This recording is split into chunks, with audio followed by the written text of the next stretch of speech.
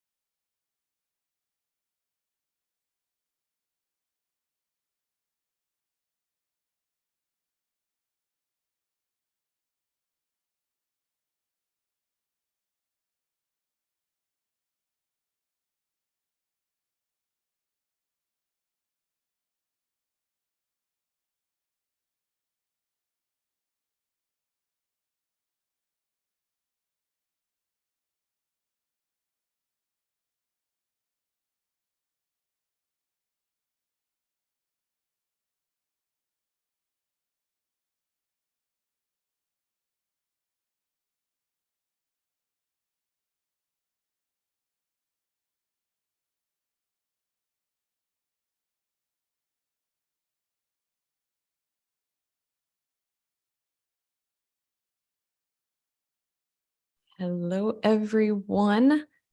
Happy Thursday. So happy you all are here. You are the early birds. Thanks for being on time. We will be kicking off our first ever ransomware summit right at 9 a.m. Eastern.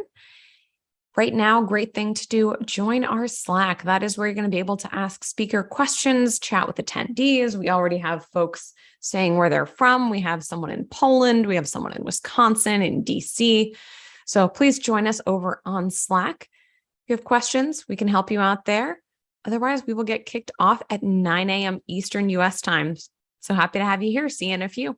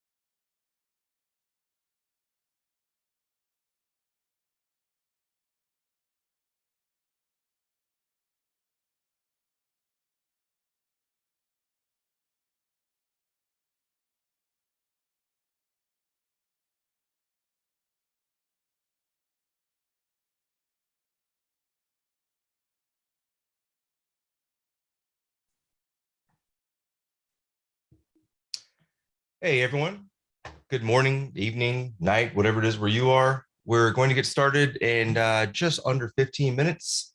So I'm just saying hello. Please take note of the input, the data on the screen here. We're going to be communicating via Slack. So please join us at sansurl.com/ransomware-summit-slack. And if you're a Twitter user, or if you're not, like sign up, let's do this. Check out the hashtag ransomware summit to get the communications going. We're going to be starting at 9 a.m. Eastern Daylight Time, which is UTC -4, which is about 14 minutes from now. All right, thanks.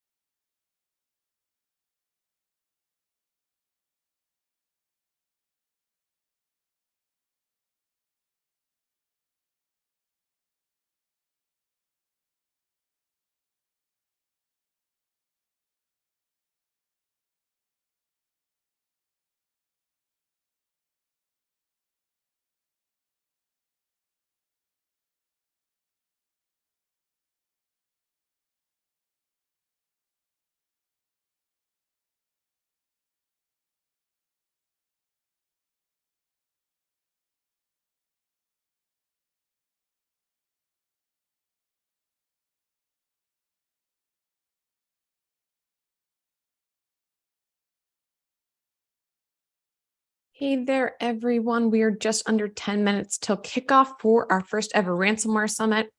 On administrative note, unfortunately, the Slack is momentarily broken. We know that link on the side doesn't work right now. Inactive, it'll give you an error. We are working on that. So give us like 5-10 minutes. We will have that up by the beginning of the summit. Appreciate your patience on that. In the meantime, though, if you want to communicate, hashtag ransomware summit on Twitter or LinkedIn. That's a great way to communicate. You can check out the agenda on your SANS portal page where you logged in, and we will get kicked off right at 9 a.m. Eastern time. So again, we will try to get that Slack link up as soon as possible, and we'll pop on to let you know when that's done. So talk to y'all in a few.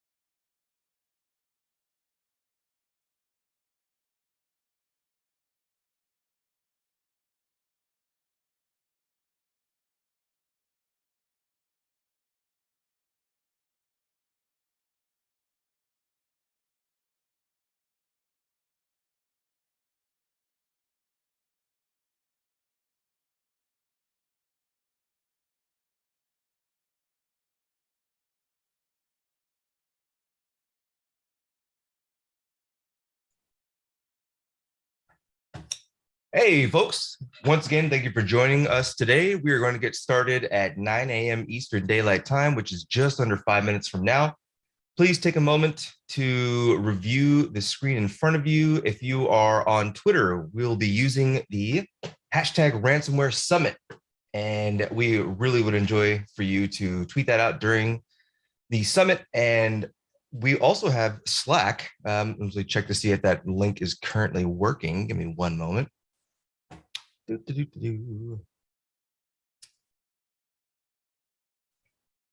Looks like we're still waiting on the Slack link to be up. You will notice on your screen sansurl.com/ransomware-summit-slack. As soon as we give the okay and the thumbs up, so we've got some new information on that. We'll take a look, see if that redirect's working. Looks like in your Zoom announcements, there may be a link that could be useful. Let's take a look. See if mine's working now. All right, so we're still working on that bad boy. And we'll get back to you as soon as we have something for you. So a little over 3.5 minutes, we'll get started. And Katie and I will be right back with you. All right.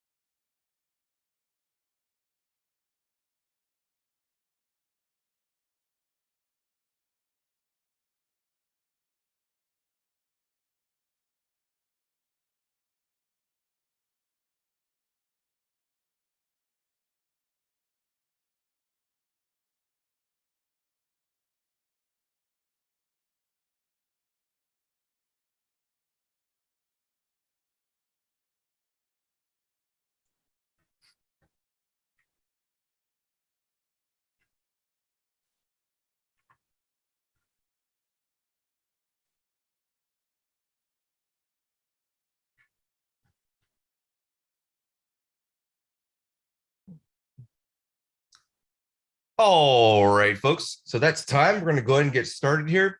We're still currently having some issues with our Slack link, but we'll get that fixed right up and get back to everyone. For now, if you have any questions, please go ahead and utilize the Q&A feature in Zoom. Once we have the Slack link working for all participants, we'll give you a heads up and we'll stop using that little guy and move over to Slack. So, hi, everyone. My name is Ryan Chapman, and I have my awesome co-host, Katie Nichols, with us. we're going to get things kicked off for now. But before we get going here, we'd like to do some introductions so that you know who the heck it is that's hosting this bad boy. So Katie, I will throw it over to you and go ahead. Thanks, Ryan. So we all wear many hats, right? One of my hats, I'm a certified instructor for SANS. I teach the Forensics 578 Cyber Threat Intelligence course, where we talk a lot about ransomware, one of the biggest threats, I think, facing any organization. When I am not teaching for SANS, I'm the director of intelligence at Red Canary. We do managed detection and response, and I get a lot of visibility into pre-ransomware and ransomware things there. When I'm not doing that, I'm a senior non-resident fellow at the Atlantic Council, where I advise people who like to think about policy issues, including, you got it, ransomware policy issues. So that's kind of how I'm coming to this day. My visibility in the ransomware realm. I don't just do ransomware. I do all kinds of cyber threat intel. When I'm not doing that, I like to CrossFit. I like to watch birds. Yeah, I think that's a pretty good summary of me. How about you, Ryan? Thank you. Awesome. So again, my name is Ryan Chapman. I work as a principal incident response consultant, currently with BlackBerry, rocking the shirt and everything, so showing some respect and love. And we work quite a few cases that are related to ransomware. Unfortunately, for everyone involved, it's just a scourge on our society at this point. I have a background in SOC/CERT work. I've been doing DFIR for about 10 years now. Been training for SANS for almost 3 years, about 2.5 years. I previously taught Forensics 610, reverse engineering malware, because I love to rip malware apart and show everyone else how to do it. And I just finished Forensics 528, ransomware for incident responders. Yeah, we're doing our alpha course next week, and we'll be moving into beta shortly after, and then the release. And I could not be more excited. I hate ransomware. I think ransomware sucks, but I don't think it's going anywhere. And because of that, we wanted to throw together this summit to basically walk through all the various things that you're going to have to keep in mind when hunting for, detecting, identifying, and hopefully not, but you may, dealing with ransomware operators. So we have a great cast and crew of folks here today to go over some amazing things. Very, very excited. And with that, we'll go ahead and move on to the next slide and get going. So we want to keep it professional, folks, all right? No below the belt, if you will. We have an expectation of professionalism here at SANS. So this is our official conduct code, and we encourage folks to report others who may not be adhering to this bad boy. So the idea is very simple. We want to be inclusive. We want everyone to have fun. We don't want someone to go away from this with a sour taste in their mouth, if you will, because of someone else's attitudes or behaviors or any of that silly stuff. So we have a channel in Slack, once we get Slack fully working for everyone, which may actually be working right now. And it's called 01 Report Conduct. And we'd like folks to utilize that if you need to. Hopefully you don't need to, but if you need to, go ahead and do so. You can do it anonymously, et cetera, et cetera. Okay, let's go to the next slide. Great, thank you. So Slack, it looks like hopefully the URL on the slide will be working for you. So please try that out. sansurl.com/ransomware-summit-slack will get you into our Slack workspace, simply titled SANS Ransomware Summit. That works out. So join us in there for questions and answers. We have hallway tracks for each of the speakers. And the idea there is during the talk, you ask your questions and answers. You ask your questions there, better yet, you'll get your answers there. The speakers will hang out for X number of minutes. We'll try to keep them around as long as their schedules will allow after each of their talks, and you can interact with them as you wish. There's also an announcement channel, a general summit discussion, technical issues, and of course, a reference back to our code of conduct. All right, next slide, please. As a note, I should mention, our Slack will be closing tomorrow at around, was it 5 p.m. Eastern Daylight? Is that what I saw on that slide now? So we want to make sure everyone's aware. Slack is going away. Okay, this is an ephemeral system. So please don't simply try to tag things or remember, oh, that was in this chat. I need to go back to that next week or whatever. Nope, not going to be there. So make sure that you take all your notes outside of that. If you're on Twitter and InfoSec, a lot of us are, Ransomware Summit is the hashtag, and then simply tagging at SANS Institute. You can also contact us directly at summit@sans.org. Next up, please. All right, I'm going to go ahead and throw things over to Katie, and she'll take it from here. Yeah. So a note on that Slack. Thanks for your patience on this. Add an HTTPS to the beginning of that SANS URL. So we use our TLS certs here. So add HTTPS to that URL.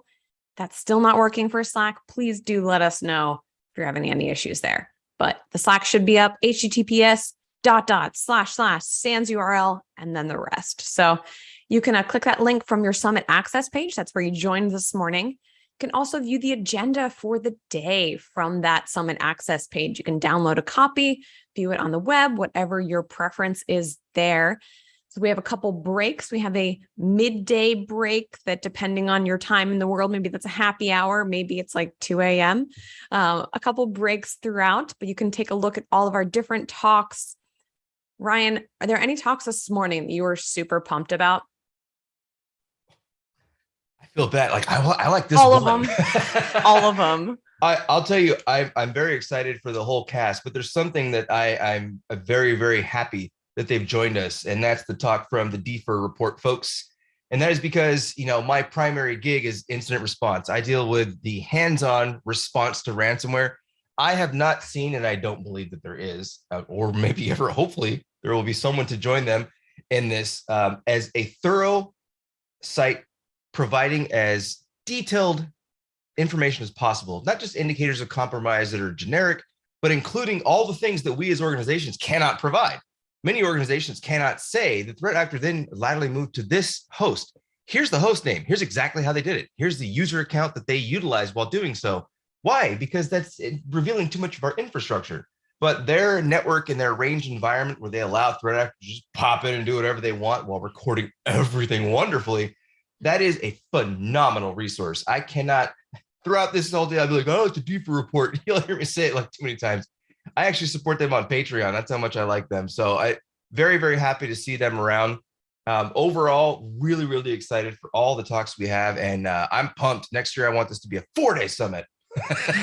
We'll start with, we have a main day today and then a solutions track tomorrow. But so here's an overview. Again, you can download that agenda from your Summit Access page. Moving on to the afternoon, save some energy because we have amazing talks this afternoon as well. Particularly pumped. We have Jeff Lang from Virginia Tech, who's going to be talking through an actual ransomware case they experienced. This is, to Ryan's point on the DFIR report, real intrusions by real attackers, right? This is going to be a case study on what they actually experienced during one of these intrusions. Some lessons learned there. But again, we have talks on so many different aspects of ransomware. That's what I think I'm most excited about. Everything from the ransomware as a service, operations to industrial ransomware to cryptocurrency, that piece of it, to engaging with adversaries. So we have a full agenda for you today. And someone just asked this right on time. This is very important. You're probably going to ask this question at some point through the day. So listen up. Good news. The presentations are being recorded. So you'll be able to share these out later. We will, with speaker permission, also post the slides. So you'll be able to access those. Give us like a couple hours, a couple days to post those. You can access those from your Summit Access page. We'll put up the slides there, the recordings, and then eventually the recordings will get posted to YouTube, but that'll take a little bit longer, a couple months. So yes, it is being recorded. Yes, the slides will be available with permission from the speakers. Can access all of those from your Summit Access page. That is the place to be, your home for today. All right, so now you all can help everyone in the Slack who asked that same question. As we go through today, our speakers have put a lot of time and effort into preparing their presentations. They would love your feedback, and we would love your feedback about what you thought, Give us constructive feedback. Tell them what you loved. Tell them, hey, is there something they could maybe do next time they present? You can find links to evaluations for every speaker, again, from that Summit Access page. And we'll also share those via Zoom and Slack. If you're having issues with Slack, we'll continue to troubleshoot those. Again, thanks for your patience. Computers were a mistake. So those evals, we really appreciate your feedback if you have time to do that throughout the day. All right, let's see what we got next. With that, let's go ahead and kick off our very first speaker. I am so excited to introduce Nick Klein. He's a certified instructor for SANS, as well as working at CyberCX. So he's going to talk about a topic that I think a lot of people think is really cool and sexy, right? Let's engage with the adversaries. But the reality is doing that without having a plan or thinking through potentially the risks of that might not be the best idea. So send it over to Nick. Really excited to talk about adversary engagement and how to maybe do that a little bit more thoughtfully. So Nick, go ahead. You should have control of the slides. I'll hang out till you make sure you do. Awesome. There we go. I'm pressing buttons and things are happening. So I'm taking that as a good sign. Awesome. Excellent. Well, g'day, Katie. G'day, Ryan. G'day, everyone. Very, very pleased to be here. I know it's early for you folks. It's a bit later down under on the bottom side of the world, but super excited to be here. Been a while since I presented at the SANS event, so it's great to do so.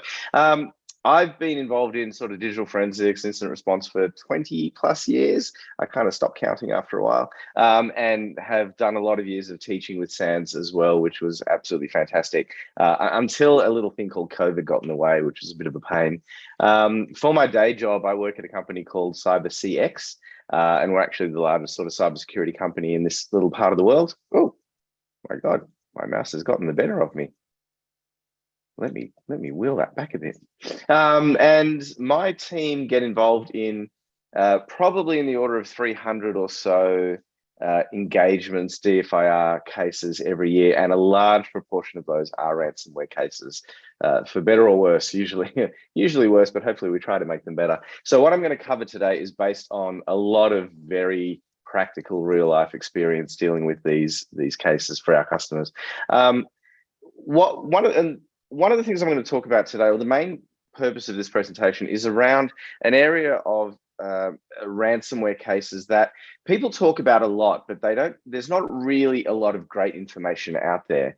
And that's how do you engage with attacker, and answering that $1 million or multi-million dollar sometimes question: do you pay a ransom? Should you pay a ransom? Now, interestingly, a lot of people sort of gravitate towards that as a question.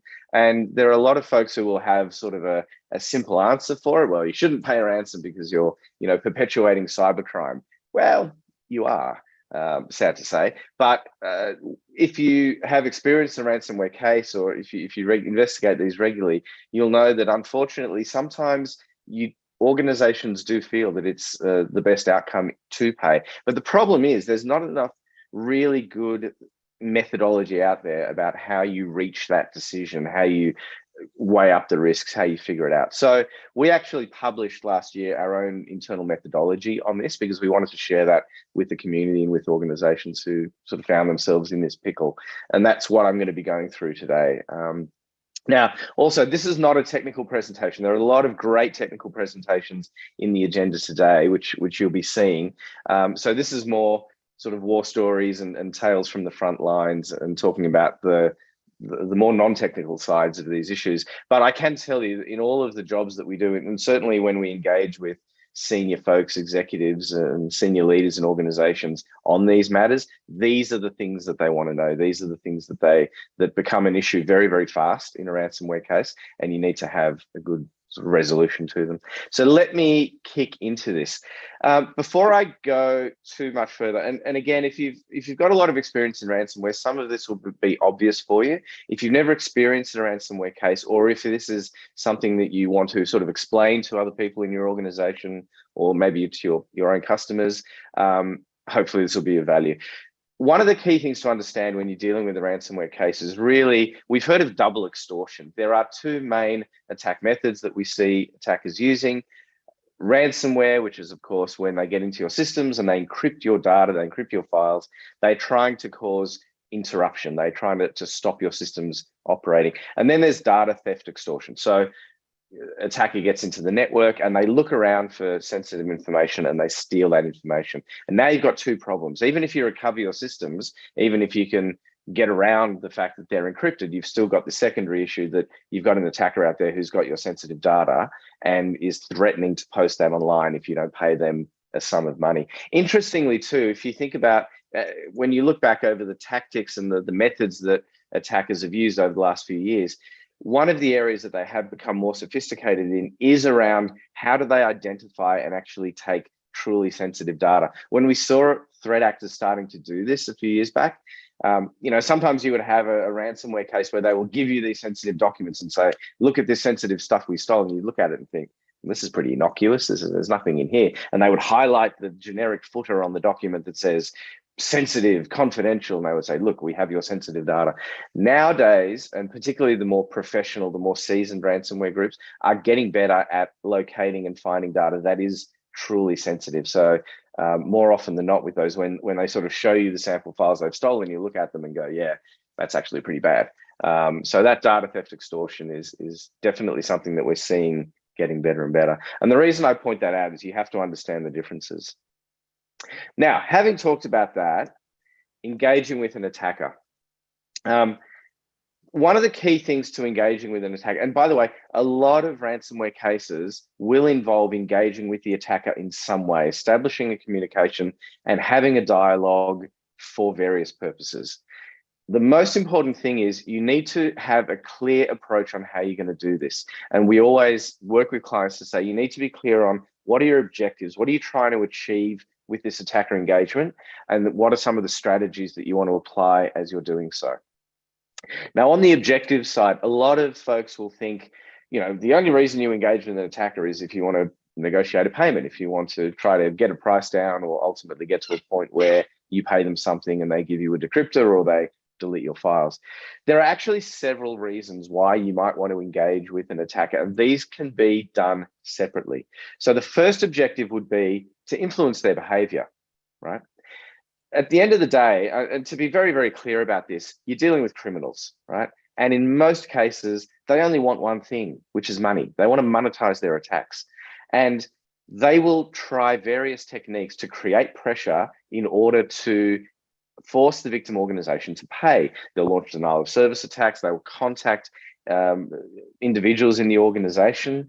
We've seen some of the more aggressive groups where they will literally phone executives and senior leaders in an organization demanding that they engage and they start making a payment. So they will apply these tactics in order to create that pressure. If you engage with an attacker and they feel, or there is an understanding that they are working toward having a constructive dialogue, working towards an outcome that may result in a payment, you can exercise a degree of control over them. Because again, it's a compromise, it's a transaction. If they expect you to bring something to them, i.e. eventually a payment, they need to bring something to you as well. And you can use this to, in some cases, delay the activities that occur, in some cases to get them to stop doing other things, and you can have a dialogue. The second objective is gathering intelligence. Now, we said before that stealing sensitive data is one of the key attack methods that are used these days. One of the most important pieces of information that you need to understand in a ransomware case is what was stolen. What did the attackers actually get? Anyone who does digital forensics or breach response will know that through forensic techniques, you can reconstruct a lot. We can do a lot to tell you what systems did the attacker access, what files did they open, what folders did they access.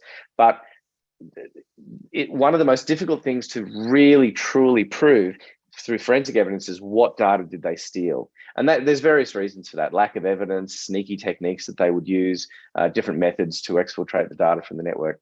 But if you think about it, the person that knows the best what data was stolen was the attacker who stole it.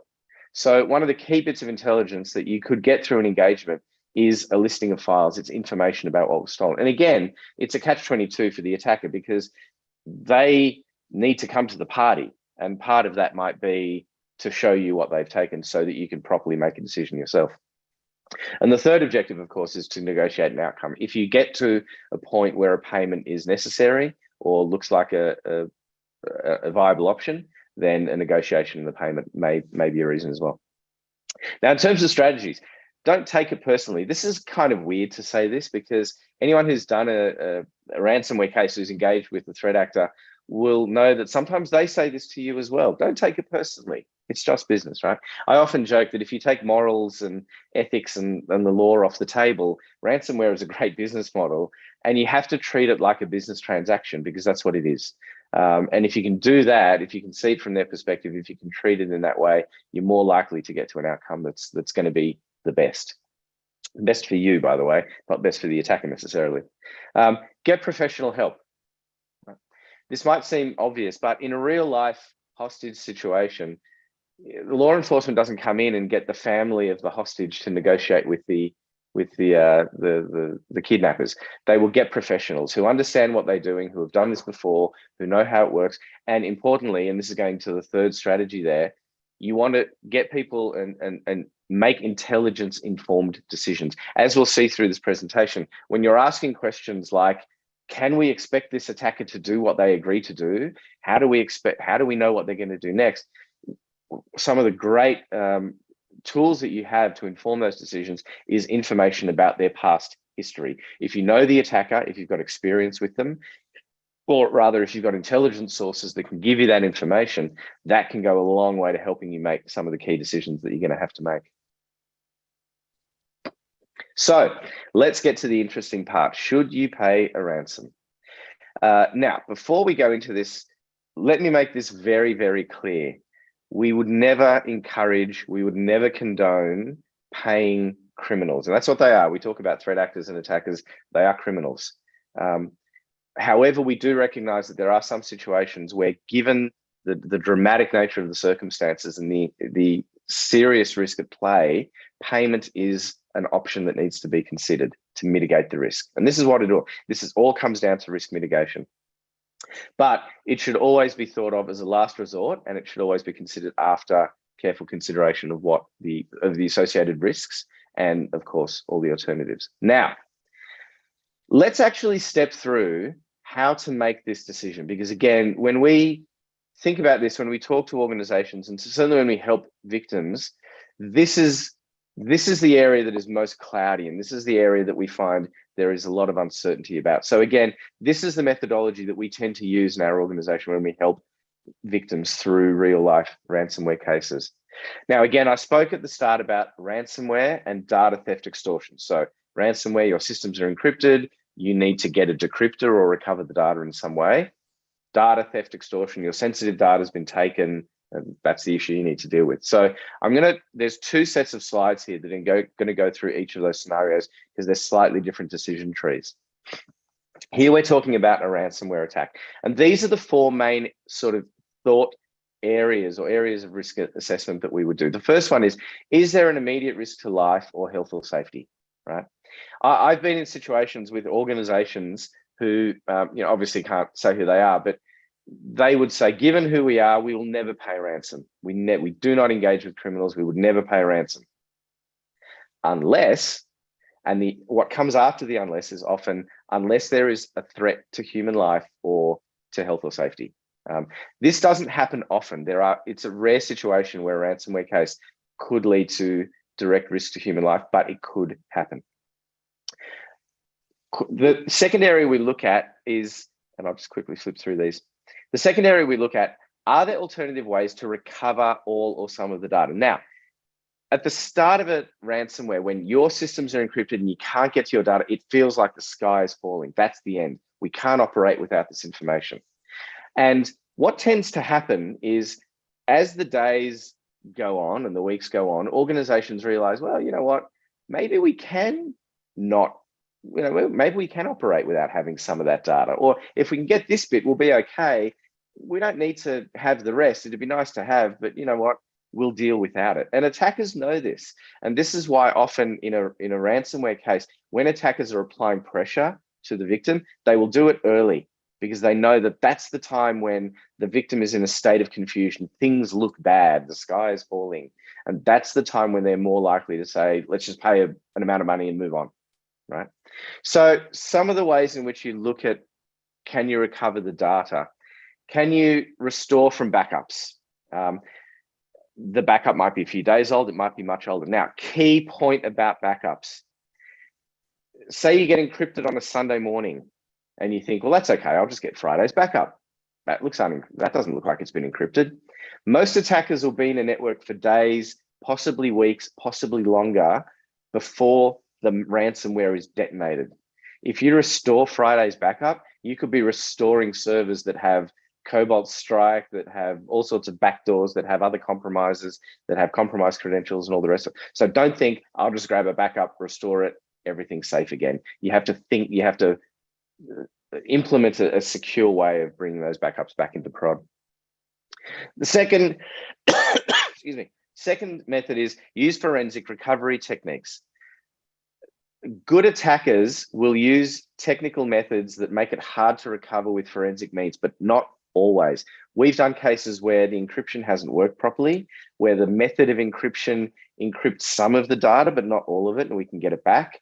We've done cases where the attacker hasn't properly deleted or wiped backups or other areas where remnants of old data rely on. So don't just think data's gone.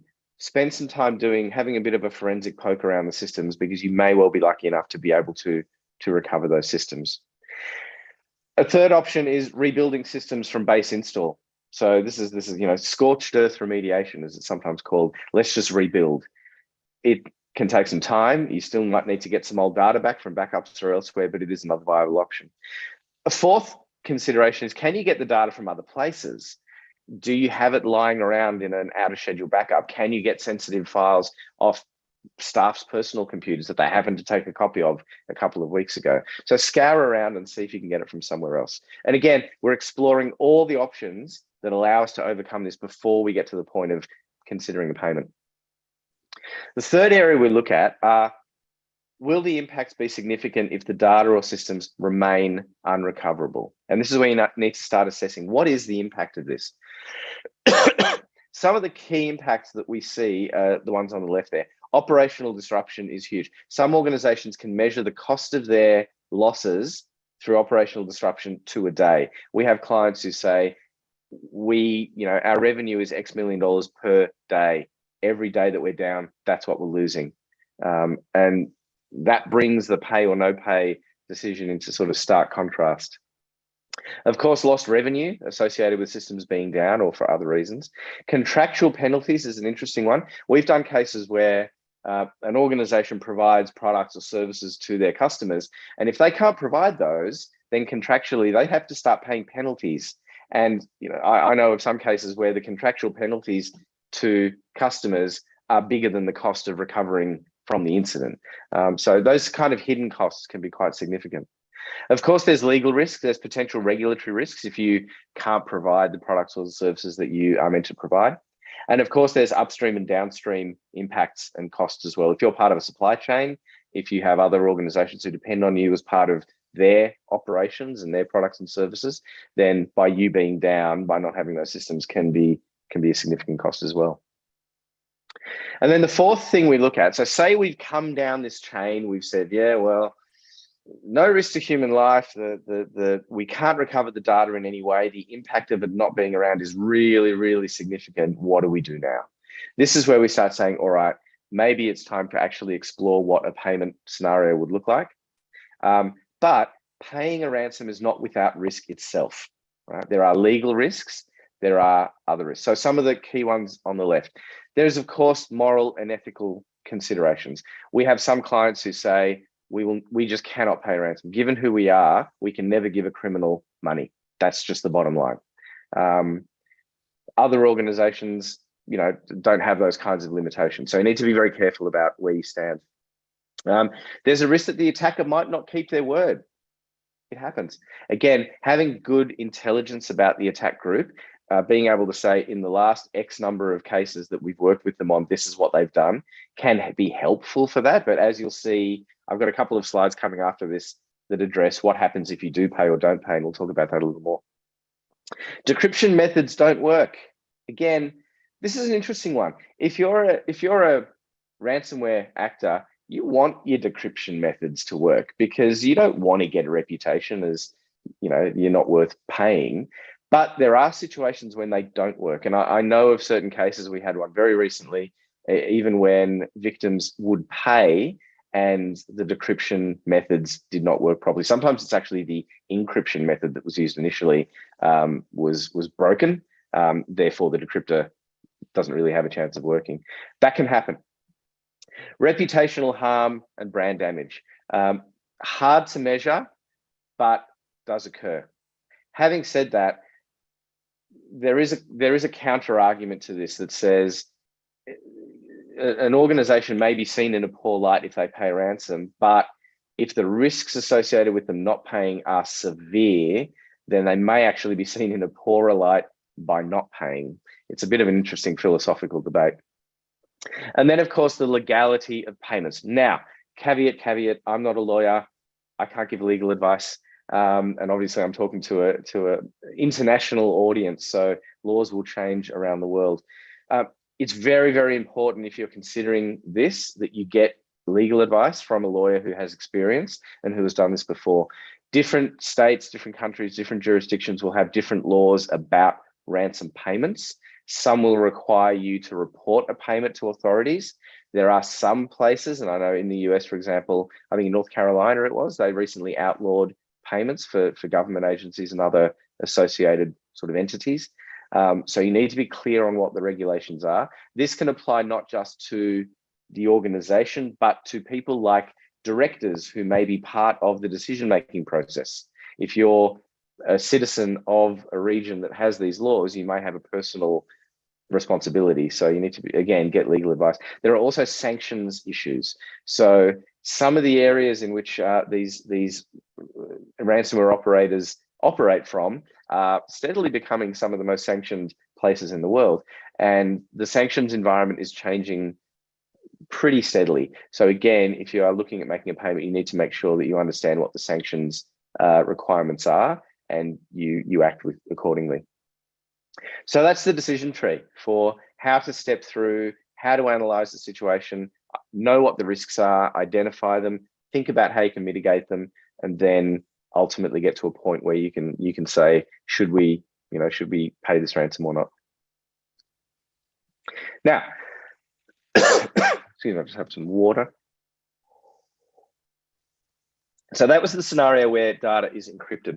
If you look at the second kind of attack that we see, which is where data is stolen, similar concept, but slightly different questions. The first thing you would look for is the potential impact of the stolen data significant? So if this data is disclosed, made public, what's the impact? Now, categories of stolen data tend to fall into these four categories. Personal information, which is usually governed by some sort of legislation. So in Australia, for example, we have an act of law called the Privacy Act, and it defines that if a citizen's personal information is stolen, then that citizen needs to be notified, and our regulator needs to be notified as well. Third-party confidential data. So you might have data that's disclosed, and you don't need to legally report it, under legislation, but you might have a contract with a third party, a business partner that says, and in that contract, buried in page 200 of the terms and conditions, it will say, if you have a data breach and it impacts us, you need to tell us. So that you may have legal contractual obligations to your customers or third parties. Organizational confidential data. This is the stuff that is sensitive to you. Research and development, internal finance documents, information about your operations, how your company works. This is the stuff that you don't need to report it to anyone, but if it gets out there, it could damage you, your organization. And then the fourth area of data is anything that's security related.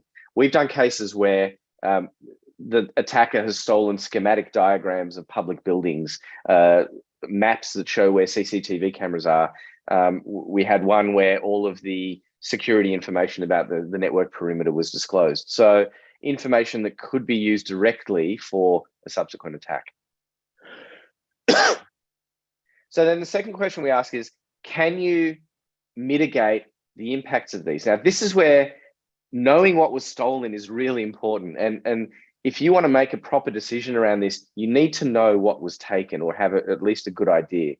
And then once you put it into these categories, you can assess each of them and say, all right, let's say, for example, security related information was stolen.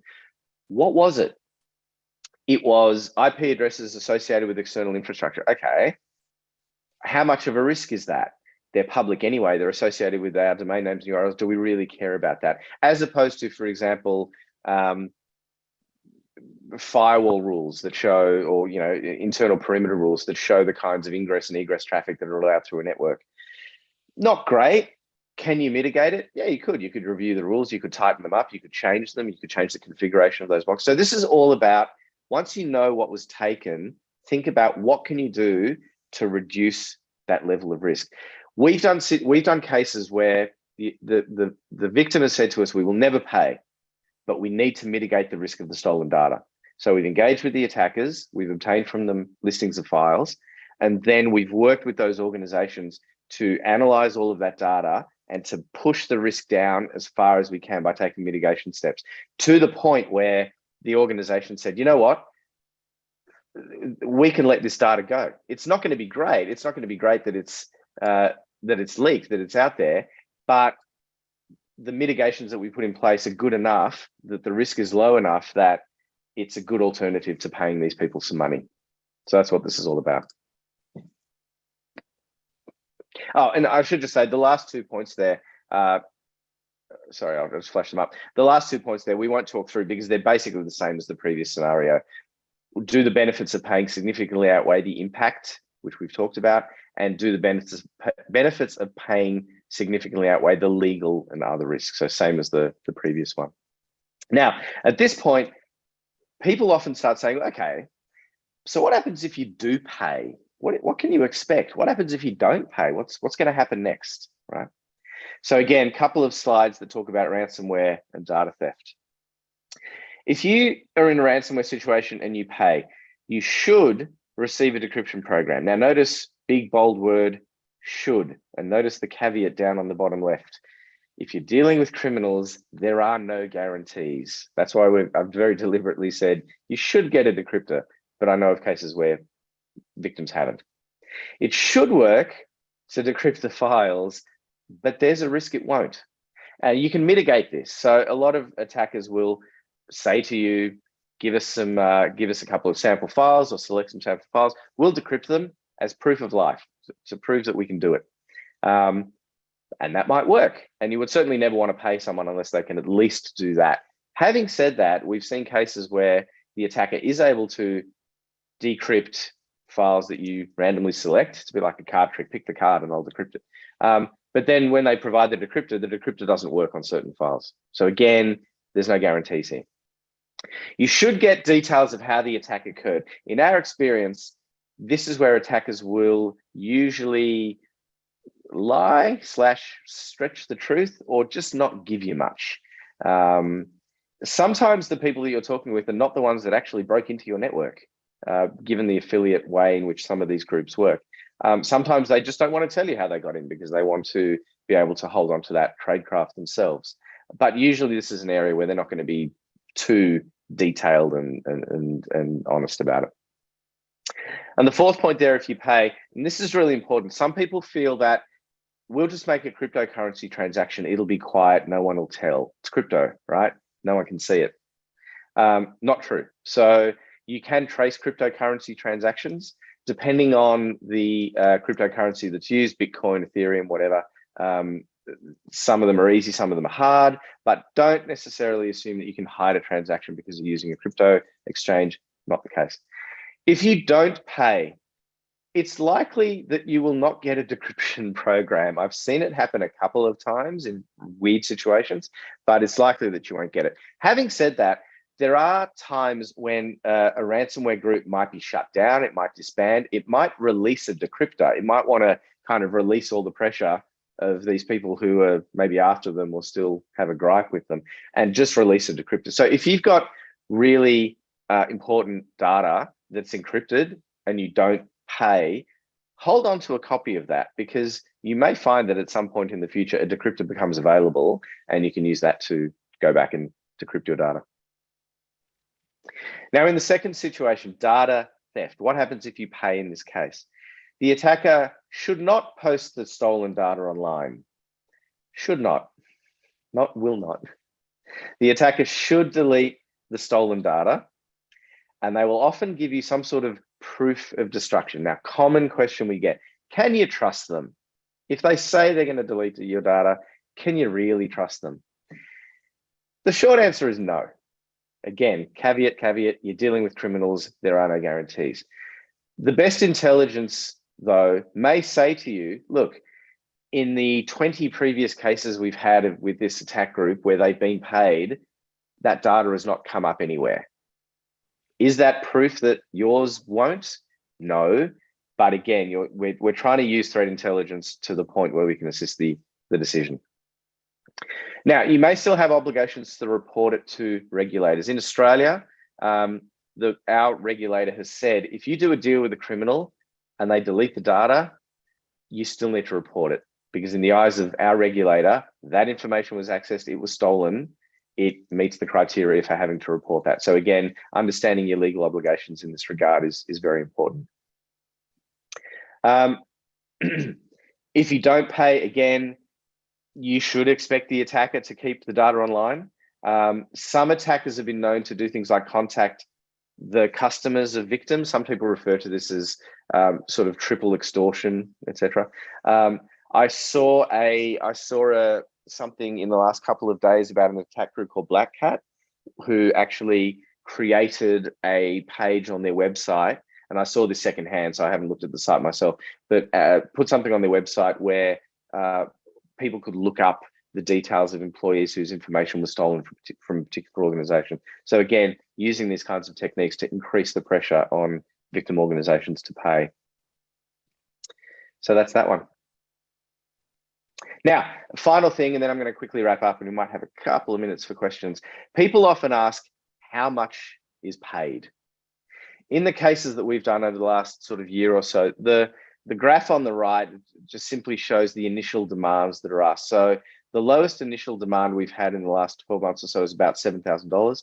The highest one is about $55 million. So pretty significant. How much is actually paid can vary significantly. There are some attack groups who will throw out these almost stupid, huge amounts, and a history of engagement with them will say they're having a go. But really, in previous cases, they've settled for something around this amount, right? There are other attack groups who will give you maybe a more realistic, lower amount, and they're not going to budge very far. So again, work with a third party that has experience and has threat intelligence that you can use to help inform your decisions when you do this. And that is that. I'm going to wrap up at this point. Now, what I've just gone through is a very brief summary of some material that we published on the website. Feel free to jump on our website, download the full details. And again, we've made this open and free. It's our methodology on how we do these kinds of things, because again, we want to help people out. We want to help our communities, as we say, and help people who are in these situations. And I am going to pause at that point. Now, I think we've got the Slack channel. Let me just whiz that open here. Yeah, Nick, we have a bunch of questions in that Slack channel. So anyone who has additional questions, I think everyone can join Slack now. Yeah, lots of questions in there. And we have a couple minutes to just talk through a few of them before our break. So I'm going to start with one that just came in from Anthony. Yep. So he's heard stories that can be negotiated for adversaries to patch the point of entry so companies aren't hit twice. Have you heard anything like that? I'm curious if you've had that experience. I haven't heard that one. I haven't heard of an adversary doing that. I've heard of adversaries saying, we'll give you a security report so you can fix your security because we want to help you, which is interesting. Sometimes people joke that a ransomware test is a ransomware attack is an unscheduled penetration test for that reason. An expensive one too. But the one thing I will say, sometimes people say if you pay a ransom, it makes you a victim because they will come back and get you again. My view on that is there is no good evidence to confirm that one way or another. If you don't want to be a victim again, fix your security, right? It's that simple. Don't think that paying or not paying has a direct impact on whether you're a victim or not. Find out why they got in and fix it up for next time. I can see there's actually a lot of questions here. So what I might do, and we're short on time, what I might do, if it's okay, Katie, is I'll jump in the Slack channel and I might, while we're continuing on, I'll just pen up some responses to these questions. Yeah, absolutely. We have, I think if my clock is right, I think we have 5 minutes. So if you're good to answer a couple of them live. Yeah. Oh, let me whiz through. I've got them here. Eric asked about cyber insurance. Look, great question. I could do a whole hour presentation on what happens when cyber insurers are involved. Most important thing is do get your insurer involved early because they are kind of a stakeholder. And if you have coverage that can help you, that can be really valuable. I've seen organizations who have survived because they've got cyber insurance. So it's a good thing. Be clear though on the difference between your insurer telling you what you must do and advising you what they recommend you to do, because that's where a lot of people get confused. Is my insurer saying I have to do what they say, or are they giving me advice? And just, but if you have a good relationship with them and if they're a good insurer, they will absolutely help you through the situation. Double extortion, double victims, Andre? I do not know. Double extortion usually refers to that process of, having two different pressure techniques. So ransomware, encrypting systems and stealing data. Not sure about double victims though. Maybe someone else can pipe in on the chat on that one. Points for the Aussie accent. Thanks, Jennifer. Risky Business Podcast success. People love Oz. Well, so far. Hang on. I've lost my Slack. That's all good. One that I'm curious about. So Andre had like a bunch of really good questions. Where's a place to go to find out if your organization or if your state or your country is regulated regarding payment of a ransom? Like, how do you go about figuring that out? Are there any resources you could point attendees to? Look, absolutely. Again, I'm not a lawyer. Places I would look. In the US, and I forget the acronym, but there is a sanctions list, and that's maintained by the federal government. So you want to check that. State legislation will also have sanctioned entities, and also local state legislation, and also federal legislation. So they're the first three places I'd look: the sanctions list, federal law, state law. But again, get legal advice from a lawyer who knows what they're doing, who have done this before, and that's really, really important, because there are very tricky legal issues that you need to look at here. Just browsing over the other questions. Do we have still a couple of minutes, Kate? Yeah, a bunch of questions in here. So one that I found that came in via Zoom, and again, if you can send questions in Slack, better chance we'll see them. Do sometimes asking about adversary reputation. Mm-hmm. If adversaries make themselves known, like we are Conti or whomever, do you think you can rely on their past behaviors, reputation to help you? I wouldn't say rely upon. Look, all threat intelligence is an indicator. It's information that can contribute to making a decision, right? Threat intelligence is never perfect. The past is never a perfect predictor of what's going to happen in the future. And also the way the affiliate structures work, you might be dealing with, let's say Conti, 1 week, and then you might be dealing with Conti a few weeks later, and that might be two very different subgroups or people within that organization. And their approaches might be different. So again, past experience profiles, really useful, but not a direct indicator. I should say too, and we haven't gone through it in detail here, but as you engage with the threat actor, you are looking to establish their bona fides. You are looking to establish, are they genuine? Do they want to do a deal? Are they honest, for want of a better word? And there are various techniques and methods you use to sort of check them out, to see if, to get information from them along the way that can also support your assessment of them. So it's not just past experience, it's the engagement with them on any given situation as well. Love it. Threat intel about informing decisions. And I think an important point, right? Past behavior can maybe inform future, but adversaries switch it up, so you don't know for sure. 100%. Yeah. There's a great question about backups. I like the idea that organizations have actual backups in the first place. Yes. Now, can I just quick thing on backups? Yes, have backups. Keep them offline. Keep them really well protected, or well, not necessarily offline. A lot of people have online, but keep them well protected. Also, backups are your canary in the coal mine, right? If a good attacker will go for your backups before they detonate ransomware across your environment. You got to be monitoring your backups like you do your most critical systems. If you see weird, funky stuff happening on your backup environment, strange logins, accesses from other places, backup accounts being used in ways they shouldn't, that may well be a precursor that warns you that something really bad is going to happen. So when you think of backups, don't just think, I hope they're good enough to restore. Think of them as a place to be really mindful of and to monitor really closely, because they could be the indicator that something worse is about to happen. Excellent. On that note, I think we are exactly at time. Nick, you have a bunch of other Awesome. questions in Slack if you have a chance to hang out, but I know it's late in Australia. So, Nick, thank you No, so much for pleasure. joining us, kicking I us will off with an do. awesome talk. And Thanks, with Katie. Thanks, that, Ryan. Thanks, everyone. yes, thank you. And with that, let's take a 10-minute break. Go ahead, stretch it out, get some more coffee. We'll see you back at 10 a.m. Eastern Daylight Time.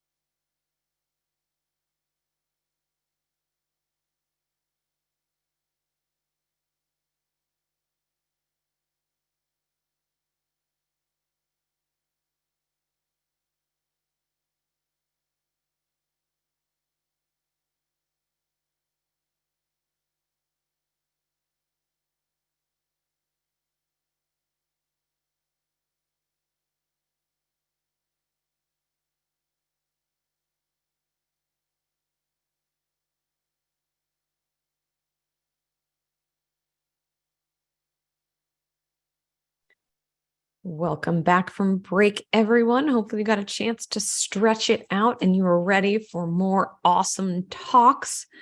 A couple of administrative reminders. You should be able to join us over in Slack if you haven't yet. That's where you can talk to other attendees, do questions and answers.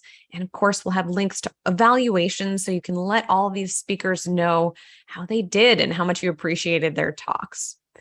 So with that, I'm pleased to introduce our next speakers who are to talk about a really, really important topic that Nick touched on a little bit of initial access brokers. And I think this topic's so important because, right, I'm guilty of this myself. Sometimes we say ransomware groups like Conti, but in reality, right, one intrusion might have a lot of different adversaries behind it. So really excited to introduce Beth Allen and Samantha Vandeven from Intel 471 to walk us through here. So Samantha, Beth, go ahead.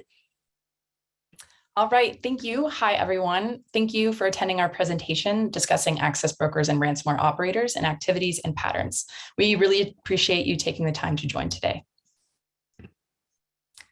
So here's a little bit about us. My name is Samantha Vandeven, and I'm an intelligence analyst in Intel 471, and I'm based in the Netherlands. And hi everyone, my name is Beth Allen, and I'm also an intelligence analyst at Intel 471 from the UK. So here's the agenda for today's presentation. First, we'll be going over the background, so what an access broker really is and how these threat actors operate on underground forums. And then we'll dive into how we conducted our research and explore some of our findings. But lastly, we'll conclude with our assessments, some mitigation recommendations, and some actionable takeaways. So what actually is an access broker? All the ones that we discussed today operate on cybercrime forums in which they sell access to organizations' networks to other threat actors. They obtain this network access in different ways based on their preferred methods. So they can do this by engaging in active scanning with tools such as iSpy or MassCan, Nmap, or SoftPerfect. They may also opt to leverage SQLI or RCE vulnerabilities to gain access to target networks and databases. Or they can actually purchase access credentials from other threat actors and then resell them at a higher price to make a profit. They typically offer these accesses in batches, so they can range from a few to hundreds at a time. And they're typically offered for sale from $500 to $2,000 US. That's just an average though. We sometimes see them offered for less, and sometimes we see them offered for much more. So one of the actors that we'll actually discuss later today, they actually offer about upwards of $40,000 US for some of their batches. And that's much higher than what we see for a lot of other access brokers, but it's really based on the actor's consistent positive reputation and the valid offerings that they'd offered in the past on the cyber underground. And based on our analysis of top access brokers in 2022, we determined 4 common characteristics. So these actors have really positive reputations in the underground. They get really positive reviews from actors who have communicated with them in the past or purchased access credentials from them and were really satisfied. They're also opportunistic. And what we mean by this is they're not only obtaining initial access to organizations in just a certain sector or a certain industry or a certain geographic region, but they're really gaining access wherever they can obtain the access. And this is really important because it increases their available accesses that they can actually obtain at any given time.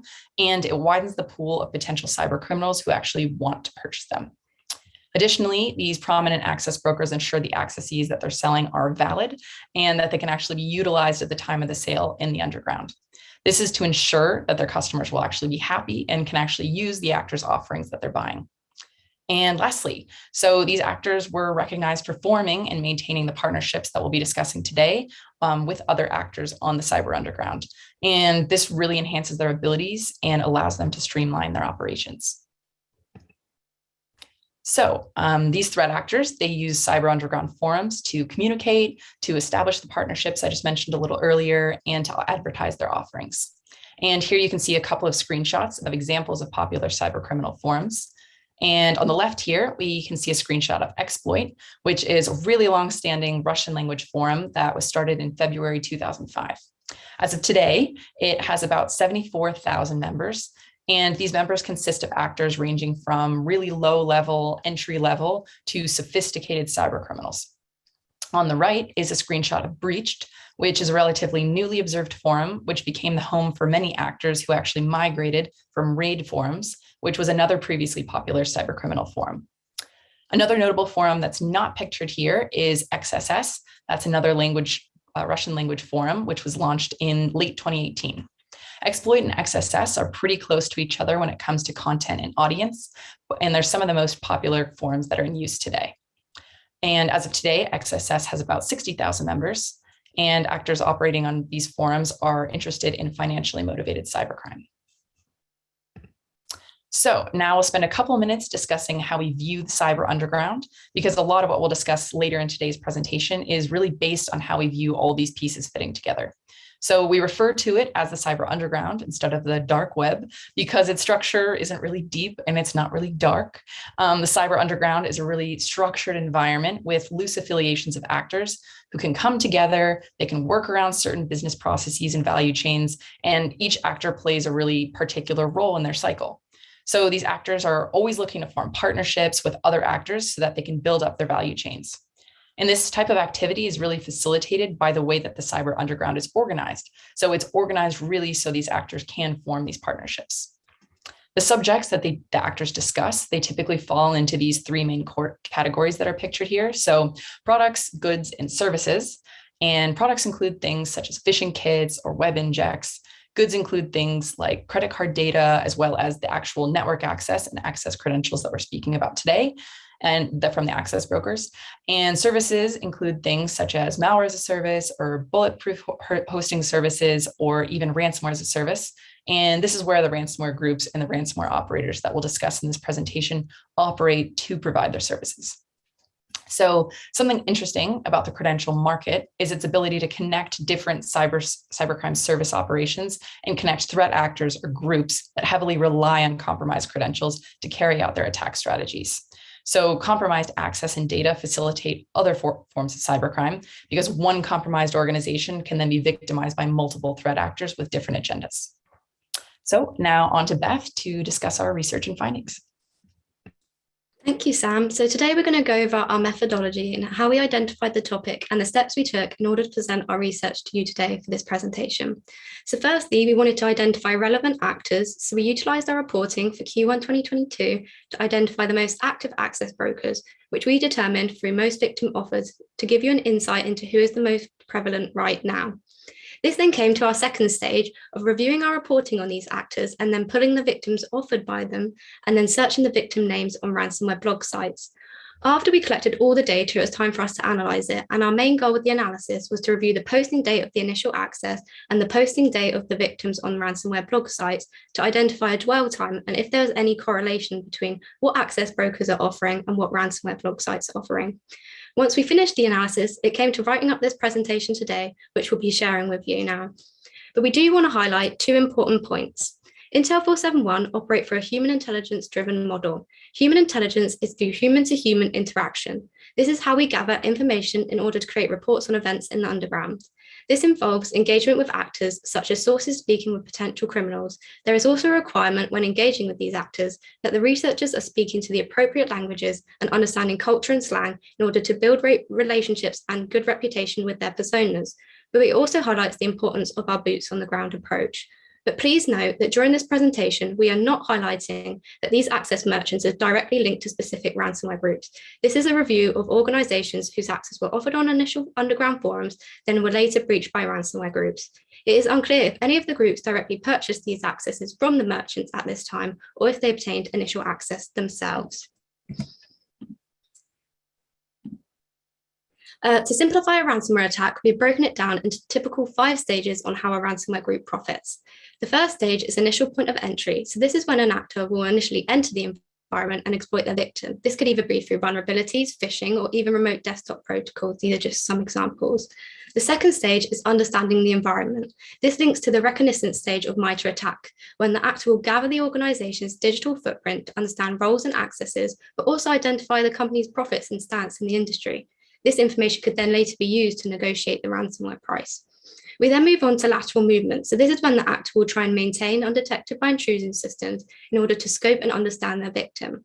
actors will try and stay undetected for long periods of time in order to get a full picture of their victim's network. This then goes on to data exfiltration, which is when the actor will exfiltrate data from the systems, which finally leads to the ransomware deployment. So this is when the groups deploy their extortion tactics, which we've also witnessed groups using double extortion tactics, such as distributed denial of service attacks and leveraging the media to add pressure to victim organizations to get them to pay the ransom. We believe it's likely that ransomware operators will continue to diversify attack strategies and use modified extortion methods to increase payment outcomes in 2022.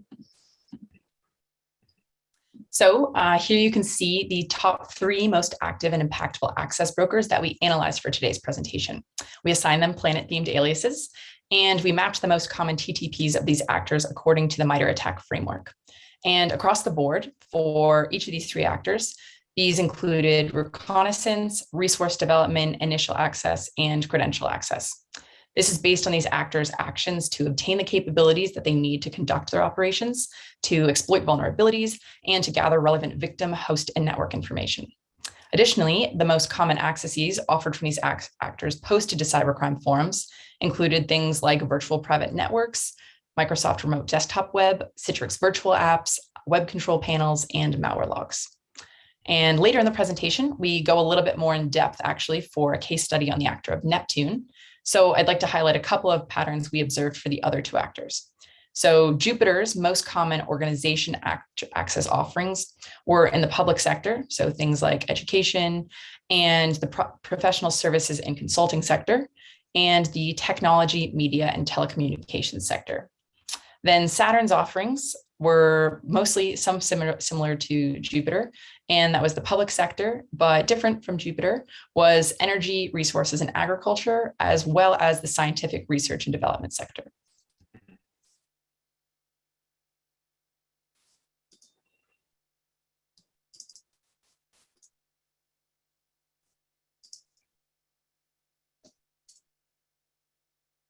So this graphic here maps out the typical steps from an initial access offering to becoming a ransomware victim from our research. The first stage is a vulnerable victim. This could be identified through opportunity or targeted-led network access brokers. An access broker will obtain initial access to organizations and then offer it for sale on the same underground forums occupied by ransomware affiliates. Affiliates then buy these initial accesses, move laterally until the group is ready to deploy ransomware on the victim's network. From all the ransomware demands we were able to capture in Q1 2022, it allowed us to identify an average of $3.79 million US, which equated to a similar average which we witnessed in Q3 2021. Identifying this cycle and monitoring access brokers correctly, it allows for a holistic prevention for businesses to be prepared for stages with ransomware, especially with the average dwell time being 71 days in 2021 from initial access offering to a ransomware offering. However, some actors will witness given a shorter time frame per victim, such as 2 to 4 days.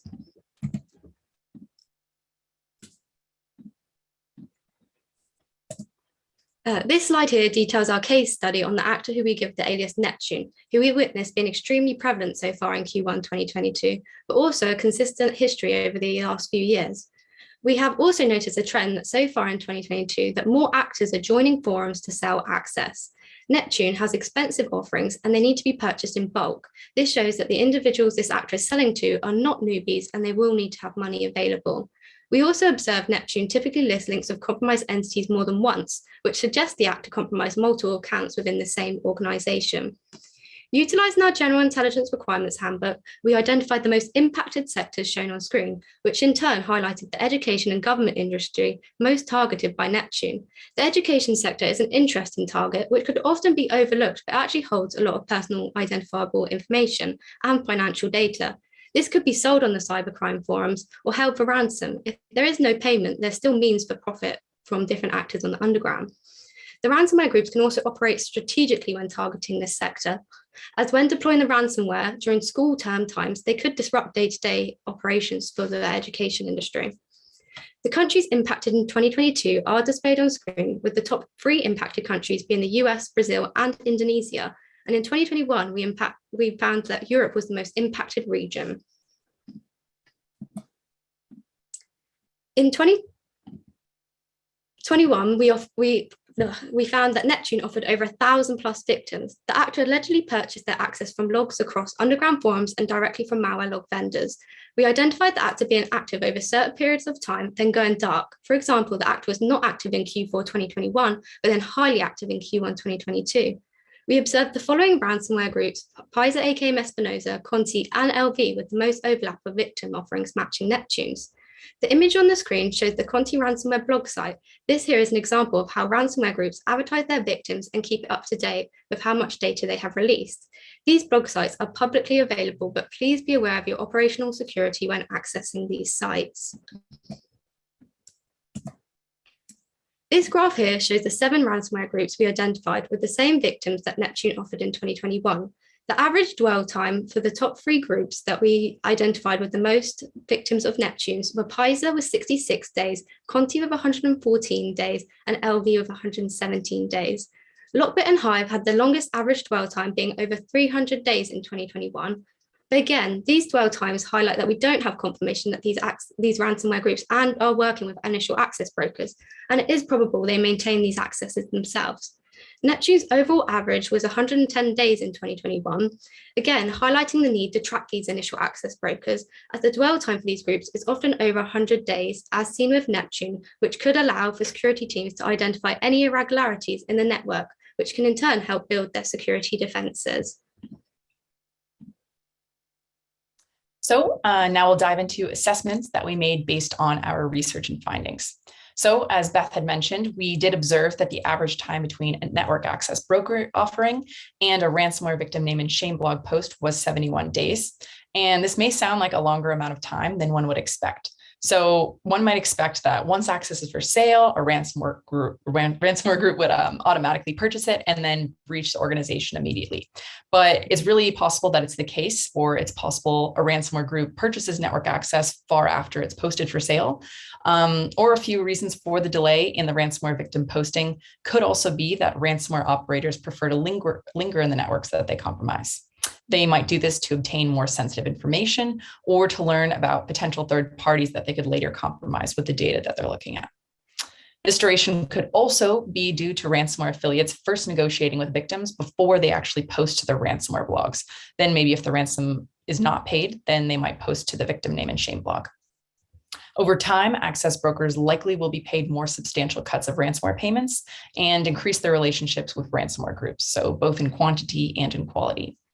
This could lead to more private conversations occurring, and that would make it more difficult for us actually to track the dwell time, because we wouldn't then have access to these posted accesses that organizations are then later compromised by ransomware groups. The most prominent actors offering access or deploying ransomware will shift over time. They've already shifted since 2021 when we looked at some of this data to 2022, but the trends demonstrated in this presentation will continue to remain relevant for organizations. So these access brokers and ransomware groups will likely to continue forming more and stronger partnerships.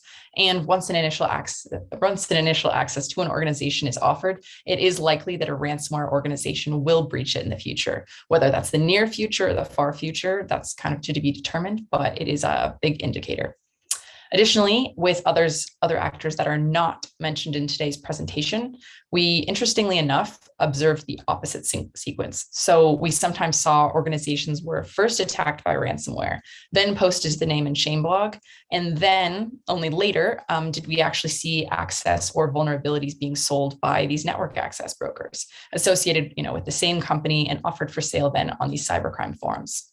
It's possible that this was due to the cooperation between these access brokers and ransomware groups that we've already seen, and they may share a mutual interest to want to share with each other or sell access. And this could happen following a ransomware breach, so the access brokers can monetize it, or the ransomware groups can also further make money by maybe selling it to the access brokers. So on to some mitigation recommendations. We heard about all this stuff, so what can you guys do about it? So ransomware operators are always looking to seek to improve their attack success rates. And purchasing access to organizations really allows their threat actors to reduce the amount of time it takes to enter these networks, to deploy ransomware or conduct whatever kind of attacks that they want to conduct. It's really important to maintain awareness that the offer or sale of an access to an organization on a forum is an indicator of a ransomware attack. And organizations really need to match to adopt evolution of cybercrime as organizations need to match their mitigation recommendations to the evolution of cybercrime as it develops, because actors that are operating with access brokers and ransomware affiliate programs, as they're operating and strengthening the relationships, they're going to just continue to grow. So after comparing known techniques of these successful access brokers in 2022, it was evident that defense mechanisms like MFA, privileged account management, and strong password policies could really prevent or reduce the number of successful attempts to these internal accounts. We also recommend monitoring for third-party risk. And it's also possible an organization whose access was offered could be breached, so an actor can then gain access to another company associated with that same network. This could be of more value to the actor because it might have a higher revenue, and then the ransomware payment that could be demanded could be much higher. So in the case of third-party risk, companies can reduce this by implementing risk management programs and reducing the amount of information or data stored on third-party infrastructure and minimize third-party access to vital systems.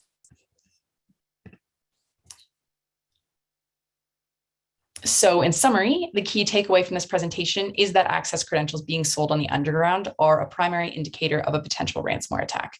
Therefore, it's really critical that all organizations monitor for network access being sold on cybercrime forums for both their accessees as well as third parties. And fundamentally, every cybercriminal wants to speed up their operations, and access credentials are a really easy way to do this. So especially for ransomware programs. So we recommend continuing to monitor this relationship between access credential offerings, ransomware victims, access brokers, and ransomware groups in the future. Thank you guys all so much for attending, and feel free to reach out to us on email, our website, our LinkedIn's, or on Slack, and we'll try and get to all your questions following this presentation. But now we'll take some questions from the audience. Excellent. Thank you so much, Samantha and Beth. Awesome information. This is not, somewhere where I am monitoring every day, and so really helpful to get this perspective. If you have questions for Samantha and Beth, you can go to Hallway Samantha Beth in Slack, and we will get through as many of them as we can. Luckily, we have a couple minutes to kind of talk through these. So let me see, moving up to our first question we saw in Slack. This is also one that is a threat intel analyst. I'm curious about, do the adversaries know we're watching them? So the question is, do threat actors know or maybe care that their forums are basically feeding grounds for intel analysts? I'm curious if you have seen them, care about the fact that we're watching them. Yeah, really good question. So we have seen this before. Sometimes actors discuss that they have looked at security researcher postings, or they've looked at various, open source media articles about them. And sometimes they react to what is actually being said about them. This kind of goes in with the TTPs and with sometimes reconnaissance as well, as far as they're searching open websites and they're looking for things about themselves. So they're actually seeing what's being said about themselves sometimes, and then adapting what their attack strategies are to actually make sure that they're circumventing what's actually been posted about them. I think that's maybe a good reminder for everyone who publishes research about ransomware actors. Like, I know one thing my team tries to do, I imagine you all as well, is think about, like, if an adversary were reading this, like, how would I feel about that? And like, how might they change out their TTPs based on that? So always be thinking about sharing, but smartly, right? Excellent. Next question. So Jono's saying, this is kind of wild, and asking about the size of some of these brokers. Do you have any indication of the size, maybe how many people are involved? Anything like that you've seen? Yeah, that's a good question. We have witnessed access brokers working together. So we have attributed some in groups or some as like lone wolves. But honestly, it would be hard to attribute them because some offer some similar victims. So we could see one access broker offering the same victim, which they could have worked together, or they could have also identified through their own research. So it's a really difficult one to say right now, but with the landscape changing, it might be something where they all start to partnership together, and then the likelihood is they work with ransomware affiliates in order to make more money. It all depends on where they want to go. Yep. I think that's a tough one. And, I think the Conti leaks were an interesting one because I think they gave us a little bit of a peek behind the curtain. Like, even if we don't know exact numbers, I think that it's clear that a few people who move around and partner, right, can have a pretty big impact. So Interesting to think about that. This one's a very specific question. I haven't heard of this, but have you done your research into the new RAMP hacker forum? RAMP, all caps. I hadn't heard of that one. I'm curious if either of you have. If not, no worries. Maybe someone else in Slack has. Yeah, sure. So we witnessed that ransomware groups have been moving their operations and talks over to the RAMP cybercrime forum due to lots of the popular underground forums actually banning ransomware talks after the big attacks, which then caused law enforcement to look down on them and then caused them to be a bit more scrutinized. So we witnessed that there's more discussions over there with regards to ransomware talks. Oh, interesting. So it sounds like these adversaries are kind of shifting where they, like to the last question, right? They're shifting where they're chatting in forums based on what they know we're watching, sort of. Yeah, they even like offered to ban groups in the popular forums that were talking about ransomware because they didn't want the negative connotations associated with their forums, which is a big thing. Kind of makes sense. Yeah, you don't want to be the forum that all the ransomware actors are hanging out on and the brokers. I understand that. So Christopher asking, do you find the brokers establishing a foothold in the environment before selling off access? So kind of where in that intrusion chain do you usually find the brokers kind of sell off that access? It can really range because sometimes the actors themselves are not even gaining the footholds themselves, because we do see them gathering them from the forums and they haven't even really maybe been into the environment themselves, but then they're selling it off.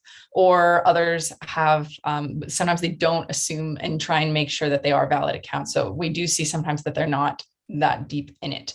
But we also see then others do, and they try to make sure that they're valid accounts. And sometimes we'll note that there are certain companies affiliated with other companies. Like sometimes when we were doing our research based on seeing what organization was affiliated with one that we've seen posted on a ransomware blog, we saw that multiple ones came up, not just because there were a lot of organizations offered in there, but it was kind of obvious that the actor had poked around a little bit and saw that maybe they could find other accesses based on being in that network.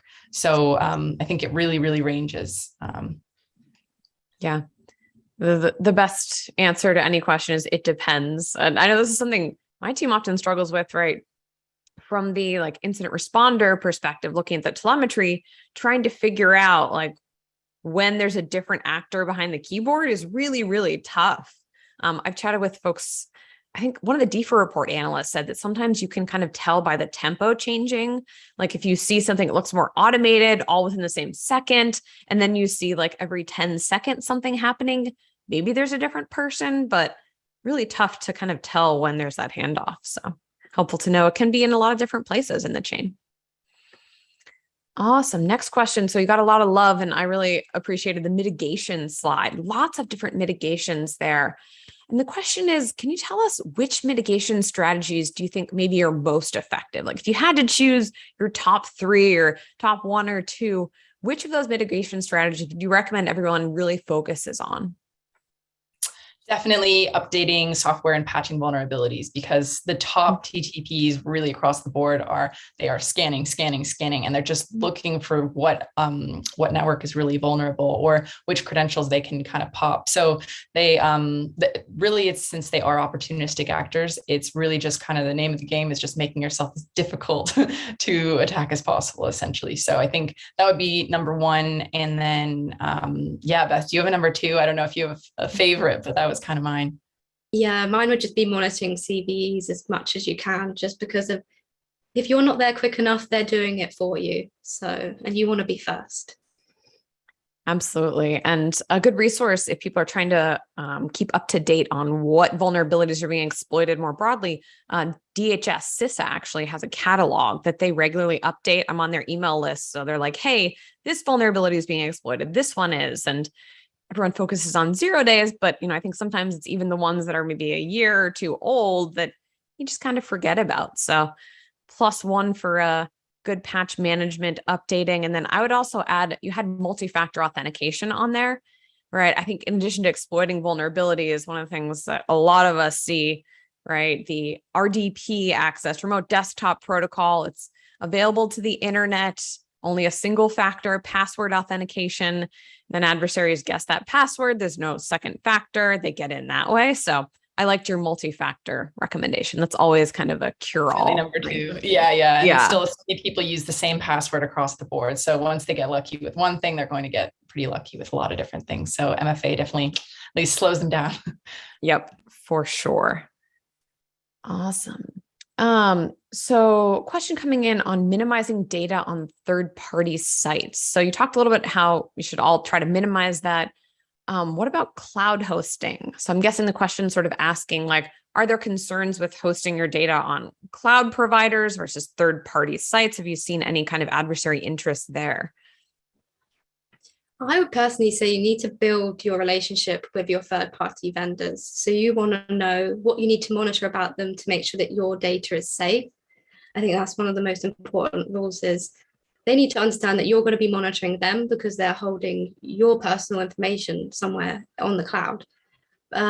With regards to if we've been witnessing it, I'd say with cloud, there is lots going on right now, and I think we're going to have, we can post in Slack some more details that we've got about that one, because it's one that you could go off topic on for a lot. Any of these questions you could give like a whole nother presentation on, right? So our next question, this is something I often hear about, the insider threat question. The question is, how large is the impact to initial access brokers from insiders? So I'm remembering posts on XSS Raid looking for insiders to sell access. So I'm curious what you've seen in the insider space.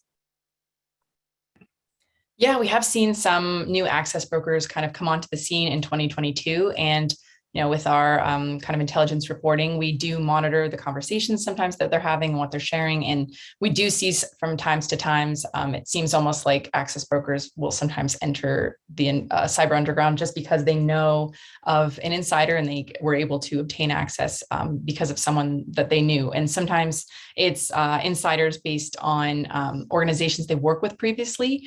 So that's sometimes a time where it's that they themselves are the insider and they're able to say, oh, I got this access and I was able to get other accesses. Or other times it's they are developing relationships and using these relationships to be able to get initial access. So we do see that sometimes. And I know with Lapsus, that was a big concern, Yes. Right? So Definitely. Good case study there. Absolutely. So you mentioned, and I think like definitely a takeaway is we should monitor for, right, what these adversaries are talking about, as well as any leaks. Someone's asking, are there good places you can recommend to monitor for leaked data? Are there any like free services that might do that if people don't have the ability to buy commercial services?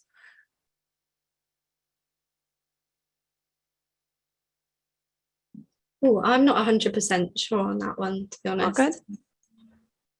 There I guess maybe Twitter's a good place. There's some Twitter accounts which do post stuff for free. Yeah, but you can Google it. There are some, if you kind of like see, are my credentials leaked? If you throw that into Google, I know there are some services. I just did that really quick to double check, but yeah. I know that there are a few, but you need to make sure that they're legitimate and you're not putting in your own credentials. And, you have to be always with these things, your operational security needs to be really strong. So do what you wish and be smart about it. But there are some things out there. You just need to make sure that they're evaluated to be very, very secure. Absolutely. Don't just put your stuff in random things on the internet. Like, don't trust everyone. And I think Twitter is always a great one. There are a bunch of people who will tweet out ransomware victims, that kind of thing. So there are ways to get creative and grab this data yourself. Let's see. Let's do maybe one or two more. So a question on what are your thoughts on companies purchasing credentials belonging to their organization? So maybe, if they see those creds on advertised in a forum, buying those, is that supporting the access broker? Do you think, is that protecting your organization? I'm curious if you have any, what people should think about if they maybe want to consider buying credentials for their own organizations. Yeah, I think that's a difficult question because there is like ethical concerns by feeling like you're funding the cyber criminals in the underground. But I guess what you'd have to do is pay close attention to the offering. Do you think it is valid? Maybe have proper source engagement, let them try and give you like a freebie of the data so you can assess if it is relevant, or is it old data which you don't even use anymore and it's probably on an unpatched server. sat somewhere which it needs to be updated. You just really need to check the offering before assessing if you do want to purchase it. I think that's the main thing. I think the other thing is that just because you pay it off, there's no guarantee that they might not try to sell it again, sell it in a different way, give it to a ransomware group behind the scenes. And also, if sometimes we actually see it with these actual access brokers we talked about today, sometimes they're offering the same access with different credentials, with different like usernames, emails, and different things, because they maybe got in at the same time, or maybe they're working together. We don't have all of that insight, but we do actually see quite frequently within short periods of time that they're offering these accesses to the same organization. So if you maybe pay off this one person, then there might be wind of, oh, you paid them off and someone else had the same kind of access credentials, and then they might ask, oh, well, can you pay me off too? So I think it's a slippery slope, and there's not really a guarantee when you pay for these things that they're not going to resurface at least later on. I think it's back to the point Nick made earlier, right? These people are criminals. Don't trust them, right? Cool. All right. Maybe we can do one or two more questions here. So this is one that I get asked a lot about, like specific tradecraft per industry sometimes. So the question being, where initial access brokers gain their access before selling it off. Is there a specific tradecraft that kind of stands out for attacker? Do you see any variation? Like, do they use certain tradecraft for one industry versus another? Something that I get asked about, and I'm curious if you all have any visibility into the industry by industry type of tradecraft or TTPs. Oh, you got it. Okay, I was going to say, at Intel 471 right now, we're actually building out access broker dashboards, which we're monitoring them by actor and sectors, just to see any insights into what they're doing and seeing if we can try and map out the actors and looking for trends. So I'd say that's one thing that we're personally doing and working on. And we have been doing reports on where we get the MITRE ATT&CK framework and looking at TTPs and then overlapping them in the JSON so that people can then start seeing and where the trends are and what they're doing. So I think that's another one, is just using the MITRE ATT&CK framework to overlay all their TTPs and then get yourself a big picture of what you need to focus on, where you need to go. Excellent. Well, we have a bunch more questions in Slack, but I think we've hammered you with enough for now. So what we'll do is we'll just take a really quick 3-minute stretch break to get some water. Again, if you can fill out the evaluation, let Samantha and Beth know how awesome their presentation was. Thank you both so much for a great presentation. And we will see everyone back here in 3 minutes for our next presentation from the DEFA report. Thanks so much.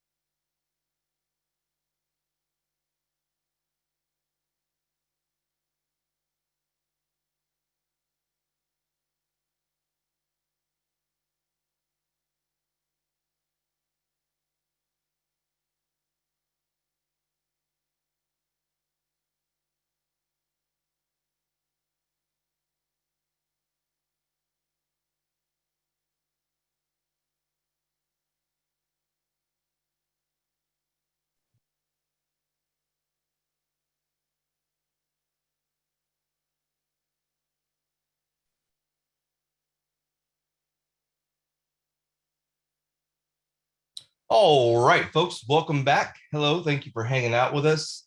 Please don't forget that we have Slack communications available at the URL on your screen, sansurl.com/ransomware-summit-slack. Also, you will see eval links throughout the day. If you've ever attended a SANS event, you know that we just love those evals. So please fill those out as you have time. I am very excited to introduce Pete and Yatin for this particular talk. They are part of the DFIR report crew.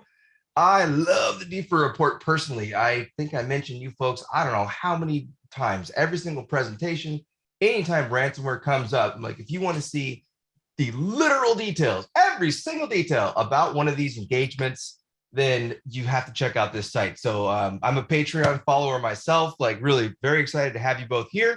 And with that, I will give the floor to you. I'll hang out, just make sure you can click around and have access to the slides, and I'll get out of your hair.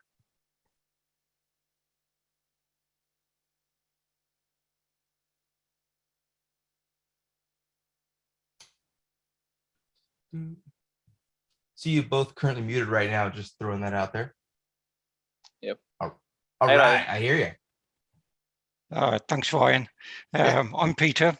My co-presenter, Yatin, will be sharing the insights from the ransomware cases during 2021 and early 2022. So this period was really interesting. We observed a surge in cases against various organizations. There was always like something reported in the news every other week. And at the same time, we saw an evolution of attacker procedures as well. And also, interestingly, not to mention groups being exposed, revealing their tradecraft. So the DFIR report, we've been extremely fortunate to be able to observe and report on how ransomware groups have been operating. So this presentation will cover the typical ransomware techniques and the attack life cycle. So Yatin and I are a part of a team of volunteers. So we bring a diverse set of skills and knowledge to support intrusion analysts and to help share the findings with the wider community as well. So, and we all do this in our own time. So I've been contributing to the DFI report cases, providing analyst insight into ransomware intrusions and methods of detection for a while now. And I specialize in threat hunting, incident response, detection engineering. Yatin? Yeah, hi everyone. My name is Yatin. I work as a security analyst and my background is in security operations and threat hunting. I have been contributing towards the DFI report for the last year or so. So, as I mentioned, this presentation is an exploration of the trends and insights observed from intrusion cases that we've seen in the last 12 months. So we published a report early on in the year, and it's available on our website, which kind of details some of the common techniques and the types of attack activities and so on.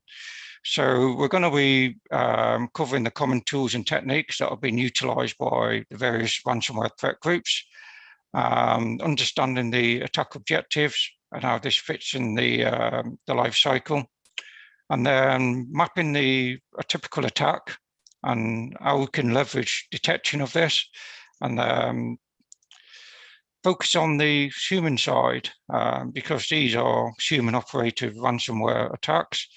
So we'll be looking at the behaviors, some of the more unusual activities we've encountered. So it's not all about just detection against the mighty TTP, but also how did it fit in the context of that human operator. And then finally, some useful resources for defenders to prevent, detect, respond to ransomware intrusions.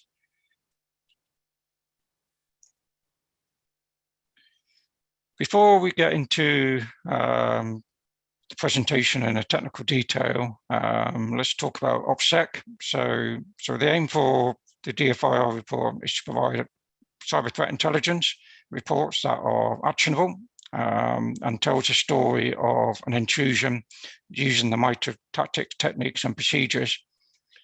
So as a reader, You should be able to understand what the attacker did, how they accomplished their goals, importantly, how to defend IT systems. But we also know that any published intelligence, such as our reports, will also be read by attackers.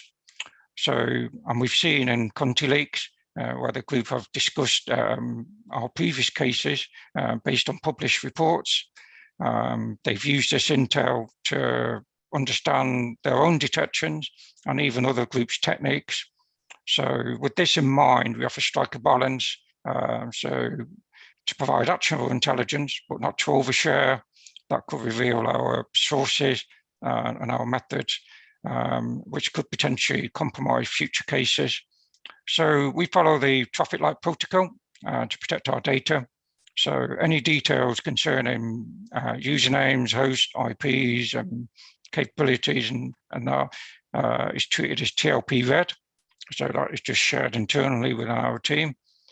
So this detail isn't relevant for the purpose of the report, so we blank that out. So you've probably seen in our reports a little black boxes covering IP addresses and so on.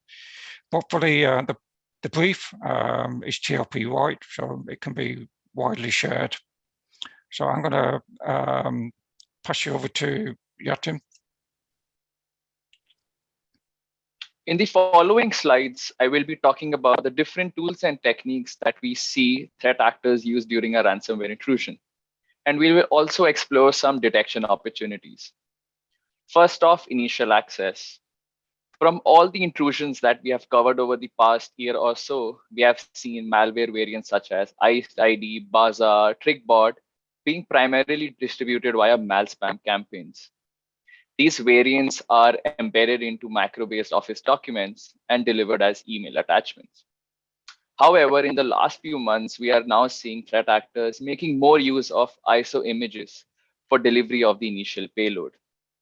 This helps in evading or bypassing the mark of the web.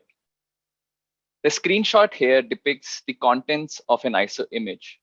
This is from our report on Diavel ransomware. As you can see, the ISO image contains a legitimate looking LNK file or a shortcut file and a malicious DLL. Once that LNK file is clicked on, the DLL gets executed and the Bazaar loader infection chain is initiated. In 2021, we saw after getting the initial foothold, Bazaar loader, iced ID also served as access brokers for various ransomware groups, the most notable ones being Conti and Rebel. The Intel 471 team also talked about it in detail about the access brokers. Last September, we observed an intrusion where the threat actors exploited bunch of vulnerabilities, commonly known as proxy shell, on Microsoft Exchange systems. This was the only intrusion wherein we saw threat actors deploying ransomware after exploiting a vulnerable application. Talking about detection opportunities, we can look for Office applications spawning any unusual child processes. This could be your living off the land binary, such as regsvr32.exe, runDLL30.exe, or even Windows shell commands such as cmd or PowerShell.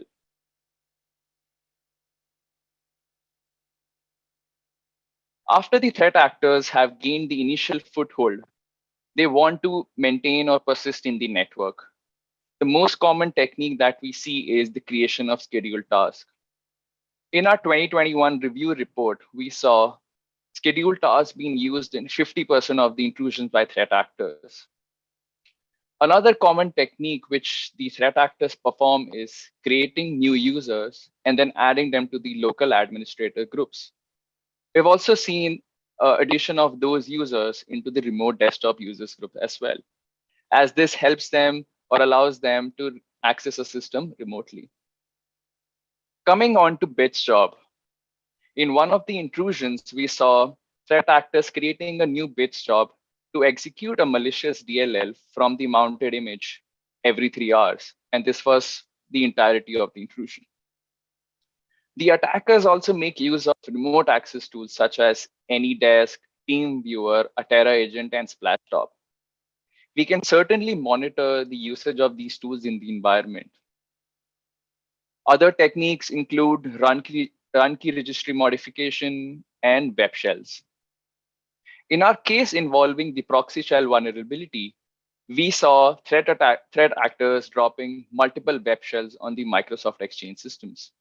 These web shells were then later used for performing discovery activity in the environment. So for a detection purpose, we can certainly look for web server processes spawning any suspicious processes such as CMD or PowerShell.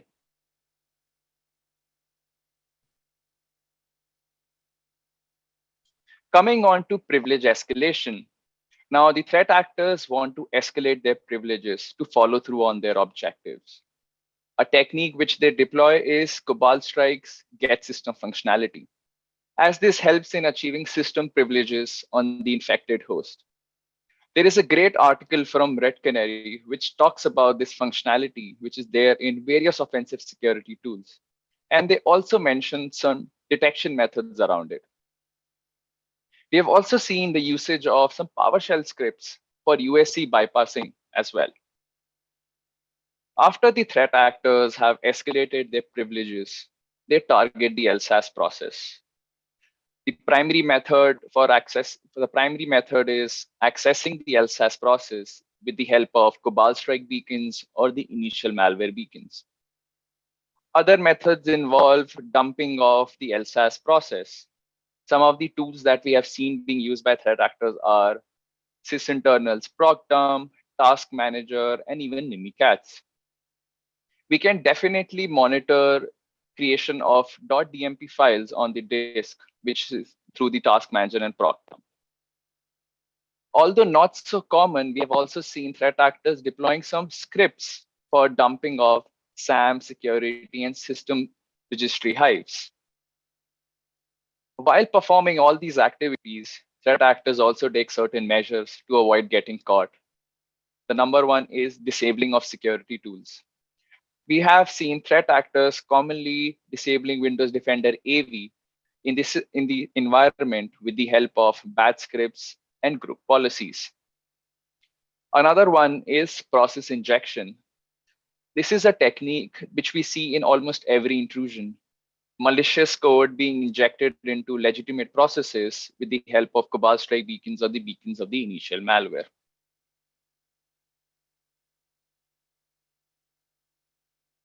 Coming on to the discovery phase, post initial infection, we see threat actors performing multiple rounds of discovery activity within a very short span of time, at times within 10 seconds.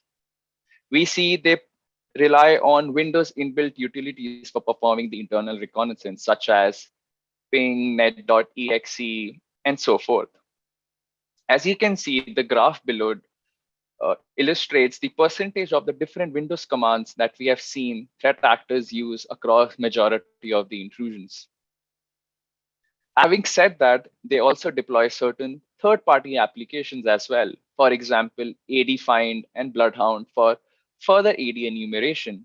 And also, we have seen the usage of port scanning tools such as Advanced IP Scanner and Keyport Scan. The threat actors, to achieve their final objectives, have to pivot through multiple systems.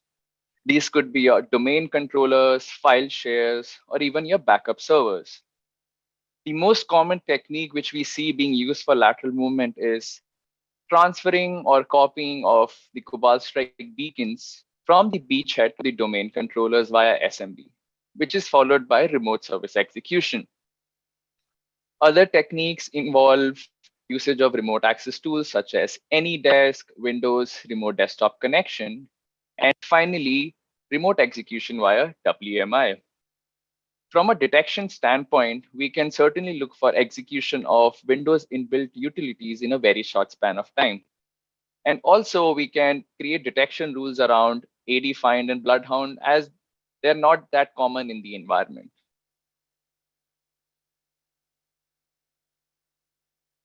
After the threat actors have moved laterally to systems of their interest, their main objective is to gather as much data as possible from those systems. For collection purposes, we have seen the usage of the utility 7-zip, to compress the data, basically, as this helps as it helps in minimizing the data to be sent over the network. In one case, we also saw the usage of SQLcmd.exe for dumping the MS SQL Server database as well. After the threat actor has collected the data, now they proceed towards exfiltrating it out of the victim environment. Some of the utilities which we have seen are WinSCP, rclone, and FileZilla. In a couple of cases, we saw the usage of the tool rclone to exfiltrate the data towards mega cloud storage services. There was another particular case wherein threat actors dumped the LSAS process on one of the domain controllers and then proceeded towards uploading that file to a cloud storage service called ufile.io. We've also seen Cobalt Strike being used for exfiltrating over encrypted channels. From a detection standpoint, we can certainly look for any network connection being made to these cloud storage services such as Mega or ufile.io. Now, the threat actor's final objective is encryption across the environment. In majority of the ransomware intrusions, we have seen threat actors using ransomware as a service, encryptors, or programs. However, there was this one case where we saw the usage of BitLocker on the servers and an open source tool called Descriptor on workstations for domain-wide encryption. To wrap it up, we have provided an overview of all the tools and techniques that we have seen threat actors use during a ransomware intrusion. And we have tried to place them in their respective phases or tactics as per the MITRE ATT&CK framework. Now I will hand it over to my colleague, Pete, who will talk about the attacker behaviors and the human side of the ransomware operators. Over to you, Pete. Thanks, Yatin. So as we understand what techniques are being leveraged by the attacker and how they're being achieved at procedure level, as covered in Yatin's slide, it's useful to understand why those attacker actions are being utilized and when. So using the attack lifecycle from Mandiant, we can map the observed procedures against each stage. So from this, we can start to build an understanding of how frequent the attacker uses certain procedures and identify opportunities for detection, those quick wins. So it's evident from the mapping activity that most procedures are associated to maintaining persistence and internal recon. So the attack cycle isn't a linear sequence of events. They are recursive actions that the attacker does. So for example, as the attacker moves around the network, they will discover new things, and then they will maintain persistence, and then they will repeat. So they will keep repeating certain procedures. Obviously, repeating those procedures will generate noise and telemetry to work from. So likewise, for persistence, the attacker may need to continue review access and ensure new deployed beacons are in place. So again, beacons may not deploy correctly, or they may need to keep deploying beacons to join them up and move around.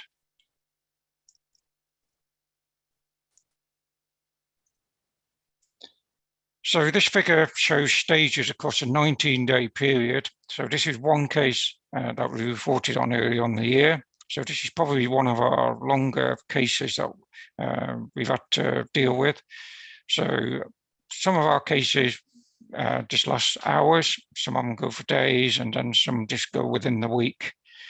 They all typically follow roughly the same kind of procedure observations. So the biggest challenge is being able to detect the malicious activity early on in the attack lifecycle before it's too late to respond.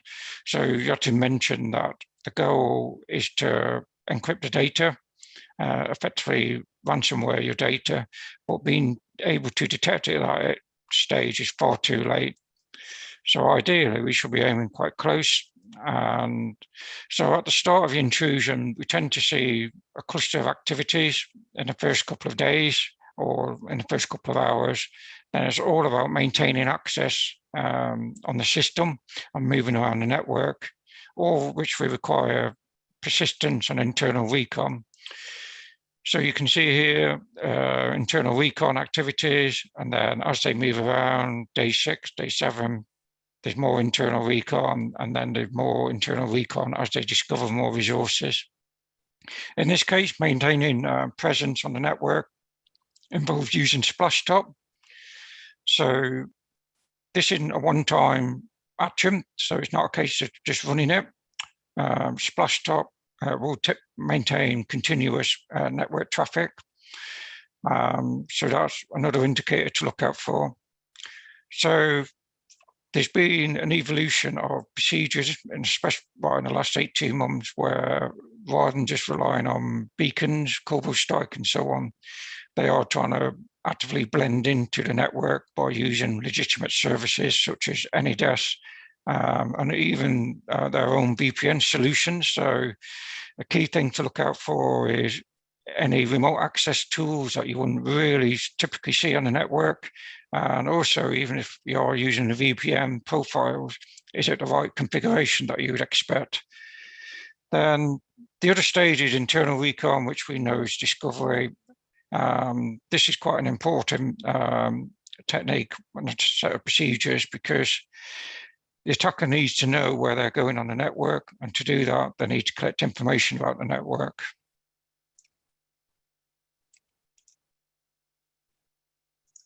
So what we did discover as we were doing all the mapping and looking at the procedures and so on, and as we were doing more and more of these cases, we started to see a pattern.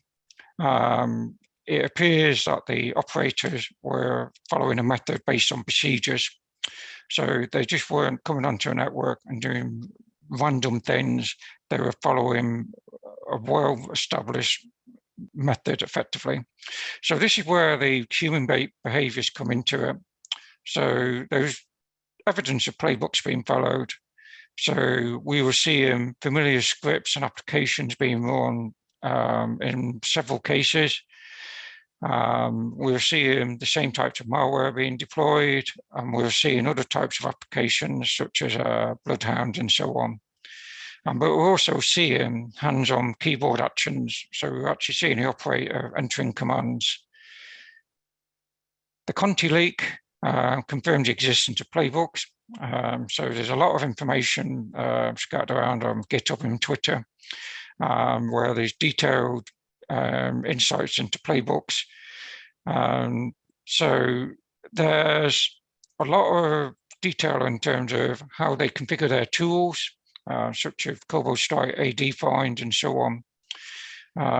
So the playbooks have several advantages. So it provides consistency, but it also provides the testing of procedures. They've been battle tested. They work. It doesn't mean that they're sophisticated. So the operator will know how and when to use certain commands and under what conditions.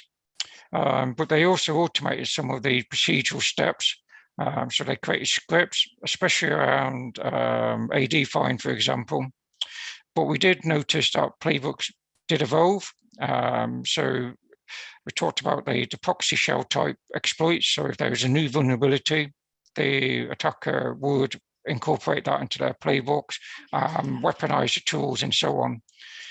Interestingly, while playbooks aim to provide an easy to follow procedure, operators can still make mistakes. So we observe mistakes by operators. So broadly, they tend to be either console errors by the operator or tooling issues when things break. So in one case, as part of the discovery stage, the operator was trying to determine the antivirus that was installed. Unfortunately, the operator entered a Cobalt Strike command directly on the endpoint, on the host shell, rather than within the Cobalt Strike console.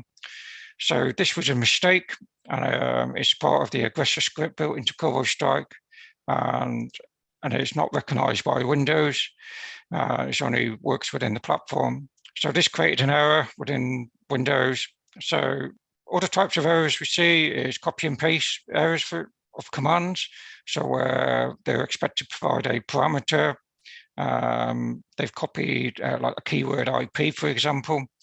So in both cases like that, it provides detection opportunity. So we have detection rules around that. So one of the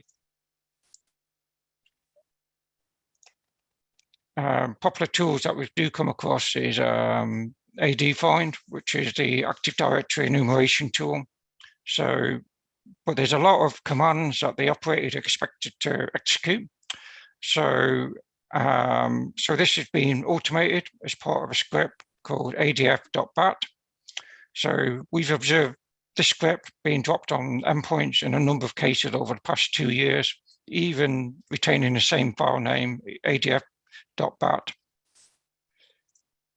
So the same script is also favored by other groups. So from one of the country league chats, a member remarked that adf.bat was used by the Riot team, was in fact created by them. So as mentioned, procedures do evolve. So in another case, we saw active attempts of trying to exploit vulnerabilities in AD, in this case using SAM the admin. So there was a telltale indicator on this. It was in a publicly available script that they just executed. So again, it does indicate that the groups are actively looking at code being released, offensive security tools, scripts, and so on, so they can just pick up. They don't have to develop it themselves, and they can just embed it into their playbooks. And part of detections, there's a lot of these tools that when they do get dropped onto the endpoints, they tend to get dropped into non-standard locations, such as temp, music folder, and the user folders, and so on. So intrusions never always go to plan. So the more unusual activities we observe are when procedures don't account for unexpected situations. So we've seen beacons fail to establish C2 activity, resulting in continuous C2 attempts. This could be indicative of back-end infrastructure problems that the attackers are operating, and it can generate a lot of noise.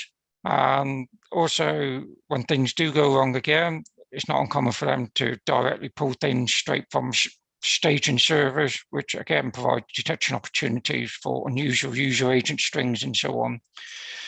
And in one case, we saw multiple, two groups attack the same target.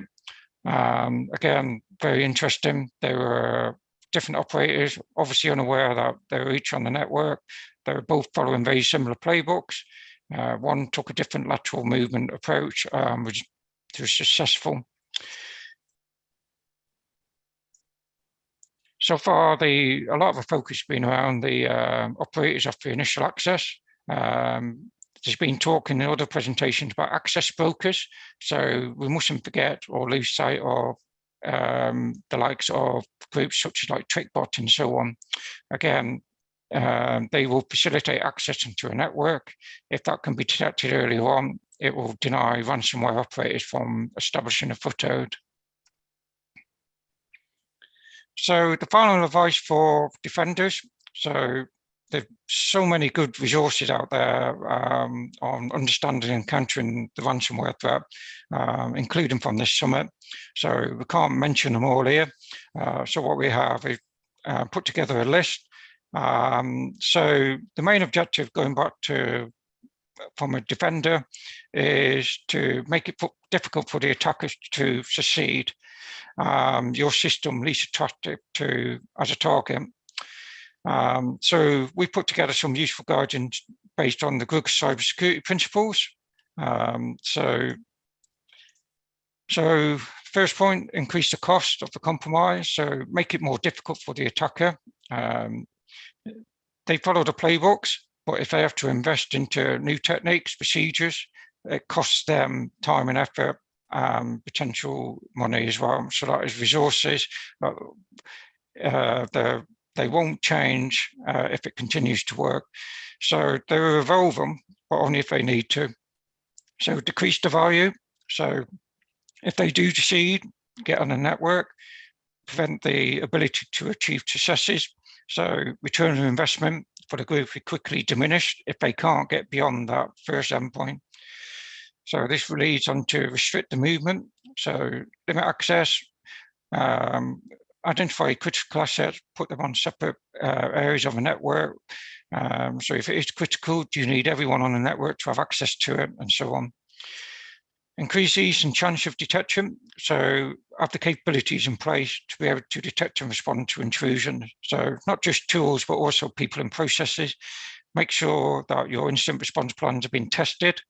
You know how to reset accounts. You know who to go to out of hours, and so on. Into audit trails, have login and data sources captured. Again, review those. Get your system administrator to understand what good looks like, the baseline, and it's also useful for post-mortem as well. So if you do have to call an incident response team, they've got data to work from. And finally, vigilance, maintain awareness of trends and developments, including detection and prevention. So review threat intelligence from like the likes of US CERT and CSC in the UK, and even in open source, there's a lot out there. We published some new detection today and an article on our website, which covers some our detection content that we've covered in this presentation.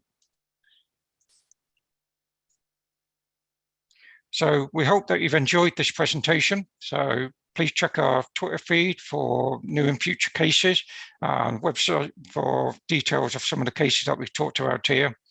So plus a final mention and special thanks to the DFIR report team who continue to invest their own time and resources in analysing and reporting on intrusions.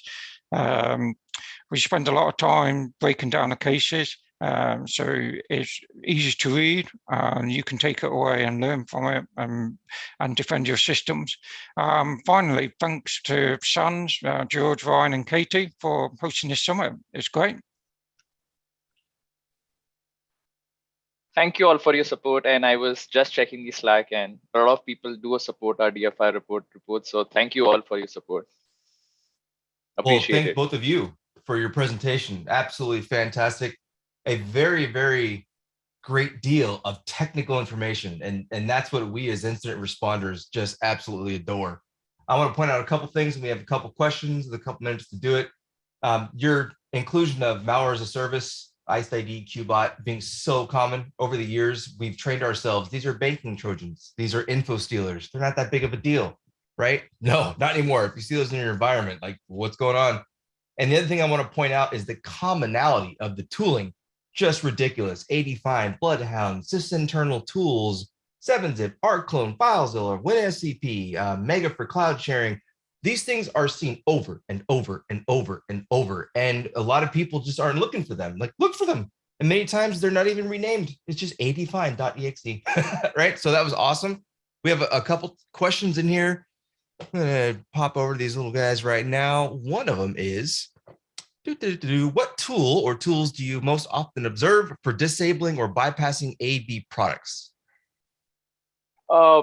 These are mostly PowerShell scripts, encoded commands, or just PowerShell, just nothing significant, normal PowerShell based commands, or SC stop, service stopping, those kind of things. Nothing too out of the box. I want to point out for folks in the chat, Andre Gironda, goes by Dre, has posted a number of things that I've actually pinned that are just fantastic examples of the true utility of the DFIR report.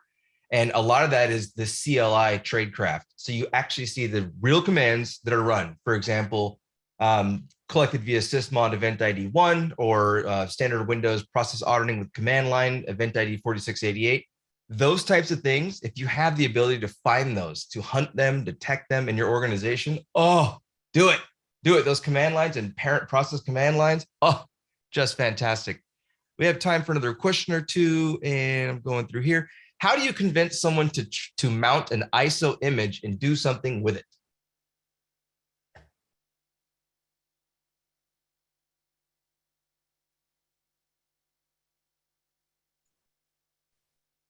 Oh, sorry, my mute got stuck. I mean, almost everyone does get into the trap, so it doesn't take a lot for people to direct them to the ISO image. But yeah, we have seen most of the cases people do fall for those things. Earlier, it was supposed to be with macro-based documents. Now we are seeing with the ISO images as well. I think the Yeah, scary business thing. email compromises is still very common, and you can do a lot of user education, like phishing emails and so on, but you're always going to get someone who will be tempted to open an attachment. There'll be an email what's convincing, and they will do it. So the users are our first line of defense, but yeah, we should be putting preventative controls in and stopping the user from doing that. But the attackers, especially in the ransomware group, they've continually demonstrated that they will evolve. They work with the access brokers, looking for new vulnerabilities, so in Word or in Office and so on. So they'll continue to exploit that. So maintaining vigilance, that's the key thing. So things like this summit, highlighting some of the new techniques is the key thing.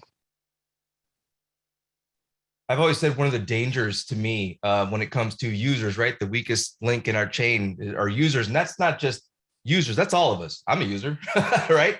Is the fact that Windows natively handles zip files and ISOs. Users don't know what they're doing. They double click and it opens like a folder. You know, they don't even know that it just mounted it. They just see a folder. You're like, yay, and they click on stuff, you know. So a couple other questions in here, and there was a good one here. Have you ever witnessed an attacker successfully disable an EDR service? And I won't mention the example they gave. I don't want to throw anyone on the bus. But in general, do you see EDRs being disabled or bypassed?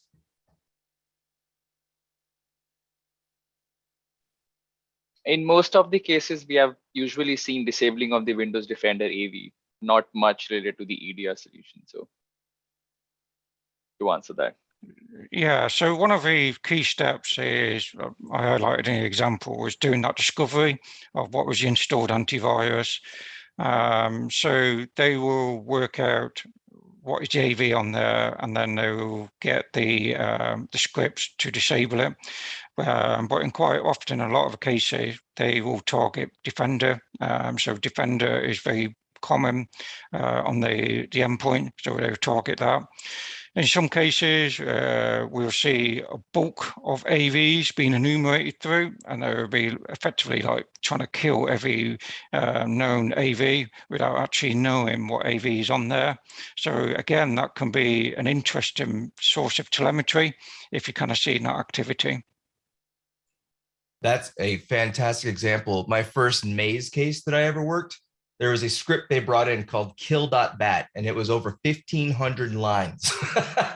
It was just SC and task kill for everything under the sun. They didn't care. They just wanted anything to die. And it's funny. You see them share those also.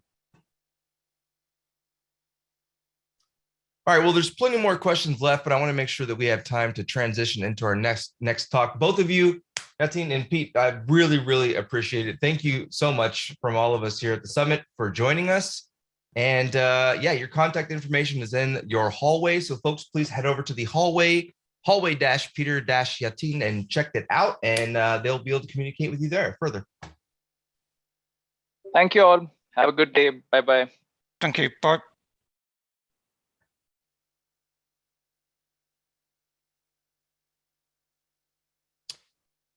All right, up next we have Diana and Charles from Orange Cyber Defense. I'm gonna wait for them to pop on here, starting in about now.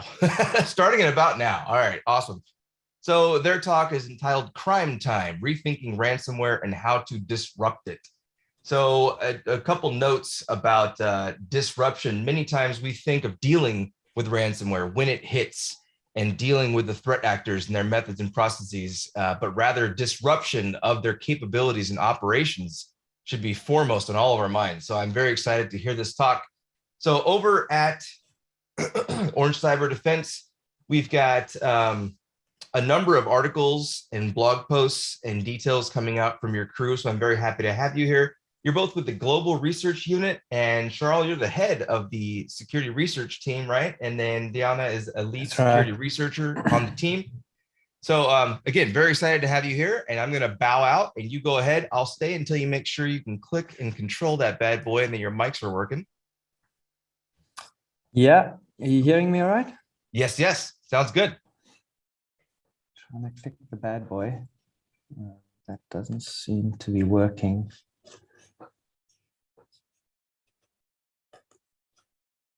I'm just clicking on the slide, right? Yes, it's advancing currently. Oh, it is? Oh, Yeah. it's on my side.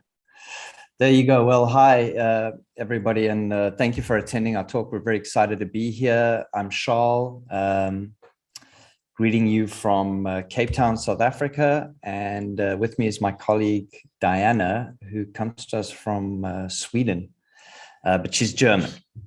And Diana always likes to remind me that she doesn't, being German, she doesn't understand irony. So don't say anything involving irony.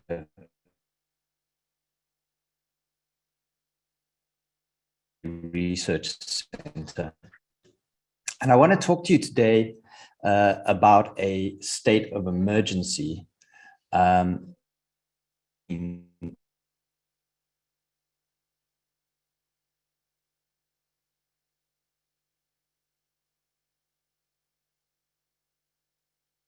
Costa Rica. Sorry, I'm just struggling with these slides. Hey, Charles, just a note that your audio is kind of going robot effect, if you will. So I see that you've killed the video for now. That's probably your best bet to maybe preserve bandwidth or something like that. Yeah, let me, I'm so sorry, folks. Give me a second. I'm just going to see if I can switch to another network. It's typical.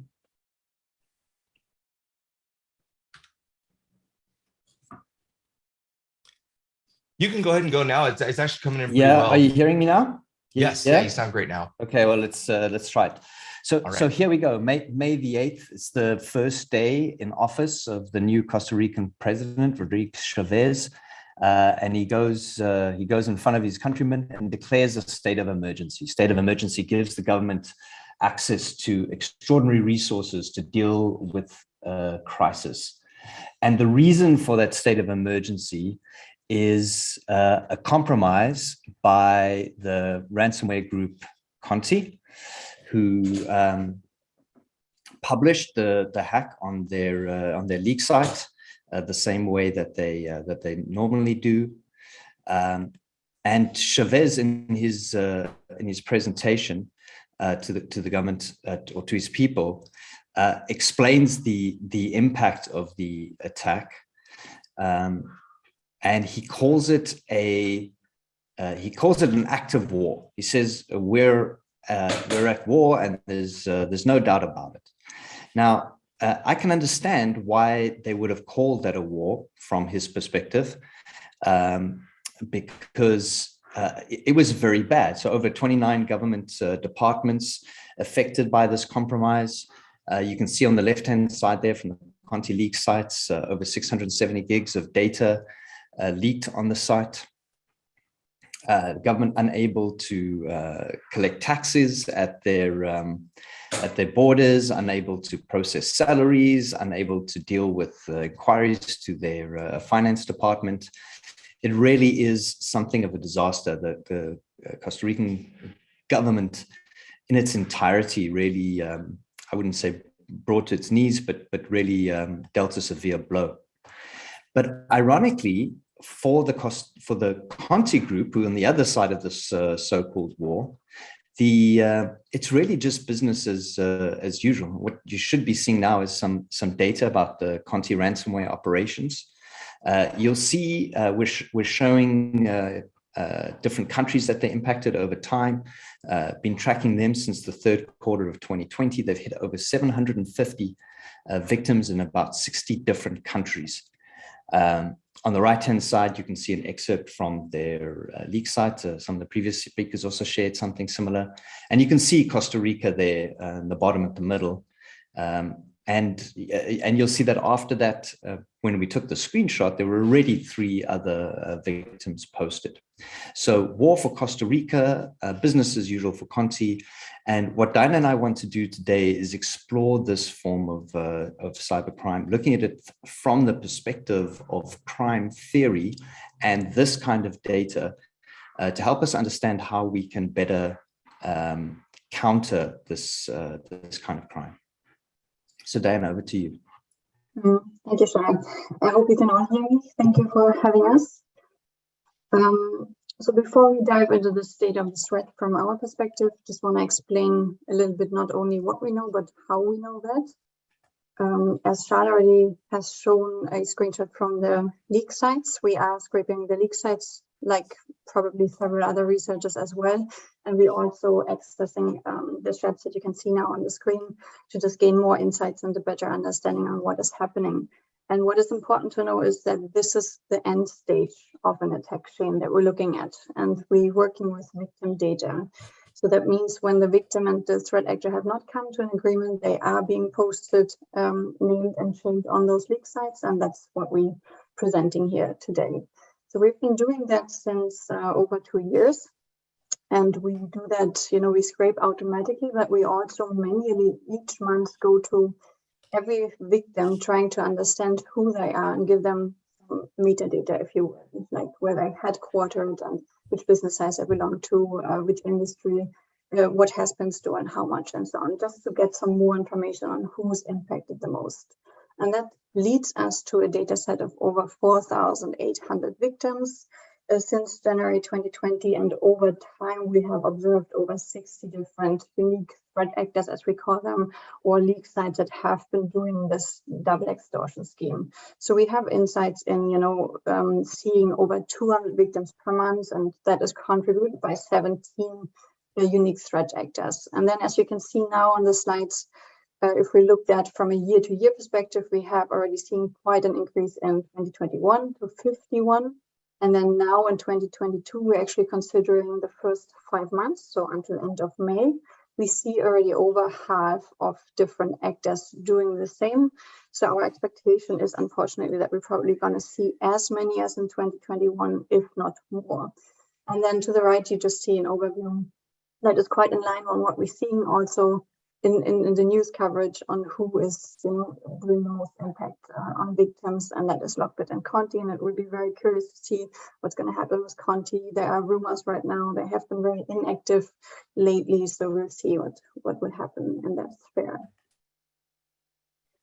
So if we ask who's impacted the most, we can't really agree with what we've read historically, that there's a big game hunting going on, or mid-game hunting. We see a very diverse set of victims from all kinds of, in that case, business classes, for example.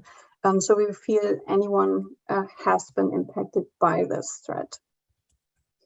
If we then look into country distribution, we, like in the time span of 2 years or over 2 years, we've seen the US being impacted the most, but we actually see an increase. So historically, they have been present over 50%. So all of the victims, or 50% of the victims, are headquartered in the US, but we see a decrease. And this is now looking at the 2 year span. If we would just zoom into 2022, we see, I think, less than 40 even. We've seen 37, 5 in March. So we see less US-based victims, but at the same time, we see still an increase in victim count per month. So that means that we see a shift of other countries being impacted. And I've been following some discussions on Twitter about that as well. So other people, of course, noticing the same, that something is shifting. Again, it's a very wide facet here of different countries being impacted. And then the last industries, we've always seen manufacturing as number one being impacted. So is professional service like been on 1 or 2? It's one reason can be because they're very big industries. So professional services has anything with, IT, technology, but also law firms. We see quite a lot of law firms in there due to their sensitive data. But again, any kind of industry seems to be impacted in one way or the other. So that concludes that we are seeing an increase over time. So the orange line that you see now on the screen is the count of victims per month, and then the blue line is the unique threat actors or leak sites that we're seeing. So we do see a correlation that the more threat actors are active that month, the more we see also the victims or victim count posted. And that means that that problem is unfortunately growing. So what that means for us is, what we have been doing over the past 2 years has not given us any impact in a positive way, unfortunately. Are you able to exactly? Thank you. So we're not doing the right things, and I think what made us think that way is we need to maybe think about ransomware a different way, as Charlotte already introduced, and go beyond looking at ransomware from a technology problem to something else. And we have actually looked at it from a criminology point of view, because that's actually my background. And we've chosen routine activity theory. And I just want to explain really quick how that can help. So criminology attempts to understand crime and help to develop strategies for prevention. And routine activity theory is one theoretical framework out of many to apply to crime forms to help us understand what we're seeing. And this one was developed in 1979, so a long time ago, by Cohen and Felsen. You see one of the guys here on the screen. And back then, in the 1970s, they had a challenge to solve. They had to try to explain why they see high crime rates in the US, even though society otherwise was doing okay in regards of, the unemployment rate was low. There was a higher participation in education. So the normal crime predictors didn't really work in that scenario. And what they found was that structural changes in daily routine activities of normal people like me and you could impact crime patterns. And in the 1970s, what they found was that there were some changes actually going on. 2 changes I want to quickly dive into. The first one was that women actually entered the labor market. And additionally or simultaneously, higher participation in education led to people and individuals leaving their houses and properties unprotected, and thus creating an unprotected space. And I think that's something that we should keep in mind. An unprotected space was the first. And the second was technological developments. So at that time, electronic home appliances such as radio and TV were introduced to the average household. And that meant that households inherited now objects that had very high value and were easy to remove and to steal due to the weight and size of those objects. And I think both created an environment of opportunity, or that's not what I think, that's what Cohen and Felsen thought and concluded.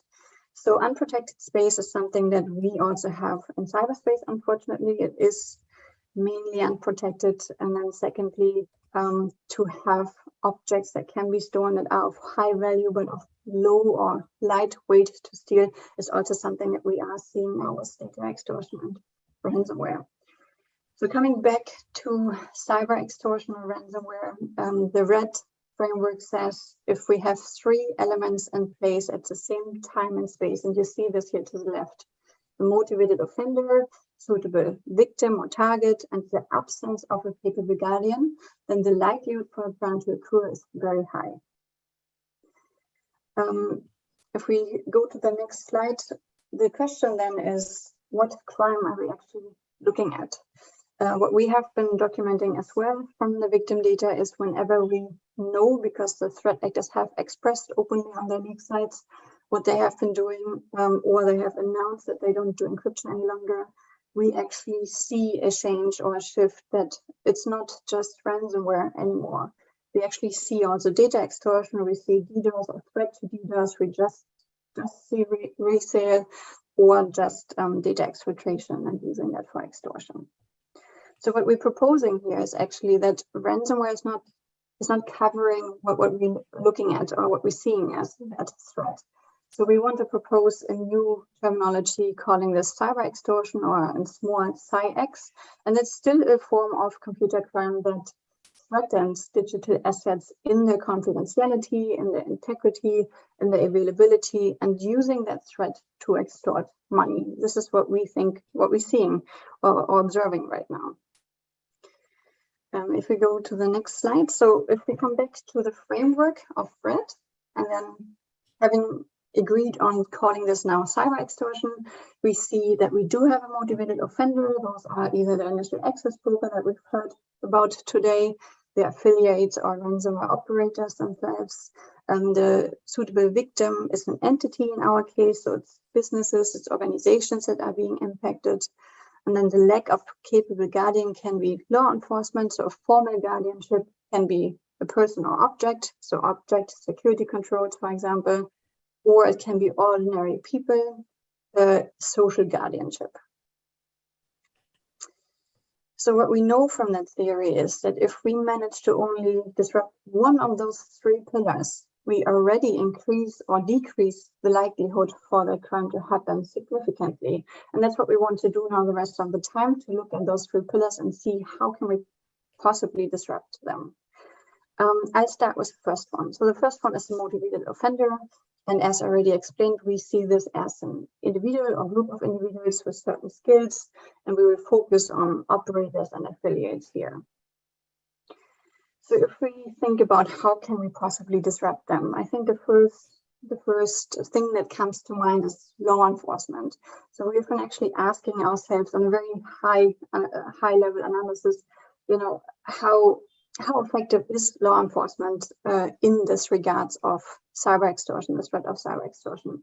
And I think we could say, if we look at the micro level, if we look at a specific group and their activity and the actions law enforcement has been taken successfully, we could say, yes, we see some effects here. So this is Revel, looking at a timeline from left January 2020 to January 2022, and when they hit very high profile targets in July last year, something happened. We saw some law enforcement actions, and we don't see any activity any longer.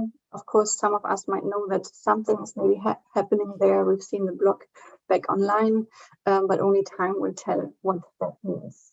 So we could say on a micro level, we see that law enforcement has been effective. But if we zoom out a little bit and we look at the overall activity, so the blue bar charts that you see now is the victim count per month that we see on those leak sites, and then overlaying a little bit on which law enforcement actions have we seen in 2021, and have they shown any effect in volumes of activity, we unfortunately don't see an impact. And I think one reason is the biggest challenge of them all. It's a very flexible ecosystem. And if we look at the next slide, you can actually see when one group, and the green one that you see now in small bars is still Revel. If one group shuts down their services or their operations, just a week after, we see other groups taking that opportunity, taking that share of criminal activity. So it's very challenging for law enforcement to begin with. So to summarize the motivated offender, to the left now you see the attributes that we're identifying what a motivated offender is. And then to the right, we have a few strategies listed, but what we think would be the most impactful one is, of course, stroke off the money. Their motivation, their main motivation would be that to have an impact. I'm going to hand over to Charles now to look at the other two pillars. Right. I hope you can hear me and see the slides okay. So Dinah's described that this theory constitutes three components. We've already spoken now about the motivated offender and how we can potentially demotivate them. The next component would be the victim. The victim can, of course, be a person, or it can be an industry. It could also be a thing or a place. And really what we want to examine is what could be done, or what makes a victim suitable. So what makes a victim attractive to these cyber extortionists, and what could be done to make them less attractive. And the one thing we want to try and understand is whether there is a rationale, an observable rationale in how these victims are selected by the extortionists. Now, I'm not necessarily talking here about initial access brokers. I'm talking about the affiliates and the operators doing the extortion.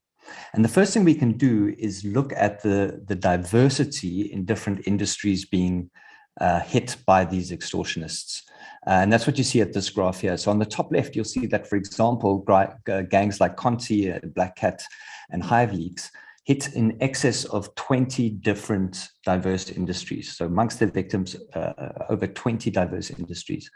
And more than half of all the groups that we're tracking have more than 10 industries in their victim lists. In other words, there's very little indication, looking at the victimology, that there is much intent in the selection of the victim, at least as far as industry is concerned. And another predictor or another factor affecting suitability might be the probability that the victim pays. So again, in observing the leak sites, we can infer, we don't know for sure, we can infer whether a victim has paid or not. And so if they were targeting industries with a high propensity to pay, then we would expect to see a correlation between victim numbers and payment probability. But in fact, we absolutely don't. So looking at the left of this chart, the blue bar shows the number of victims, and in manufacturing, you can see we have the most recorded victims in the manufacturing sector. But manufacturing actually has a sub 7% probability of paying, so it's relatively low. Sort of in the middle of the chart, if you can see where accommodation and food services are, you can see it's an industry that's hardly hit at all in terms of numbers. But amongst those few victims, we see that over 10% of them were willing to pay. So we don't see any correlation between the likelihood that an industry will pay and the likelihood that that industry will be targeted. What we do see, cutting across now, not to industry, but to country, what we do see is a correlation between the victim's country of origin or country of operations and the size of the GDP in that country. So the orange and green bars here showing the total number of victims year on year, and the pink bar showing the approximate GDP for that country in 2021. And you see almost a beautifully clear correlation between the size of the GDP and the number of victims. In other words, countries with bigger, more robust economies, more businesses are simply more likely to be hit. There are some exceptions on the right-hand side, Japan, China, and Russia, which are, India also is an exception, which are worth discussing, but that'll have to be maybe something for debate afterwards. Taking a similar view per industry, and we see a similar correlation. So basically, the bigger the industry is, that's business size, as reflected by the yellow line, we're likely to see more victims. So professional, scientific, and technical services is a classic example of that correlation.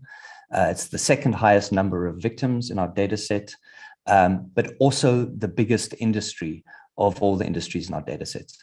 Manufacturing there, again, an exception worth discussing, but we believe that the manufacturing industry, although it's relatively small in our data set, has a high number of victims simply because that industry is immature from a security point of view.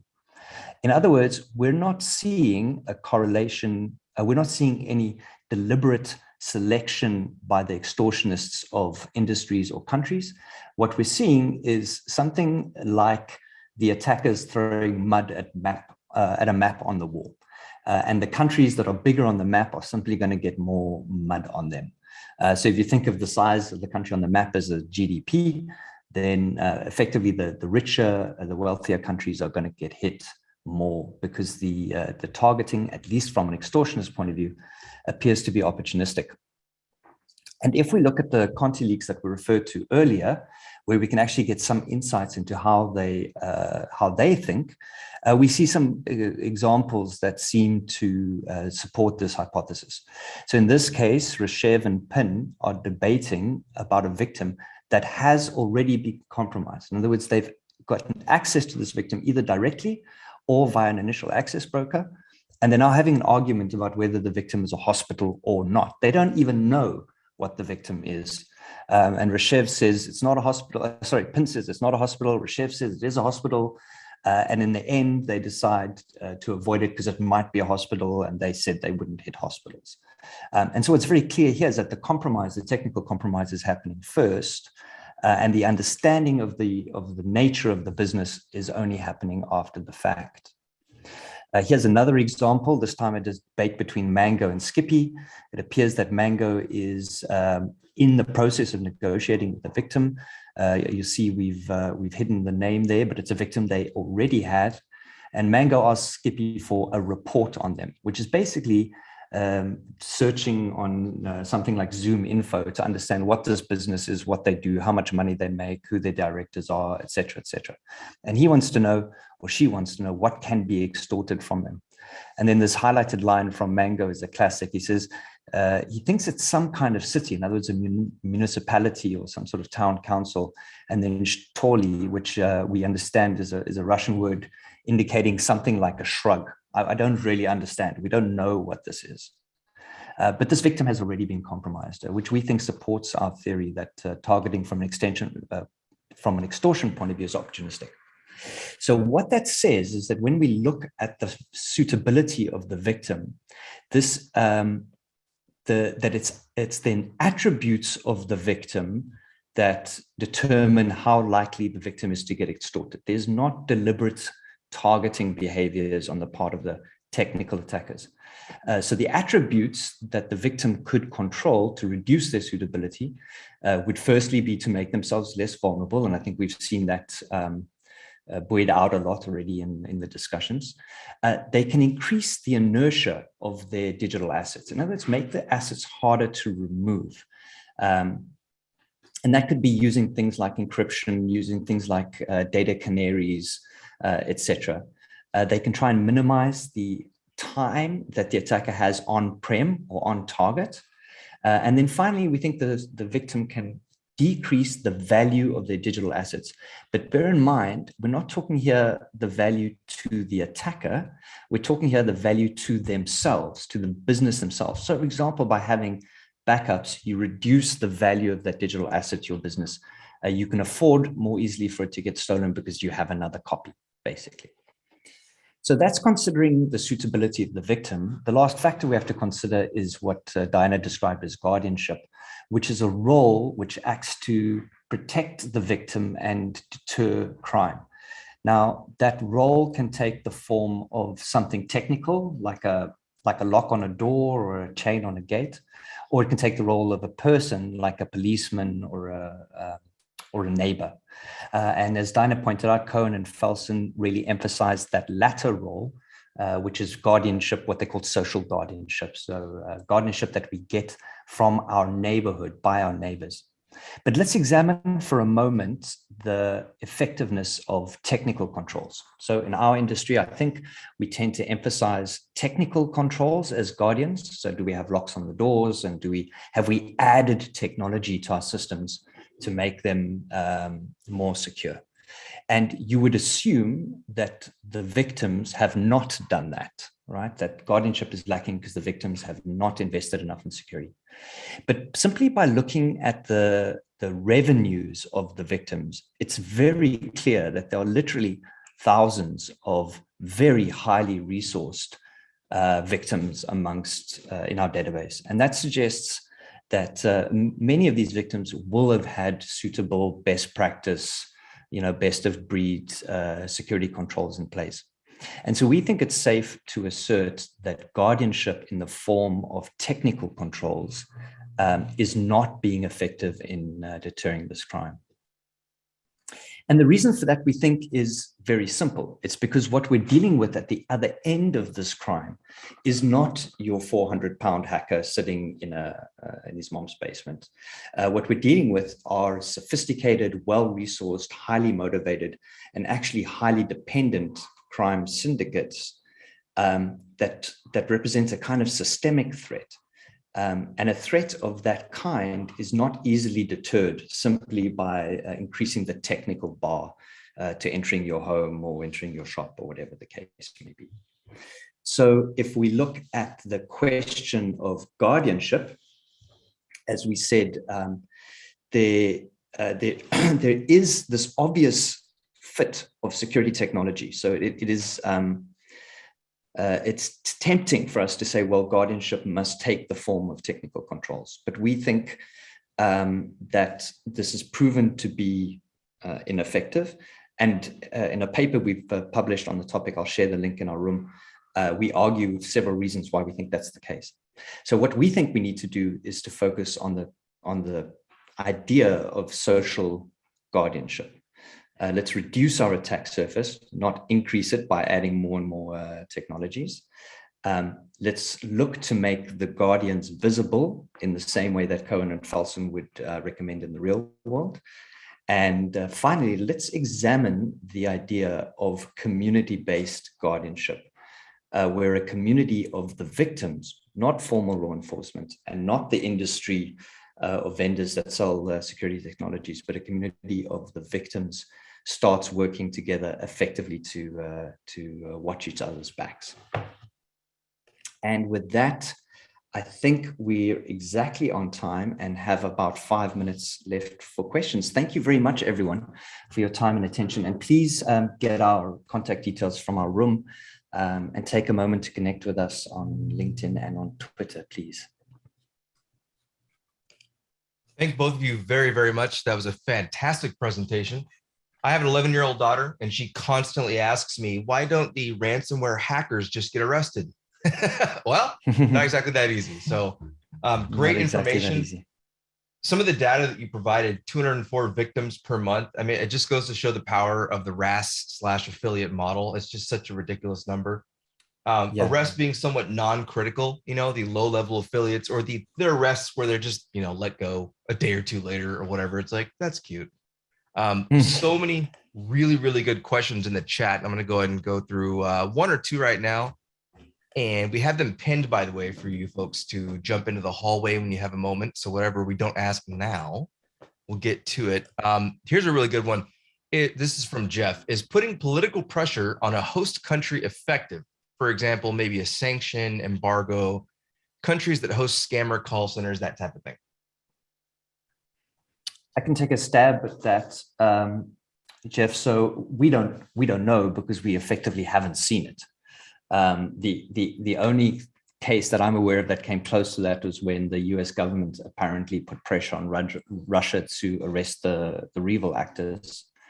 And we were quite hopeful at the time that that might be the beginning of a new wave of cross-national cooperation. But of course, with the war in Ukraine now, that kind of cooperation completely disintegrates. And we think that creates an open season now for these actors to operate with impunity. And in fact, that there may even be a political alignment between these operators and governments like Russia, as we've already seen there is between similar operators in places like North Korea and their government. So it may be effective. It's a tempting option to pursue, but there's no evidence so far that it's been effective. So speaking of effectiveness, Lynn asks the question, so what can law enforcement do to be most effective? You want to take a stab, Diana? Yeah, that's a challenging question. I think are we hoping for more collaboration? So we've seen, like in 2021, what I've listed was a lot of public collaboration. And I think that was already, and for me, at least personally, the first time I've seen so much law enforcement activities globally. But what we could be working on better is private-public collaborations, also to increase, guardianship, as Shah mentioned. I think there we need to see some more. Other than that, Shah, can you think of anything? Mandatory reporting, I think, would be some way of having more transparency, because what we actually presented as the data right now, we need to acknowledge that this is only what we're seeing. There is a dark number of things that we don't know. And I think mandatory reporting could help to actually get a grip on what that threat is, how big that threat actually is. Well, thank you for that. Oh, go ahead. Oh, if there's time, Ryan, I've got a few thoughts on it. I think Dinah's right. We need mandatory reporting, absolutely, in order to get a sense of what's going on and how it works. That's number one.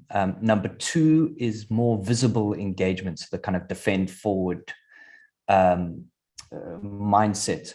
The Cohen and Felsen argued very strongly for the visibility of the Guardian. So the question is, how do we make our Guardians more visible? And one of the things we've seen that I think has proven to be quite effective is, for example, the US CISA agency publishing TTPs and publishing IOCs for threat actors. I think that's effective.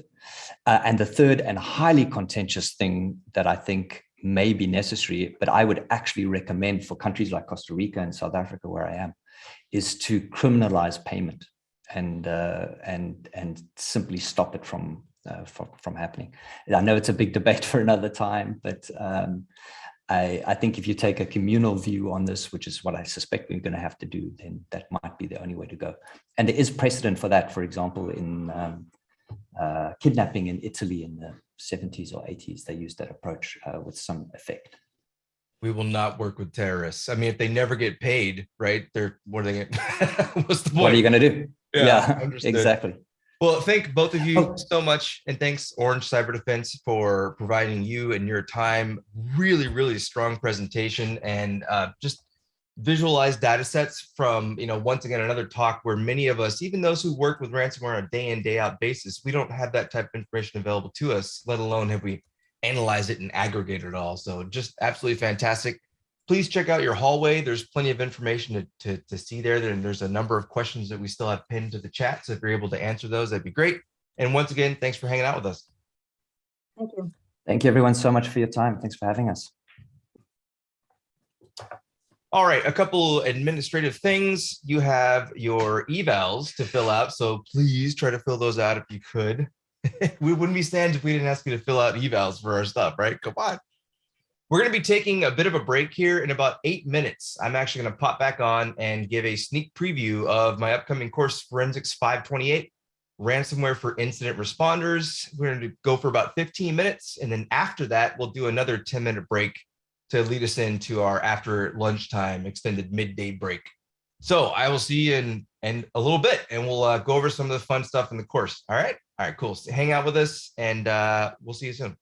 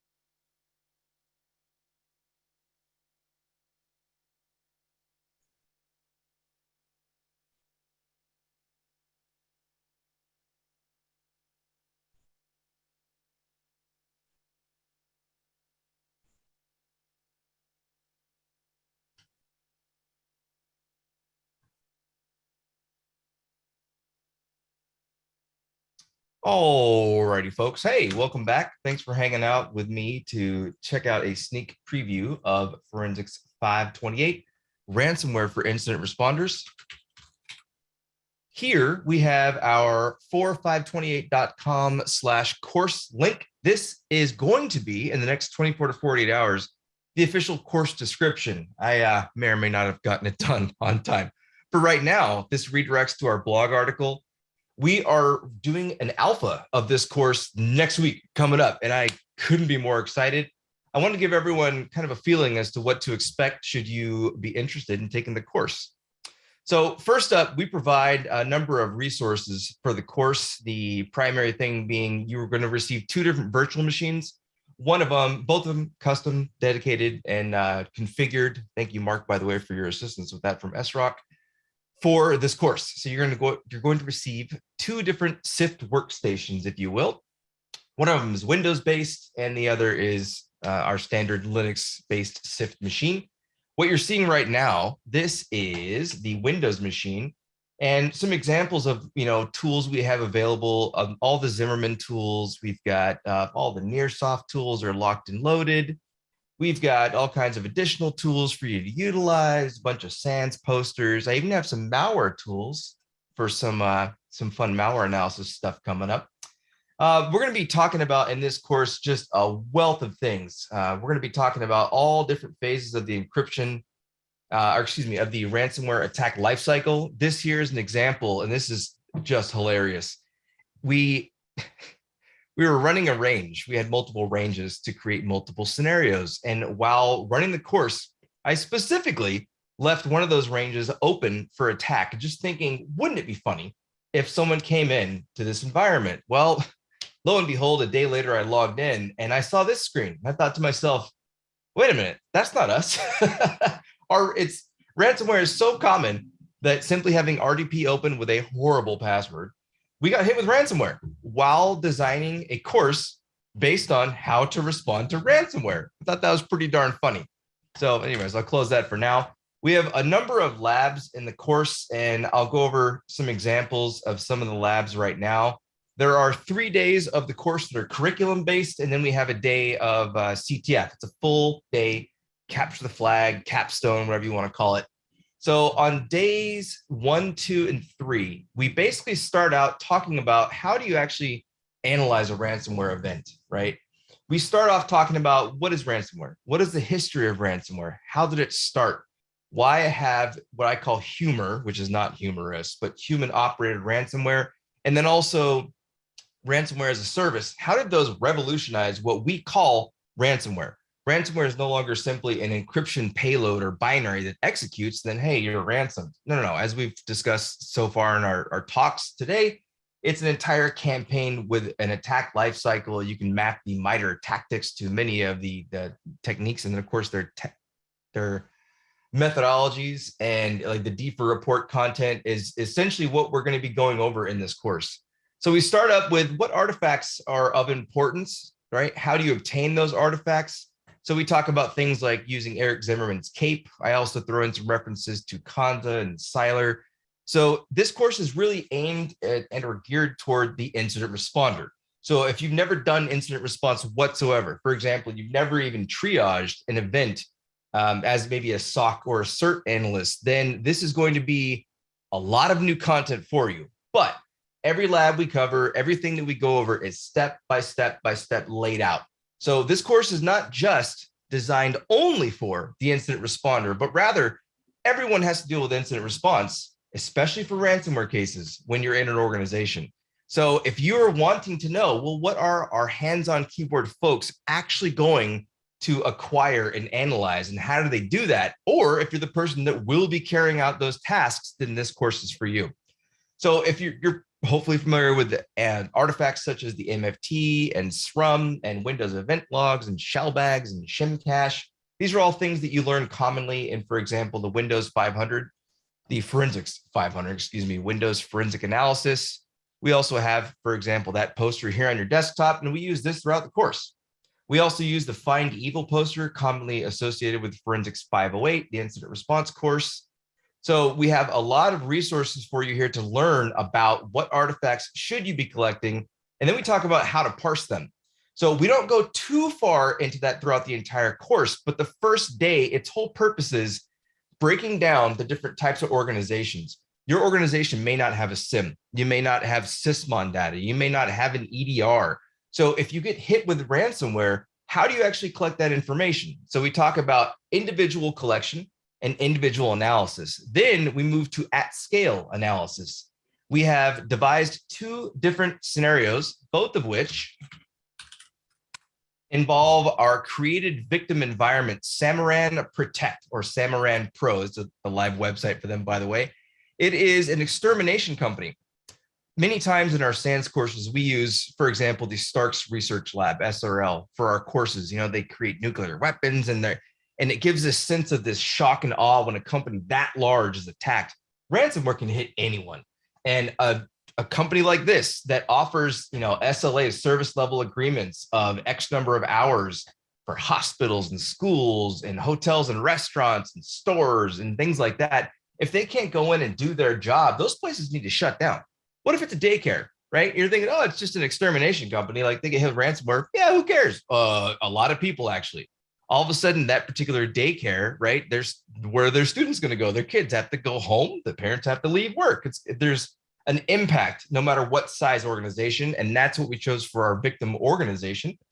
So we talk about how to collect information and data at scale. And we talk about the initial manual analysis using tools like CAPE's Easy Parser and then Timeline Explorer. How does that scale out to a system like TimeSketch? We talk about how to import the data. We talk about using the Explorer option. We talk about going through, for example, generating graphs for logons and services. We talk then about the more advanced features of TimeSketch.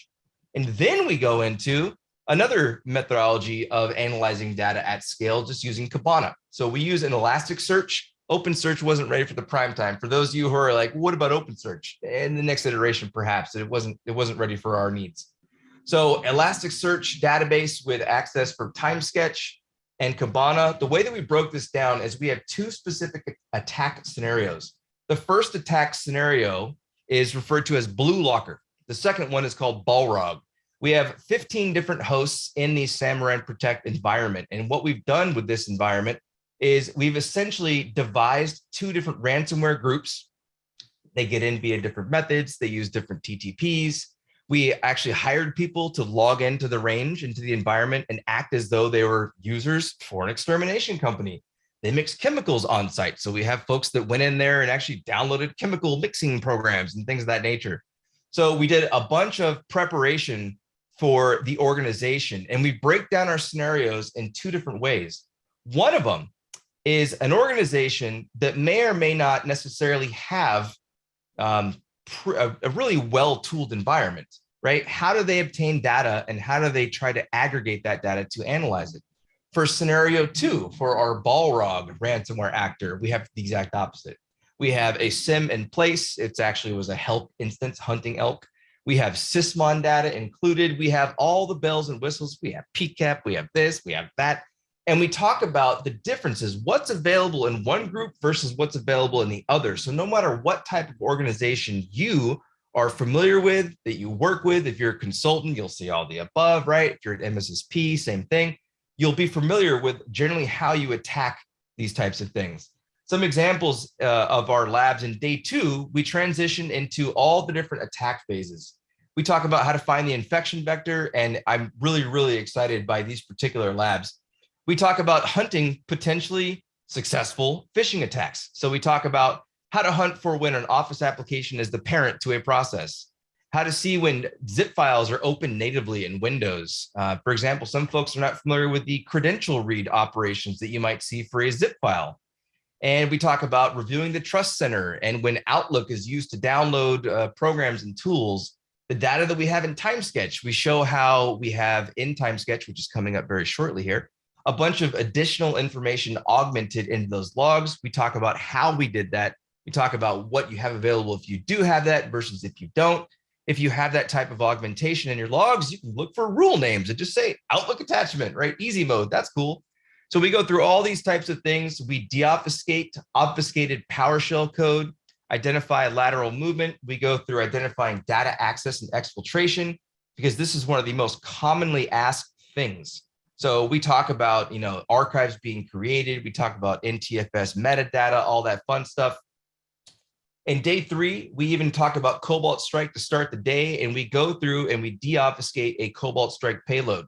So we give an example payload that was generated. We go through using CyberChef. We also have a methodology to use the terminal. For those of you who would prefer, just to pop in the terminal and do it quickly, you can script this out quite easily. All this fun stuff. We even get into hunting towards the end of day 3, and we talk about hunting things like, how do you identify renamed tools? Many threat actors, like we talked about earlier today, they don't rename their tools. They just literally drop in adfind.exe and they go double click and they just run the sucker, right? So we're going to talk about, what if they do rename that? Well, the portable executables header information includes something called original file name. Why is that important? How can that be useful to you? All kinds of really good hunting tips to end out day 3. So these are some of the labs that we'll be going through, and we have in our SIFT environment all of our data. Here's time sketch for the scenario 1, the blue locker, and this is data collected with CAPE. We actually collected it via Velociraptor for those familiar, and I will be showing exactly how that was collected in the course. And then we break down all the different timelines, and we augmented a lot of this data using some really cool tools and scripts that we'll show off. A bunch of information is already tagged. We have a whole bunch of saved searches that are already mapped to MITRE tactics and techniques. How do you get this information in your environment? How long does it take to augment your data like this? All that fun stuff is here. We also have scenario 1 and 2 both available just simply via Kibana, right? The standard GUI-based interface for the ELK stack, if you will. We've got all the individual scenario 1 hosts. For scenario 2, we've even broken down the data, PowerShell logs, security-based logs, and all of our Sysmon data. Oh, yeah. So these 2 attack groups are really well broken out, and we can find all kinds of really fun stuff. I know that this is an absolutely horrible query that you see here, just AD find. But as we were talking about earlier today, with our custom time selector for scenario 2 and our index set to scenario 2, you see examples of, hey, look, there's AD find. It's an app data roaming, Microsoft Cache. We talk about identifying these commonly used folders, all the fun stuff. Another example that I really like is on day 1, our very first lab. Let's go here into labs. Day 1, lab 1.1, RasNet. We're going to open up PowerShell. We're going to do Python, rasnet.py, and I'm going to log in. Give me one moment. We're going to log in as no ransom student. And we're going to pop a password in here like that. We even talk about ransomware builders starting on day 1. What is a builder? How does that facilitate the turnkey nature of ransomware as a service? How does that enable and facilitate affiliates? Why has that made everything so much more difficult for all of us? Here is a ransomware builder or generator. We're going to talk about how they start their servers. This is the key server to receive keys after the encryption has occurred, or as soon as it begins to occur, I should say. We're also going to talk about how to generate payloads. We break down how the threat actors choose exactly what to show in their ransomware. And this is a great example. This is free and open source, by the way, RasNet, RAASNET on GitHub.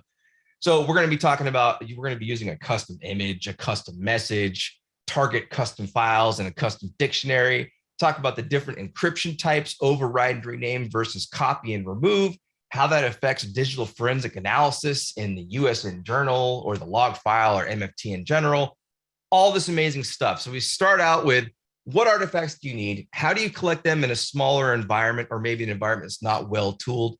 How do you scale that out? And then day 2, the whole thing starts with the attack cycle, all the execution methods, abuse of scripting engines and environments, how do they use PowerShell scripts? How do they use batch scripts?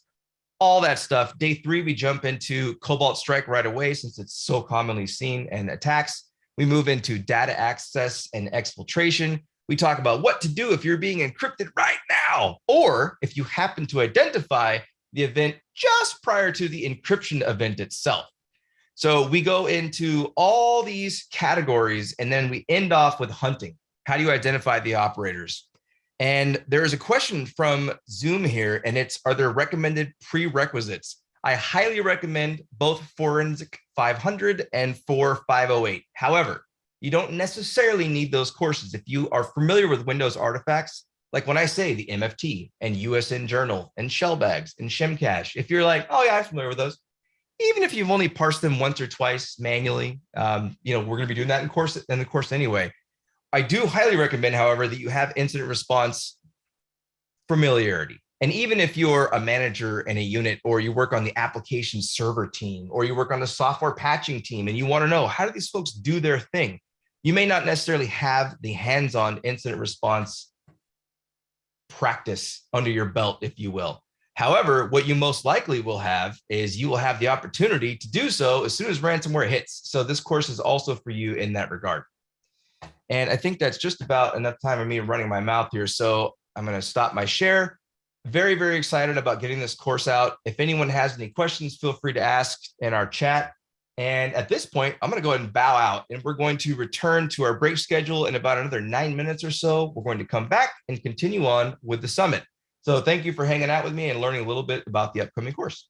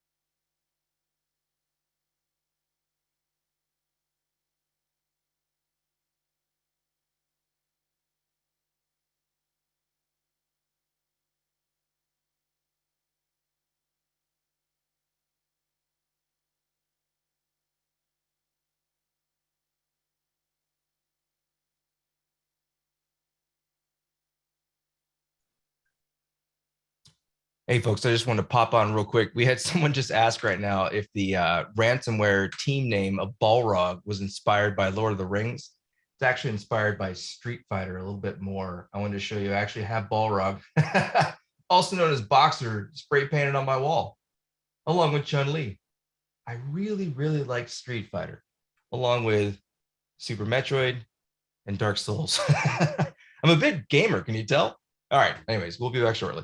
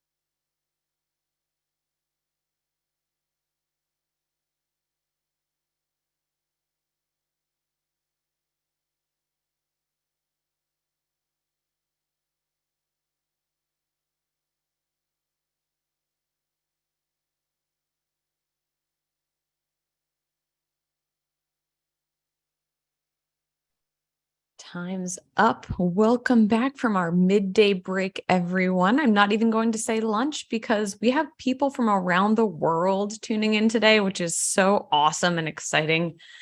Thank you so much for rejoining us for another full half day of awesome talks and content. Thanks to Ryan, who kind of previewed the new Forensics 528 ransomware course over lunch. And now we're going to kick off with our second half of the day talk.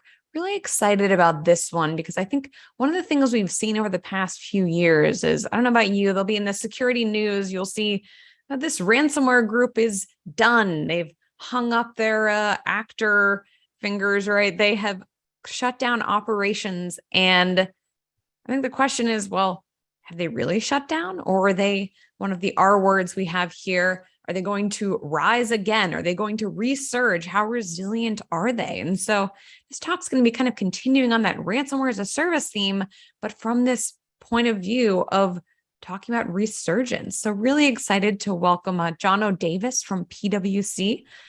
So Jono, do you want to see if you can click into those slides?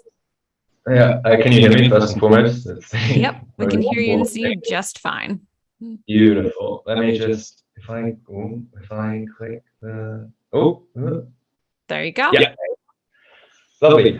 Hello, everyone. It is a pleasure and an honor and a privilege to be here to speak to you all about the research that the PwC Threat Intel team has been doing in the ransomware space. And this particular talk is, well, it's a talk about a very specific ransomware operator or operation, I should say, known as DarkSide or Black Matter. But within this talk, I also really wanted to kind of Trojan horse this idea that when we speak about ransomware as a service operators, and when we look at them as malware analysts and as technical kind of threat intel analysts, we should really be thinking about ransomware as a product, as something that is to be sold to more than one actor, as we see in multiple affiliate groups. And because of that, it changes the way that the malware operates, as opposed to, say, an APT malware, for example.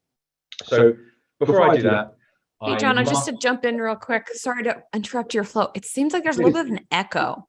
Are you by chance like watching yourself on another screen? I do this sometimes. Do you have someone open another screen? I have to, because I'm in the browser, but I can always put my headphones on, and that may cancel the echo. Let's give it a shot. So sorry to interrupt your flow. The joys of a virtual event, but all good. Didn't want everyone to kind of lose all the great things you're saying through the echo. So Fine. Let me I think that's better. Oh, is it better already?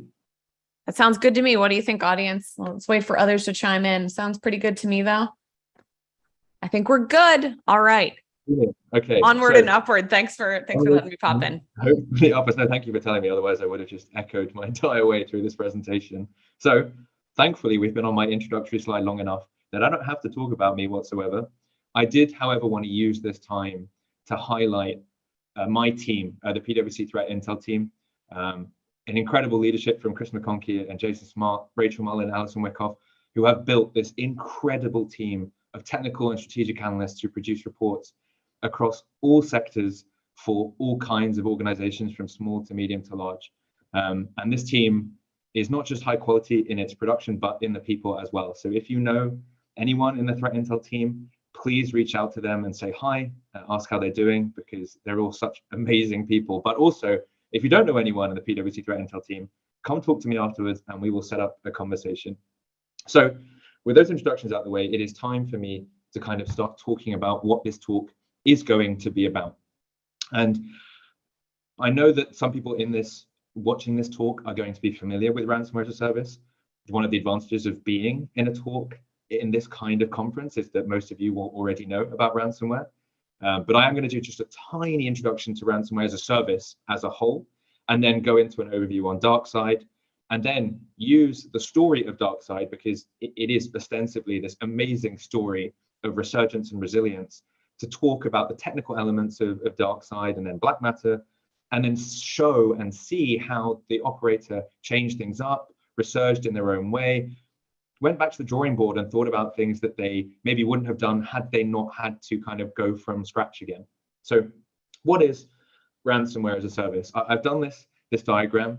I am not focusing on any of this diagram, save for that tiny section between operator and affiliate, because the rest of this kind of milieu or environment that is the ransomware as a service environment is covered by every other talk, which is awesome, because this conference just goes such a long way in upskilling all of us in every single aspect, whether we talk to clients, whether we talk to our technical teams, whether we talk at the C-suite level. Every talk here is worth listening to, but I'm going to be focusing on that tiny little window between operator and affiliate. It is just worth saying that ransomware as a service basically covers all of that. That big diagram is ransomware as a service. This operator has a mission to make money, but they can't just do it on their own, or rather, it is more profitable and efficient to do it through other means. And that includes not just the affiliates, but it includes the initial access brokers that Beth and Sam talked about. It includes the crypto money launderers that are coming up in the next presentation after this. It includes negotiations and leak sites, which have been covered by the DFIR team. All of this is covered in this conference. So don't worry if you have questions, it's all covered. I just won't be talking about all of it. What I will be talking about, however, is DarkSide. So this ransomware as a service operation called DarkSide turns up in November 2020. It arrives on the scene at a time when the environment, or the ransomware as a service environment, is already relatively saturated. You have your Contis, you have your lockbits, but at the time they're probably lockbit 1.0. You have your netwalkers, your revals. So it didn't really need another threat actor, but here we are with DarkSide. Picks up steam relatively quickly, and by what I mean by that is victims start appearing on the leak site relatively fast, which means that even if we don't know that the affiliate program is large because we don't have that data to hand, we know that they were popular, at least successful in their initial access and their initial operations. So much so that they garner attention from mainstream sites. And that's when you know a ransomware is doing well, is when they get picked up by mainstream media and are out of the kind of security affairs and the bleeping computers. They're now in the Forbes and the CNNs. And as we will see, this is a group that loves to be in mainstream media. But for now, let's focus specifically on DarkSide 1.0 because it gives us a real cool starting foundation for us to build off of when we talk about the next stages. I don't actually want to spend too much time on DarkSide 1.0, save for the fact that it's a cool little configurable ransomware as a service binary. There are interesting choices inside the malware where we can see the operator has specifically thought about its malware as a product. Not just the stuff that's configurable, but these weird little functions that not only have weird outcomes. You can see kind of on the screen there's this weird function that even if you don't understand what's going on, you can see there's this like return value, and those return values are custom. There's no reason for them to be 52, 53, 60, 62, etc. It's just the threat actor has chosen to do that. And as a little spoiler, if you were to signature that function, you would be able to get every single binary from DarkSide 1.0 all the way to black matter, like the last black matter binaries before it kind of decides to end operations.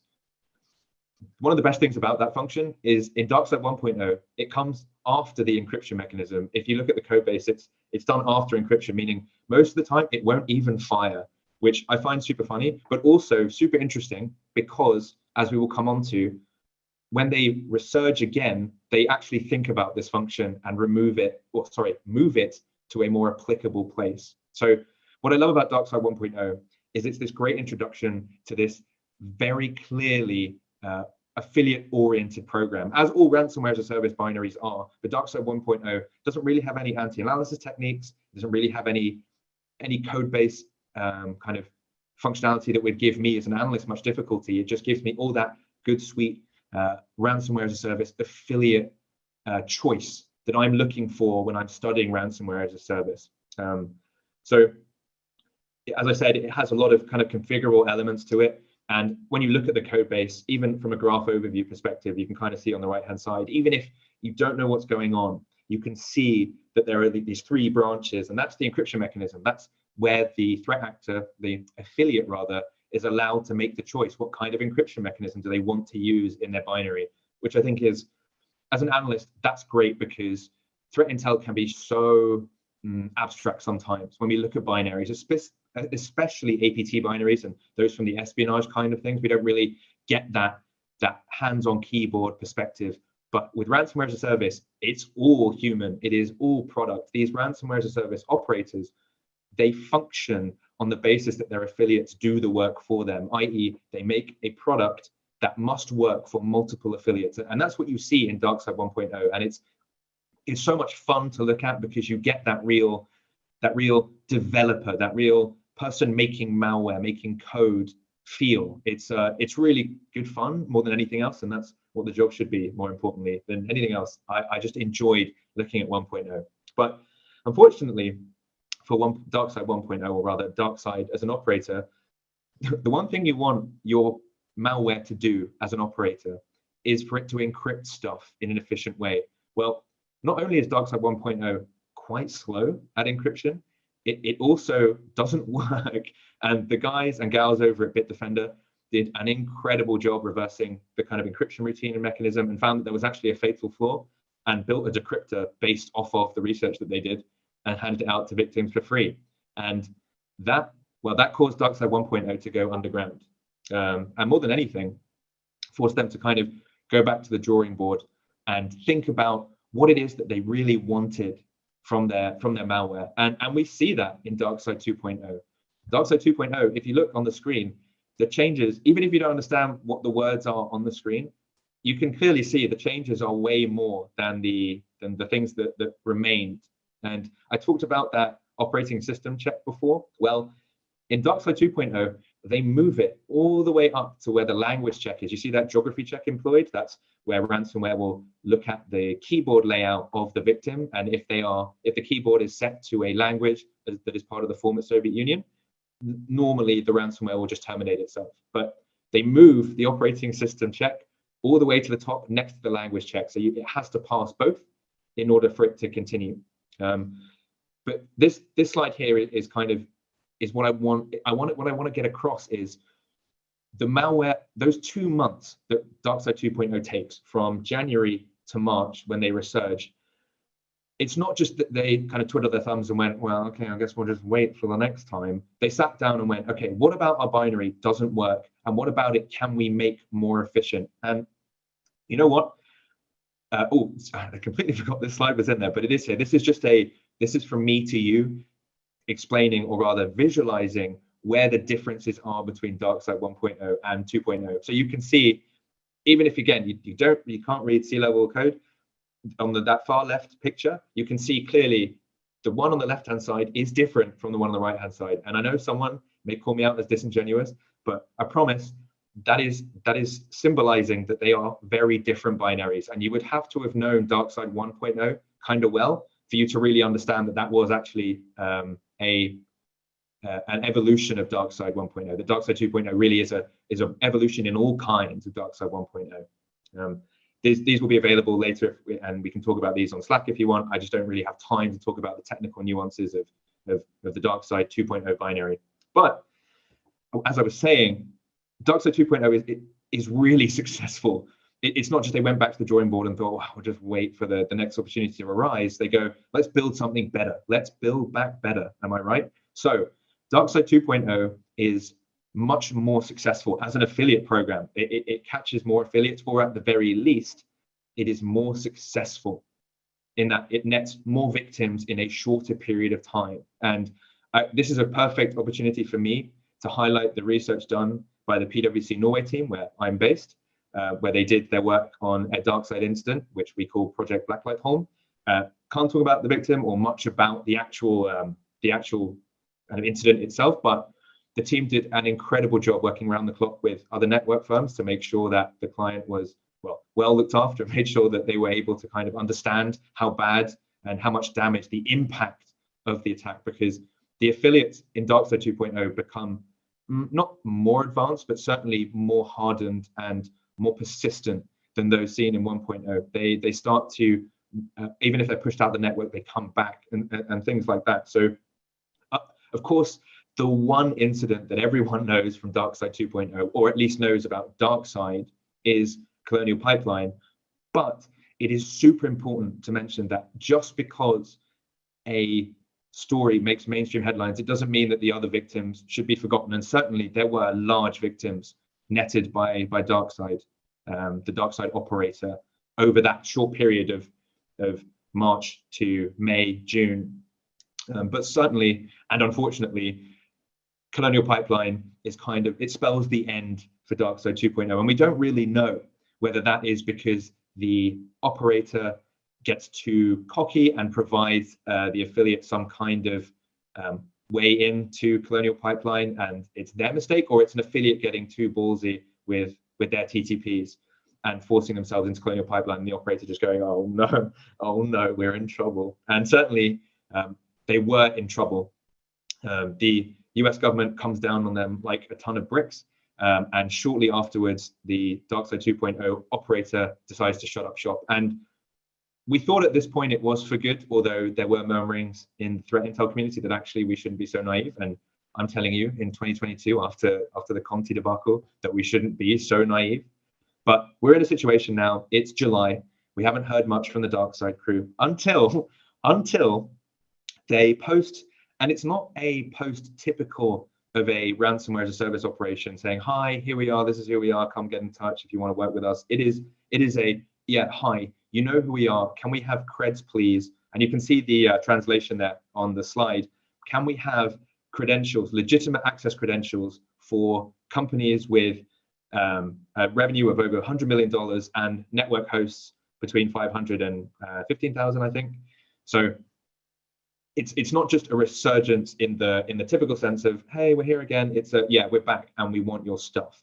So one of the cool things about this, and something that I think about quite a lot, and this is, again, this isn't so much intelligence as it is kind of mental gymnastics, or it's probably not a great word for it, or intelligent thought. It's speculation. DarkSide 2.0 and DarkSide 1.0, when you look at the affiliates and the way that they conducted themselves, there was much more freedom in the way that they conducted initial access. It's interesting that DarkSide 3.0, or rather Black Matter, when Black Matter resurges as, I'm going to stop calling it DarkSide 3.0, but you get what I mean. When they resurge as this new but old threat actor, they immediately state that they want legitimate access credentials. That says to me, at the very least, and you don't have to take my word for it, that they want more control over the affiliate program. They want more control over how affiliates conduct themselves in their operations. That may stem from the fact that Colonial Pipeline was in fact a botch job by an affiliate, causing DarkSide to have to undergo new changes. And this is actually supported by when the idea when we look at the code base of Black Matter. Black Matter, when we talk about the transition between DarkSide 1.0 and 2.0, there is market change. You can see the changes. Black Matter to DarkSide 2.0, the changes are very minimal. In fact, most of the major changes are only in anti-analysis techniques, which, as I mentioned before, weren't really prevalent in DarkSide 1.0 or 2.0, meaning my job was made much easier. The threat actor employs these kind of anti-analysis techniques using debug flags and this weird memory heap stuff, AB. If you want to learn more about that specific technique, my colleague Link Cabin does a super cool video on that, and I will link that in the Slack.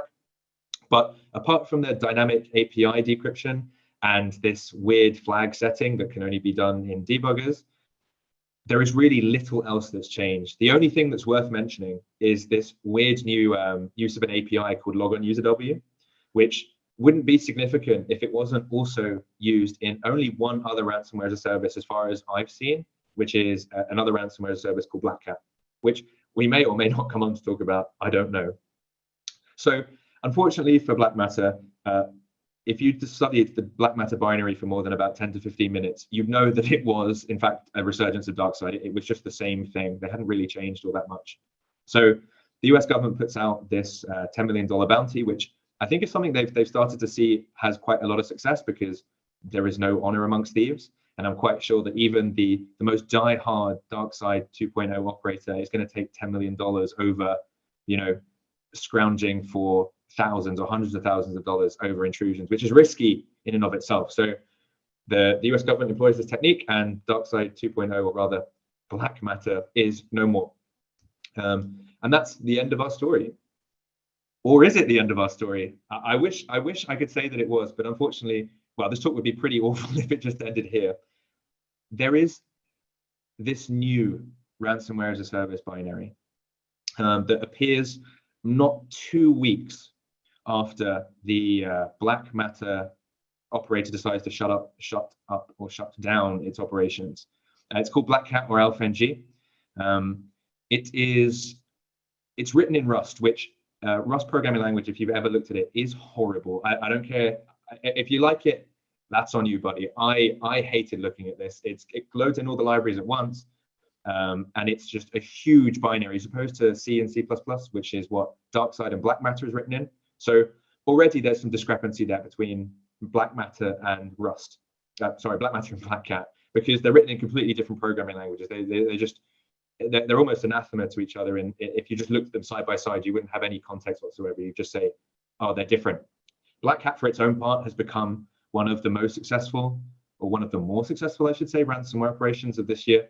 And I suspect it will likely become more successful as Conti, well, whatever is becoming of the Conti ransomware as a service program, when that dissipates and affiliates start to trickle down into other programs. I suspect that the Black Matter program will pick up more than it has done already. But it is extremely prolific, and something that all of your clients and everyone watching this presentation should be aware of it and should be reading up about. And there are some excellent write-ups about Black Cat, by the way. So here is my thing. I've been a little bit disingenuous on this slide because there are more points against than there are for, but I am going to posit to you that actually Black Cat, there is evidence, more evidence that Black Cat is actually a continuation of Black Matter than it isn't, or rather than Black Matter, than Black Cat. There's so many ransomware as a service binaries that Black Cat is an inspiration of Black Matter, because the Black Cat operators have come out publicly and said, we take the best bits of Revil and Black Matter and we put them together and we make this binary, which is all well and good, except for the fact that Black Cat 1.0 is quite a shoddy binary. And what I mean by that is it's unfinished. You can kind of see on the top right of the screen there an image of, it's a graph overview of Black Cat 1.0. You don't have to know what's going on, save for the fact that you can see that there's this API called SH test token membership, and it passes in a value, 220H. And then at the bottom of the screen, it says token is admin as a string, which indicates to the user or indicates to the affiliate that this is what this malware is about to do. It's for configuration purposes, because you can plug and play with the configuration of Black Cat as you could with Black Matter and DarkSide.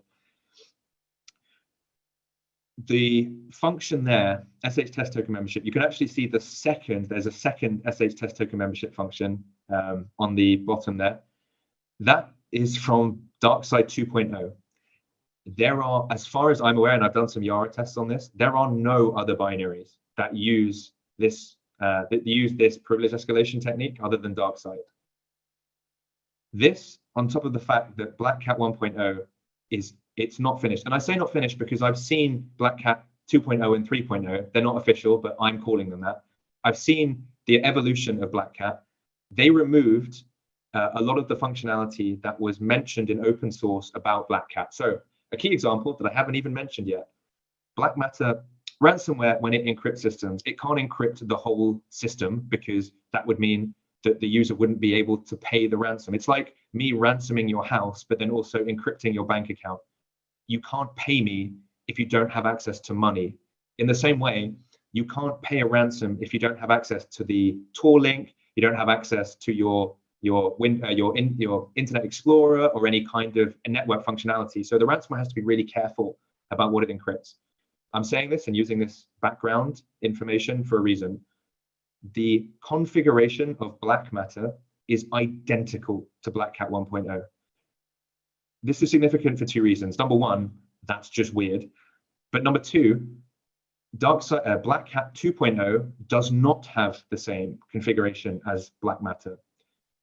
That's significant because one of the only things that open source mentioned when it compared Black Matter and Black Cat was the config. It didn't mention the SH test token membership, which by the way is still in Black Cat 3.0. They also didn't mention the logon user W API, which is also still in Black Cat 3.0, as it was in Black Cat 1.0 and 2.0. But what the malware author did change was the stuff that they could visibly see threat intel looking at, which I think is super interesting, because if I'm a ransomware operator, if we're all Black Matter, and we get that $10 million bounty, and we're all looking at each other like, who's ratting who out first, guys? I'm sure that they're looking at this bounty and going, I don't want to shut up shop. I don't want to shut up shop, but I don't have any choice because I've got snakes around me. And then someone pipes up from the back and says, I have this binary. It's not finished. It's not tested, but we could. It's written in a completely different binary, a completely different programming language, but it has the functionality of Black Matter. We could feasibly use it for us to be able to kind of continue on with the affiliate program. It's got those easy strings, so the affiliate knows exactly what's going on, so they won't have too much problem picking up the new binary. And we can just keep plugging away without having to actually give anything up. And everyone looks around the room and goes, well, I mean, I guess so. That sounds feasible to me. That conclusion seems more feasible to me, given everything that I know about Black Cat and Black Matter, in that the code base is a little bit rusty, if you pardon the pun. There are code base overlaps that are relatively significant in that they've kept in the stuff that no one in open source talked about, but they removed the stuff that everyone in open source talked about. And if I'm a crime operator, I'm doing as much as possible to remove myself from the heat that is the US government. So in my mind, Black Cat and Black Matter are highly likely, and I'm going to put my neck on the line on this, highly likely the same threat actor. And that's amazing. If true, that's amazing, because that shows the resilience of this threat actor that has been targeted by the US government, not once, but twice, with not just servers being shut down, but a $10 million ransom, which I think is not just ballsy, but it shows the real tenacity of these threat actors to continue operations. And we have spoken about Conti, and Conti will be a subject that we talk about long after this presentation and conference is over. DarkSide is one example of a new kind of ransomware as a service, a resilient and really pernicious operator that won't stop for love nor money. And that really feeds into this takeaway section that I kind of wanted to meander into, which is DarkSide is a story, it is not the story. And although it is a fantastic one and a really interesting and cool little insight into the ransomware as a service world from a resilience perspective, that's not everything. We still have a lot of work to do as threat intel analysts, as technical analysts in the ransomware as a service space. And that's stuff that we have to work out with the incident responders and the threat hunters as well. And we will continue to plug away, but I wanted to emphasize the DarkSide is not the end. It is almost the beginning in a very overemphasizing way or an exaggerative way. It is only the beginning of what is this new resilient ransomware as a service operator. But also, I want to think about ransomware as a product and think about the choices that an operator has to make in order for them to be able to sell their product to lots of affiliates. And in that choice, in that product, is weakness. From a threat intel analyst perspective, that's weakness, because there are going to be choices and compromises the threat actor has to make when it makes those binaries. And those weaknesses, as in the operating system function that we looked at DarkSide 1.0, or the SH test token membership, or the logon user W API, those choices, those compromises to keep some code base, those things are important to us because they're signaturable and they're easily identifiable. And I worked a Black Cat case not 2 days ago, and I identified it as Black Cat within 10 seconds, because I typed in SH test token membership on my IDA functions and I found it, and I was like, oh yeah, no, this is Black Cat. And the last thing, which is almost the most important, if you're a threat intel analyst, don't worry if things take you time, but do take the time to reverse them, especially with ransomware as a service, because it's unlikely to change, because even if they resurge, they're not going to want to restart everything. There are going to be some things that stay the same. And for you to keep your mind sharp on code base that is not just similar, but almost in some cases identical, that's where you want to be, because you save yourself time, you save your incident responders time, and you save your company time when you're looking at ransomware or a new ransomware, purportedly new ransomware that is actually just a rebrand or taking code from somewhere else. So that's really all I wanted to say, actually, and I'm done. So thanks very much for having me, and I really enjoyed this. And I will post resources in the channel, because there are some amazing write-ups on DarkSide 1.0, 2.0, and Black Matter and Black Cat that are really worth reading outside of me just talking to you. So thanks very much, guys. Awesome. Thank you so much, Jono. Awesome information. You're getting some love. I think there are some reverse engineers in the audience getting some love for the screenshots of the assembly. Starting off on a malware analysis note, actually, some people are keying in on the Rust piece of this. So one question, why do you think the threat actors that decided to create this in Rust, if it's such an awful language, which, that's obviously an opinion, but I'm curious your thoughts on Rust overall, and someone else asking, should we expect to see more Rust-based ransomware malware in the future? Those are both great questions. I actually can't remember the first question because the second one was so good. If you could repeat the first one, just so I'm sure. Yeah, why did they create it in Rust if it's so awful? Because they hate themselves. That's just the obvious answer. It's Easy. Also because it's because it's not common. But it is really, I've heard from people who code base in Rust, and at PwC Norway, we're very lucky to have a red team that works a lot in Rust. It's very good for memory management. In a way that C++ isn't. It's got some really cool niche elements to it, and I'm not going to pretend like I code in Rust, but it's got some really niche elements that make it much more useful for a malware author. again, I hope the red team, the PwC red team, are in my Slack channel so they can actually answer that question. The second question, yes, actually, I think we're going to see more divergence from C and C++ in general. And I think it's a difficult one to say because C++ and C are very popular because of the legacy system that is Windows, and it's just easy to use. But I think that we are going to see more diverse malware. We see Delphi, Go, and Rust are more common, and Python now as well. I would expect us to see more ransomware or malware in general that's more diverse in its code base, and we should be prepared for that as analysts. And I for one am very excited to be looking at Rust documentation. I can't wait. Mixed feelings on Rust. To be clear, I have no opinions. I was representing some of the Rust hate in the Slack channel, but I like the idea, right? We have to anticipate, right? Try to anticipate where adversaries are moving. So I think that's a good one to keep an eye out for.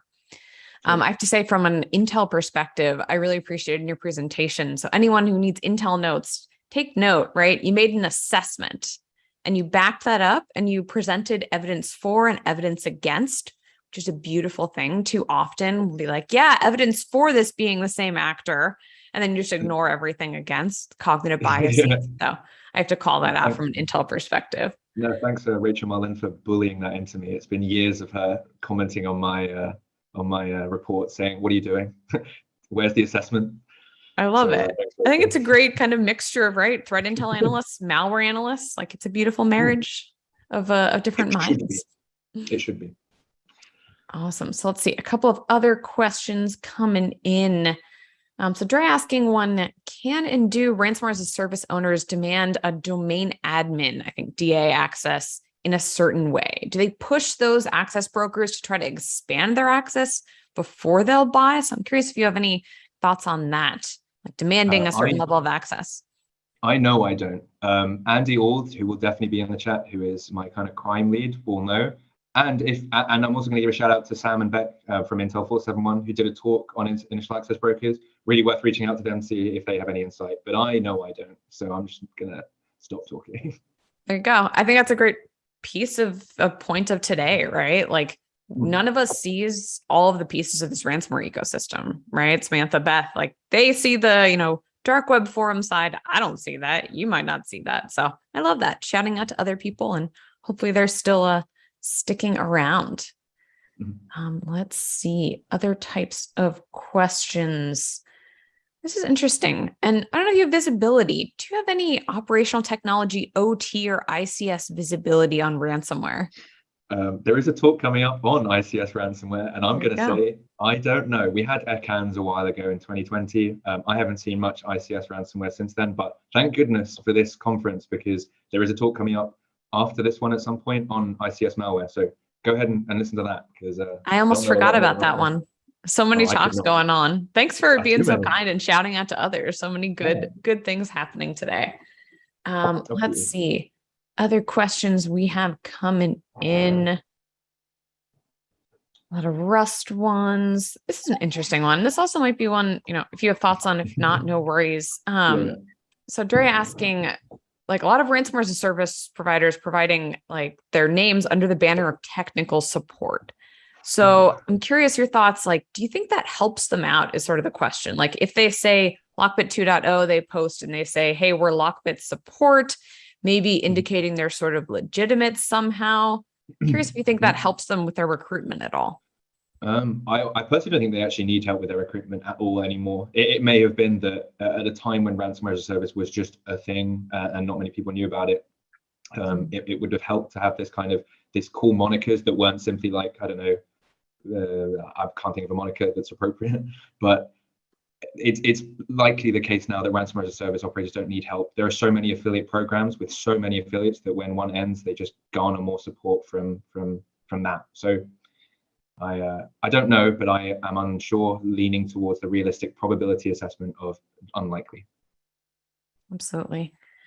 I'm curious more generally, like, you've done a great deep dive here. Like, how important do you think it is? This is sort of a philosophical question. How important do you think it is that we try to track the resurgence? Like, that's a lot of effort. That's a lot of evidence you had to gather for an assessment. Like, how do you think how much emphasis do you think we should place on this going forward as a community? That's a great question, and one that I'm actually very happy to weigh in on. Threat intel on its own is pretty useless. From a private sector perspective, anyway, it doesn't add all that much. And I'm always reminded of the British Army's in Corps or intelligence corps motto: "Knowledge gives strength to the arm." And threat intel, that's the point of threat intel, is we provide strength to this big arm that is cybersecurity, whether it be IR, whether it be more on the consulting side, whether it be on the detection and endpoint side. And because of that, we should always be, our focus on assessments and on reporting should always be, how does this help everyone else? And resurgence of ransomware is actually, and I'm probably almost alone on this, and my team are gonna eviscerate me for saying this. Ransomware resurgence doesn't matter all that much, actually. What we need to pay attention to are the techniques that carry over. So talking about and discussing resurgence, yeah, is cool. And as intel analysts, we love this. It's our bread and butter. It's looking at the human elements that kind of make up the patterns of operators. But if I'm an incident response analyst, I'm like, well, who cares? All I'm looking at is a client who is hosed by ransomware, and they are pinging me for help. Is there anything you can do? Well, as a threat intel analyst who's been studying resurgence, I know that Black Cat highly likely is a Black Matter affiliate. I can look at the malware, I can tell you what it does, and I can look at the crossovers and say, okay, I don't need to spend 3 hours looking at Black Cat, because I know that I've studied it before, I've seen Black Matter before, I know that it'll do this, this, and this. It will, mount hidden partitions and encrypt that, because that's what it used to do, stuff like that. So there is use to it, but we have to be very careful about how we frame the discussion, and always be talking to everyone else in cyber. Threat intel can be a bit of a bubble sometimes. Talk to everyone else, talk to literally everyone else, because that's where the real money is. I don't mean green, I just mean where the effort should be put. I think it's where the outcome is. So. Put your effort where the outcome is. I think that's a great kind of message to wrap up on. We have a couple other questions in your Slack channel, but they're kind of like detailed, like decryptor issues. So I'll let you I'm look leaving. at the Slack channel if you have a moment. I'm busy. I'm cutting out. You're cutting. So awesome. I'll take a look and see what I could do. Thank you so much, Jono. And again, if you can take a moment to complete the evaluation, let Jono know how awesome his talk was. That would be great. I'd love that. With that, we're just going to take a 2-minute quick stretch break, give you a chance to ask your questions, say thanks to Jono in his hallway. So we'll see you back in just 2 minutes for our next talk. Cheers, guys.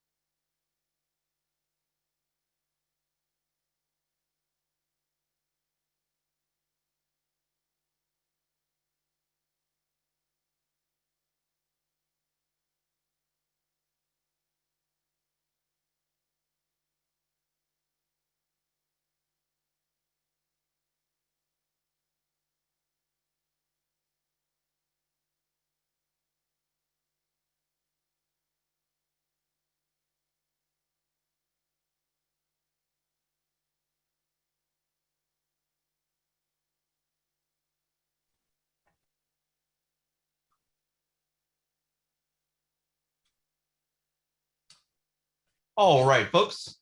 just about at time, so we're going to get going with our next talk. I'm excited to introduce Bryce and Samir. They are both with GroupSense. And Bryce and I actually have a bit of a history together. He presented this year, not only once, but twice at CactusCon, which is the local Arizona, or I should say Arizona, United States conference that I'm on the organization team of. So, hey, good to see you again. And I see some really cool stuff coming out of Samira and his group. This talk coming up is going to be discussing cryptocurrency. And there are many folks out there who truly believe that crypto in general is an enabler for ransomware. And if we just didn't have it, ransomware would go away. Well, I don't know how I feel about all that, but I'm very, very excited to hear their presentation and what they have to say. So if you folks want to pop on whenever you're ready to go.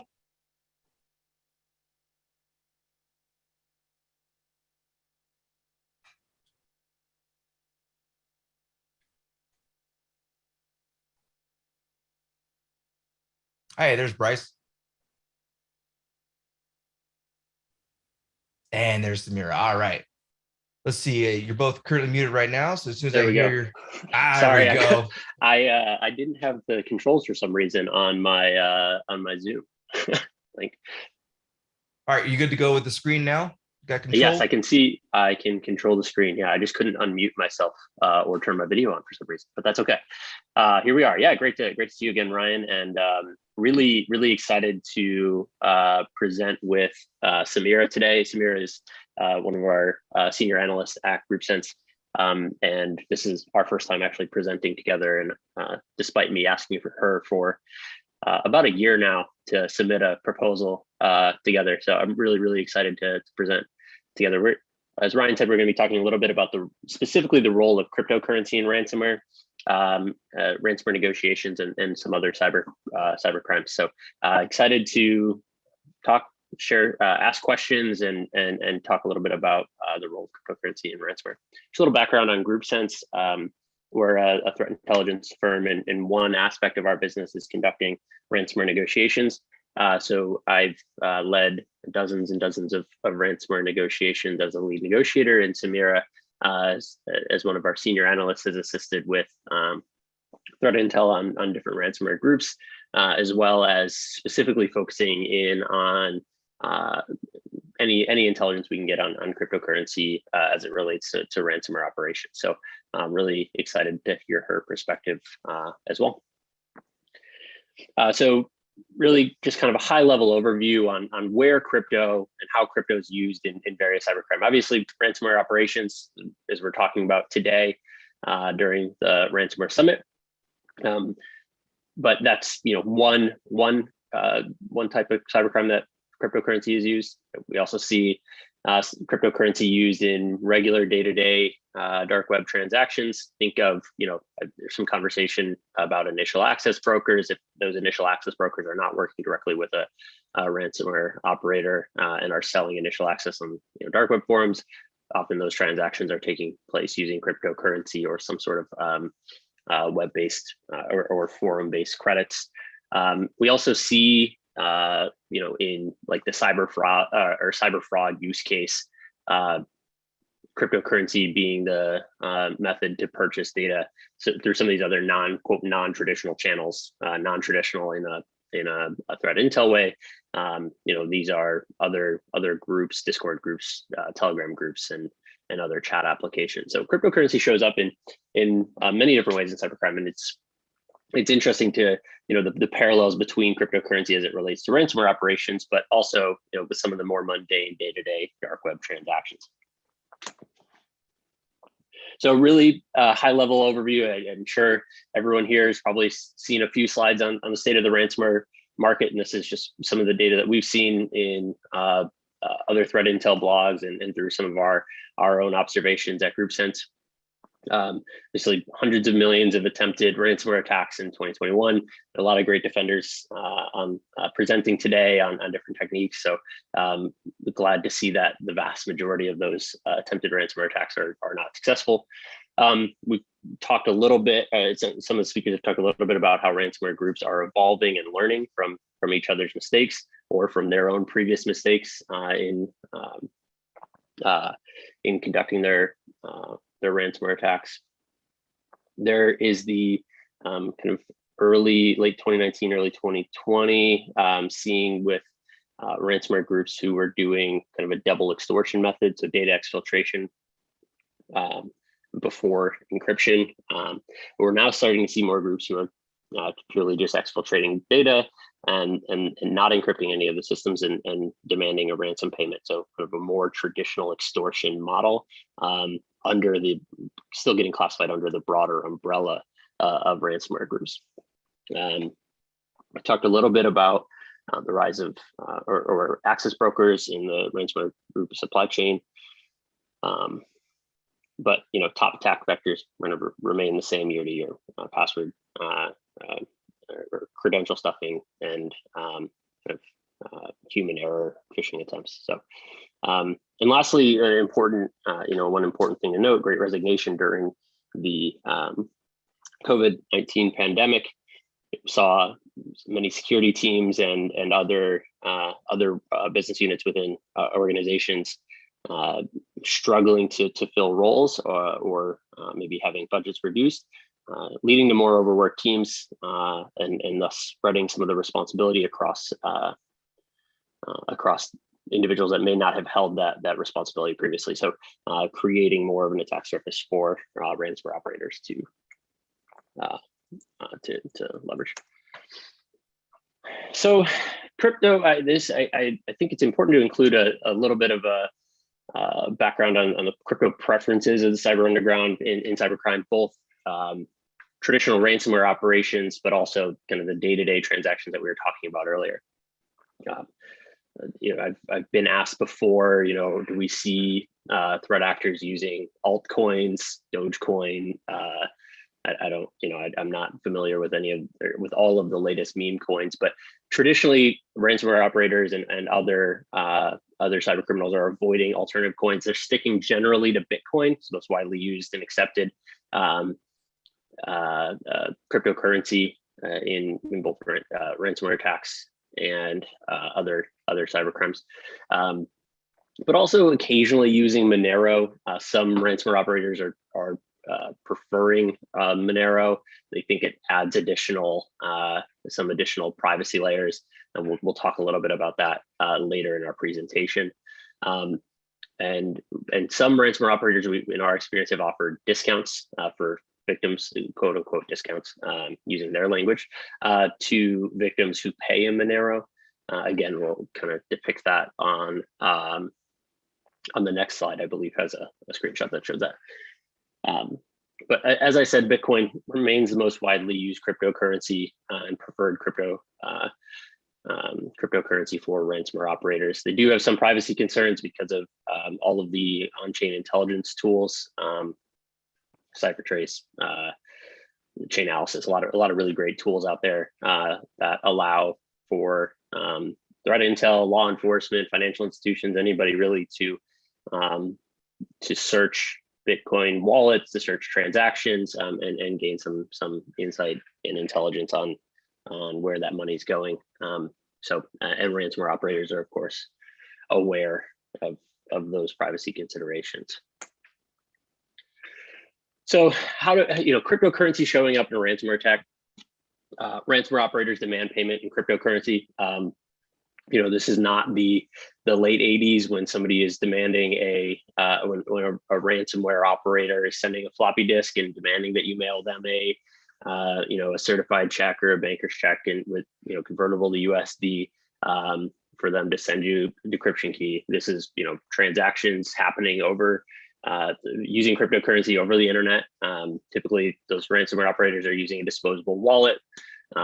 And laundering the transactions or laundering the money after a transaction to try to anonymize themselves. Samir will talk a little bit about that in a second. But we are seeing more sophisticated ransomware groups negotiating in multiple cryptocurrencies at the same time, which has been interesting. This is a screenshot of a black matter negotiation that I did a while back. But as you can see here, in the middle, there's obviously a countdown timer until quote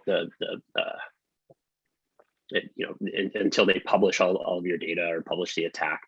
And you can see, and also double the amount, double the demand after the time runs. But you can see on the left side and the right side that they have the demand in both Bitcoin and Monero, so 32.83 Bitcoin, just over 5,500 Monero. And if you notice next to Bitcoin, it says with a 25% fee. So they, Black Matter in this case was charging or a 25% increase premium if the victim wanted to pay in Bitcoin. And, you know, as negotiators, we do have some, we do try to work around that as much as possible, but we are seeing these more sophisticated ransomware groups negotiating in multiple currencies. There's also some difficulty for corporate ransomware victims as exchanges, as cryptocurrency exchanges and financial institutions increase their scrutiny on crypto transactions and Bitcoin purchases. There can be difficulties for corporate ransomware victims to acquire such large sums of cryptocurrency. You know, we've at GroupSense, we've seen, and in reporting, you'll see ransomware payments or demands in the tens of millions, you know, multiple millions of dollars. And it can be difficult for a large private, publicly traded company or privately held company even to acquire such large sums of cryptocurrency. And, you know, I would be remiss to talk if I didn't mention the obviously a downturn in the cryptocurrency market currently. I don't know if anybody has any crypto assets, but if you've been paying attention to the news, there's been you know, falling prices for or valuations for cryptocurrency, and all of that volatility can impact the discussions and really the settlement of a ransomware case. You know, if the agreed upon price is 32 Bitcoin and the corporate or the corporation that was hit by ransomware is attempting to acquire 32 Bitcoin, and let's say that was $1 million at the time. Well, in the process of acquiring that those 32 Bitcoin, it goes up, the value goes up. The ransomware group is still going to want the higher valuation. They're going to want as high of a valuation as they can possibly get on that Bitcoin. So the volatility in the cryptocurrency markets do end up influencing ransomware negotiations pretty heavily, specifically as you get to the point of a settlement. With that, I'm going to turn it over to Samira to talk a little bit about threat actor evasion. Thanks, Bryce. Yeah, so kind of getting into the methods of how threat actors are essentially able to evade detection, whether that's by government or by kind of on-chain intel analysis providers. So something that Bryce just kind of mentioned earlier on are privacy coins. So this is Monero. So privacy coins are essentially cryptocurrencies with anonymity that conceal the flow of money across their networks. So they essentially make it very difficult to figure out who sent what and to whom. It hides virtually all transaction details. So yeah, so this is Monero, and other ones are, I think, Zcash, Dash. So they use essentially this protocol called dual key stealth address, and it just severs the link between the sender and the receiver of a cryptocurrency. Another way that threat actors kind of evade detection are through disposable wallets, just as you mentioned before. So ransomware operators use these unique one-time wallets that they will send to each individual victim. So one victim receives one wallet and another one receives a separate one. And there's no pre-existing transactions or kind of intelligence that you could gain from doing an analysis of these wallets since they're completely new. We have seen before threat actors sometimes, you know, after a victim may make a payment to that wallet, the payment will sit there for maybe 30 minutes or for even months before moving it. So essentially what ransomware operators are trying to do is kind of, you know, wait on law enforcement to sort of move on and prioritize kind of other engagements they may be dealing with, just as a way to kind of evade their trail. Additionally, money laundering, which we talked about. Sorry, Bryce. So some tools that or techniques that threat actors use are mixers, also known as tumblers. So mixers basically involve the use of a third-party service that essentially pulls several users' crypto deposits, holds them, mixes them all up, and then returns them to the participants. So think of like a purse and everyone putting money in the purse, shaking that up, and then giving everyone their money back. So it makes it much more difficult to trace the original transactions, and it definitely hides all the users' dirty funds. Some things that threat actors are aware of when they kind of choose a mixer service is there's always the potential for scam. Fake mixer advertisers there are some that exist that are known to be stealing crypto. So threat actors do their due diligence on choosing which service they want to use. Also, these mixers log IP addresses and wallet addresses. It says its users kind of originated from. So that could be at risk if the mixer service is ever hacked or seized by law enforcement, which may happen in the future. Another technique is chain hopping. So this essentially involves the conversion and movement of different cryptocurrencies in rapid, quick succession. So it's trying to make it a bit more complex for transaction monitoring. Chain hopping is usually used in conjunction with these other techniques I've described. It's not completely foolproof since law enforcement may be able to follow the trail if they're very dedicated and going across all the blockchains and all the different cryptocurrencies. And then finally, another tool for evasion are the use of zero regulation exchanges. So threat actors are much more keen to use exchanges that are not going to enforce KYC or know your customer policies. And I'll get into that a bit more. Those would essentially challenge the anonymity that ransomware operators seek. And especially they are going to seek using exchanges that are set up in territories where regulations are much more relaxed. So in kind of more obscure areas around the world. And then, yeah, so the creation of offshoot groups previously associated with a sanctioned group is also one more method. So this is kind of related to the rebranding of ransomware groups that we've seen, especially in 2021. So ransomware groups are essentially rebranding, so changing their name to if they were maybe previously OFAC sanctioned, to evade sanctions. So if we look at Evil Core, which is one of the big examples. So they were sanctioned, they're a ransomware actor. They were sanctioned a few years ago. They have changed their ransomware strain several times to evade sanctions. And the reason for this is if a ransomware actor is sanctioned, then victims would not be able to make a ransom payment to them because of legal implications and penalties and things like that. So then if we kind of like move on towards the rebranding and the sanctions to compliance. So how are entities enforcing compliance in the crypto industry to interrupt ransomware operations? So sanctions. One of the big ones that we saw, I believe it was last year, was the sanction on the SUEX exchange. So SUEX is an exchange, it's based in Russia, and this was the first time that the government had officially sanctioned a currency exchange for its participation in criminal activity. Additionally, we just recently saw a sanction on a mixer that's blender.io.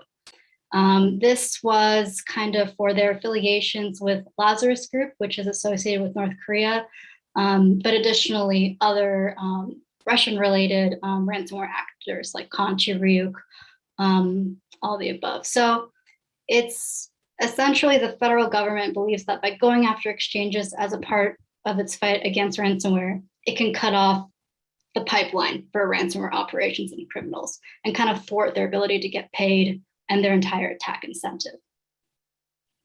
Another kind of topic related to compliance is cryptocurrency exchange accountability and regulations. So exchanges are now starting to enforce compliance and conduct due diligence on their users. So they want to operate in all areas of the world, and they don't want to be held liable if one of their users uses their service as a part of ransomware operations. So this is kind of related to KYC. So that refers to the verification of a customer's identity. So identity verification requiring showing your driver's license, maybe your bills, your passport, background checks, risk assessments. So these are all measures that we're starting to see more in terms of regulation. Additionally, exchanges may be keen to, create some policies related to reporting obligations, sanction screening, transaction monitoring, and attribution. And then finally, in the realm of compliance, a lot of these measures may limit a ransomware victim's ability to engage. Paying crypto to a sanctioned group is illegal and can result in a penalty, as we've discussed. And, if a victim does follow, okay, well, I won't make a payment since they are OFAC sanctioned, well, then these victims may not be able to recover from their business. Maybe they don't have any backups. And especially if their data was exfiltrated and leaked, they may be subject to reputational damage and even greater penalties as a result of maybe data privacy violations.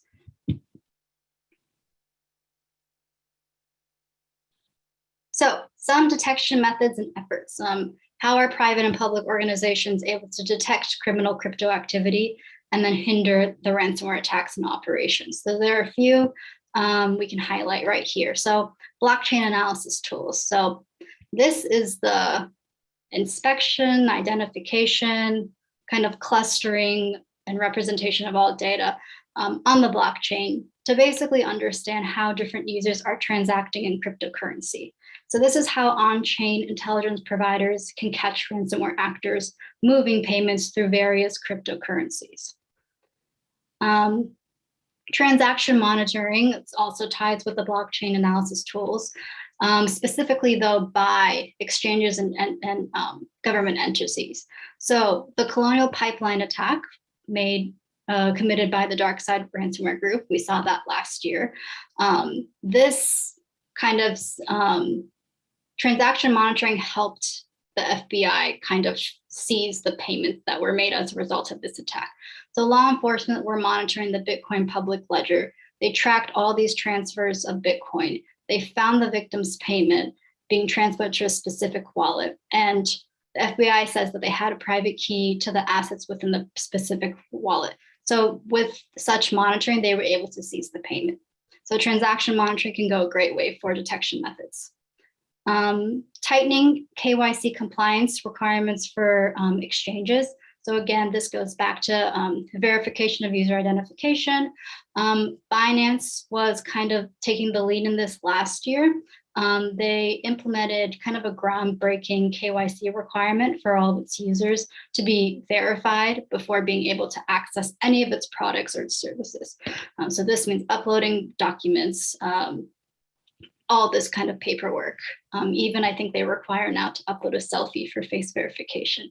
So this tightening is essentially trying to deter potential exchange customers from engaging in any ransomware activity using their platform.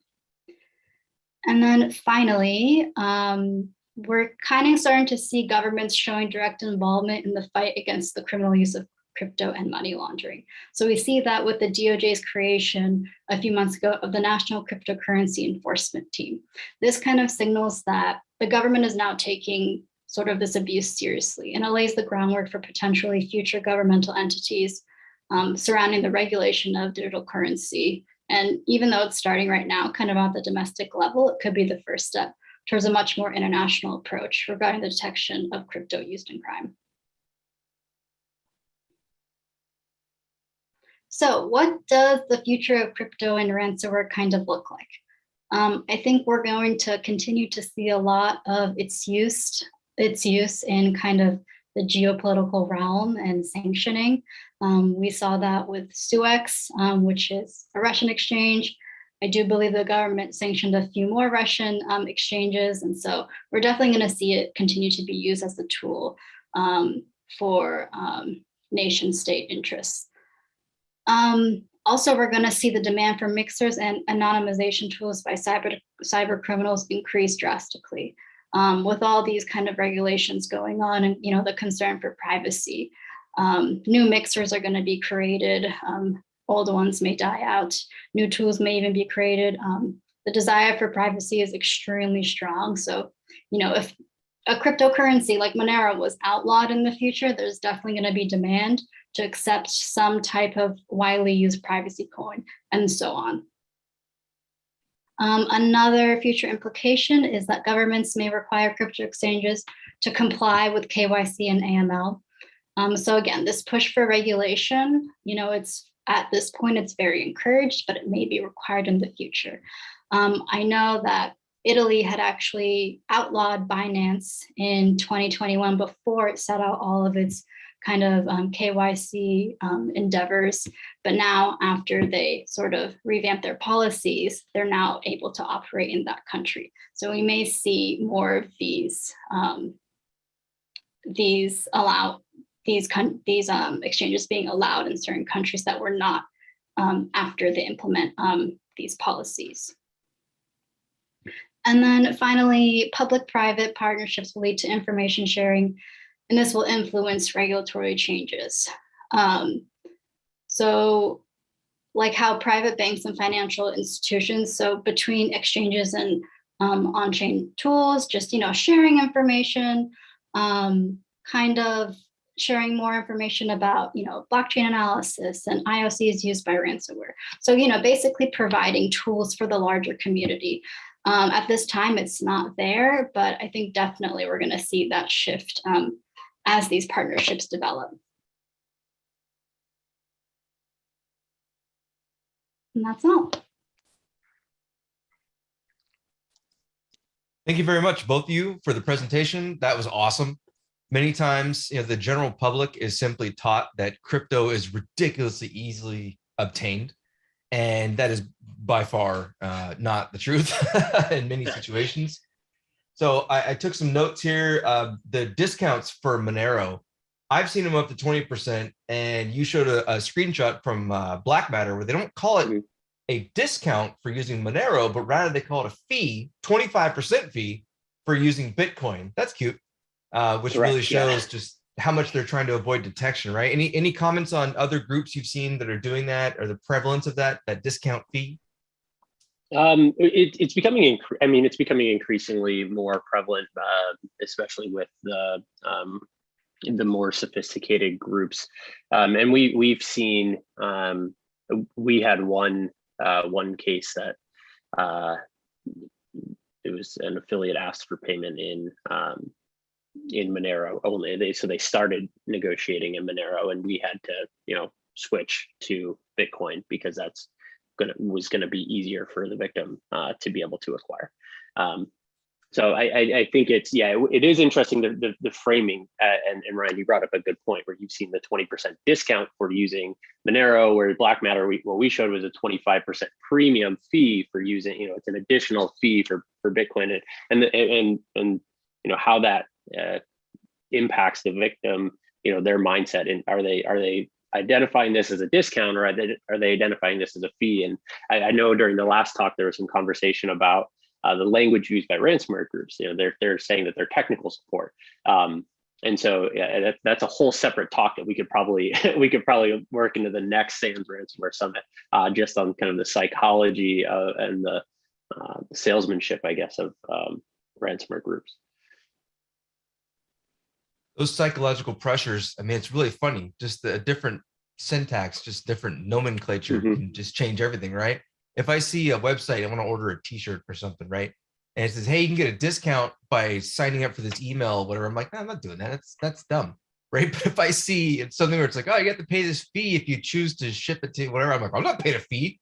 Right. It's really funny how we process all that. You also talked about, Samira, you had some really cool stuff you're talking about with evasion of, identifying things, transactions being. I think that's another thing the general public seems to find, or believe, I should say, is that people usually see either side of the spectrum. They think it's completely anonymous and there's no way to track it, or they've heard of ledgers before and they think, oh, everything technically is traceable. So you're bringing up all the cool chain hopping and disposable wallets and all that fun stuff. I think it really goes to show a lot of the folks here that there's a lot more to trying as an organization or trying as researchers to track all this stuff.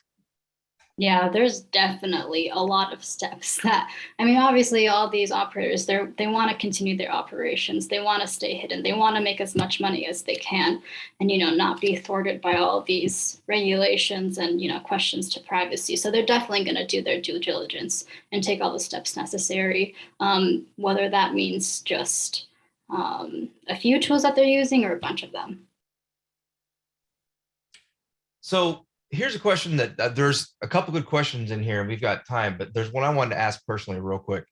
And it is your mention about sanctions and, some organizations may see a sanction and go, well, all right, hands are tied, sucks for us, regardless of what side of the coin you're on, should you sometimes pay, is paying an opt, like all that, right?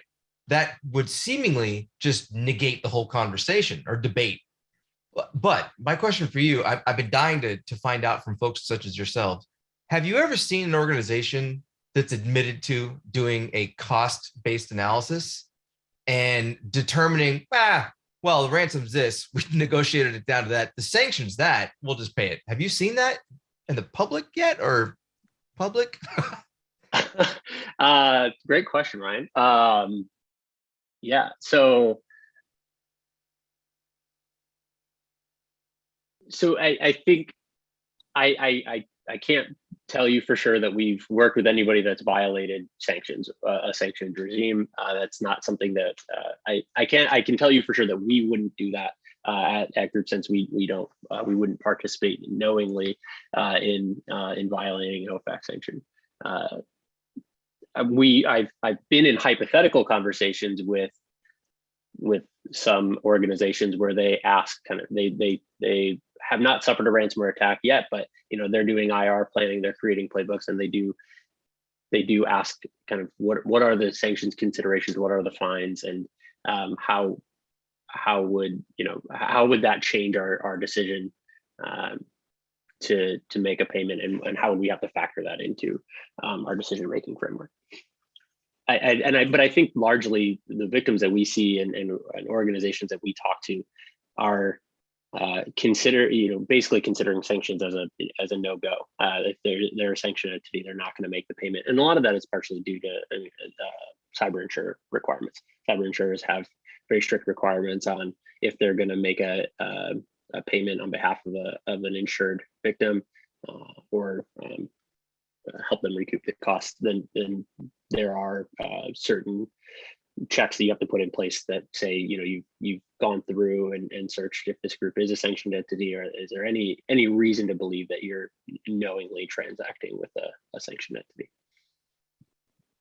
Well stated response.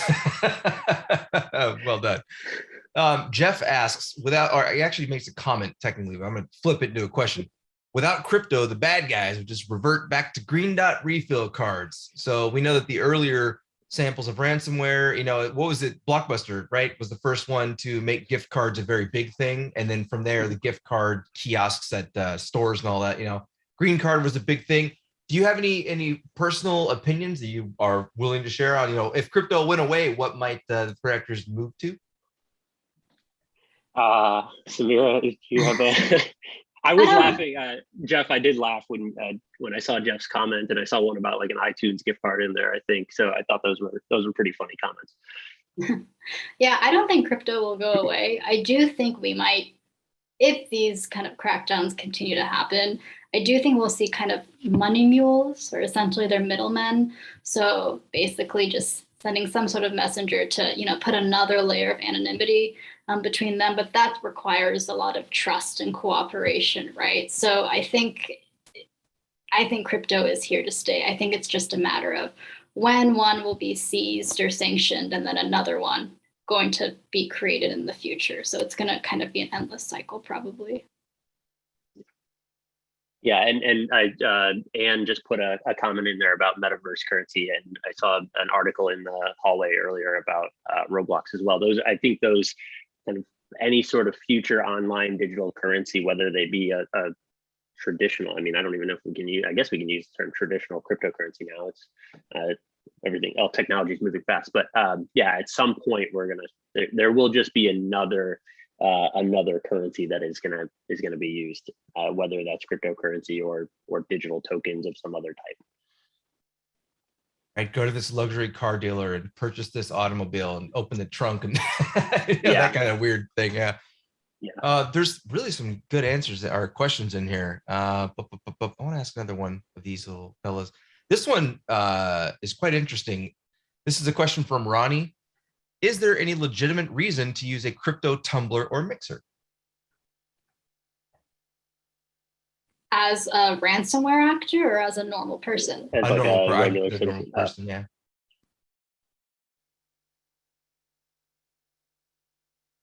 I can't answer that. I have, yeah, I don't, I'm a little jaded, I think. So I don't necessarily think so, but I'm sure there are legitimate applications. I might be jaded based on our experience with tumblers and mixers. Maybe just obfuscation to avoid taxes. Yeah, Sorry, I mean, I'm not giving ideas. Yeah. Never mind. Ryan said it, not me. Never mind. Never mind. Here's a question then. One more. We have time. Yeah, one more. Is the Bitcoin fee based off of laundering fees? I assume the Bitcoin Monero preference is just a choice between traceability and liquidity. If the transfer gets held up due to liquidity, does that help with law enforcement recovering the crypto? It's a really great question. I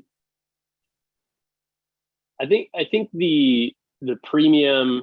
Yeah, I'll focus on we were talking about language. I'll focus on the Bitcoin premium here rather than the discount from Monero. But I do think the premium is partially based on privacy considerations.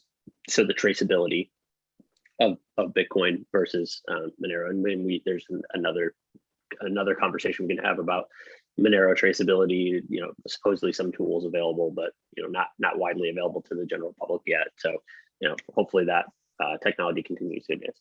So I think the premium is based partially on traceability, but also with all the other risks that come with traceability in potentially that money could get seized. Or we started to see the premium be added after the FBI started seizing Bitcoin. So I think with more exchanges adding in KYC requirements and more exchanges cooperating with law enforcement organizations, Bitcoin exchanges, then I think it's some risk priced in or some of that risk is priced in by the ransomware operators.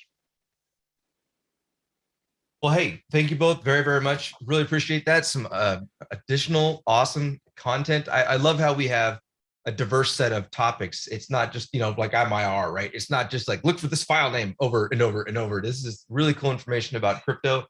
Thank you much. Thanks to GroupSense for your time and participation and so on and so forth. Thank you so much.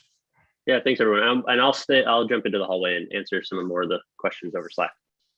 Awesome. Cool. Thanks, everyone. All right, we're about to introduce our next talk. First off, I would be remiss if I didn't mention the evals. Hey, you have an eval to fill out if you wouldn't mind. We have some fantastic presentations today, and as an instructor myself for SANS, I know how important those evals can be. I know how important they are to the speakers individually, let alone the instructors or authors, and how important they are to the people who put on this show and so on and so forth. So if you have time, we'd really, really appreciate that. Up next, we have Carl from SCADAfence. I'm very excited to hear his talk, The Anatomy of a Targeted Industrial Ransomware Attack.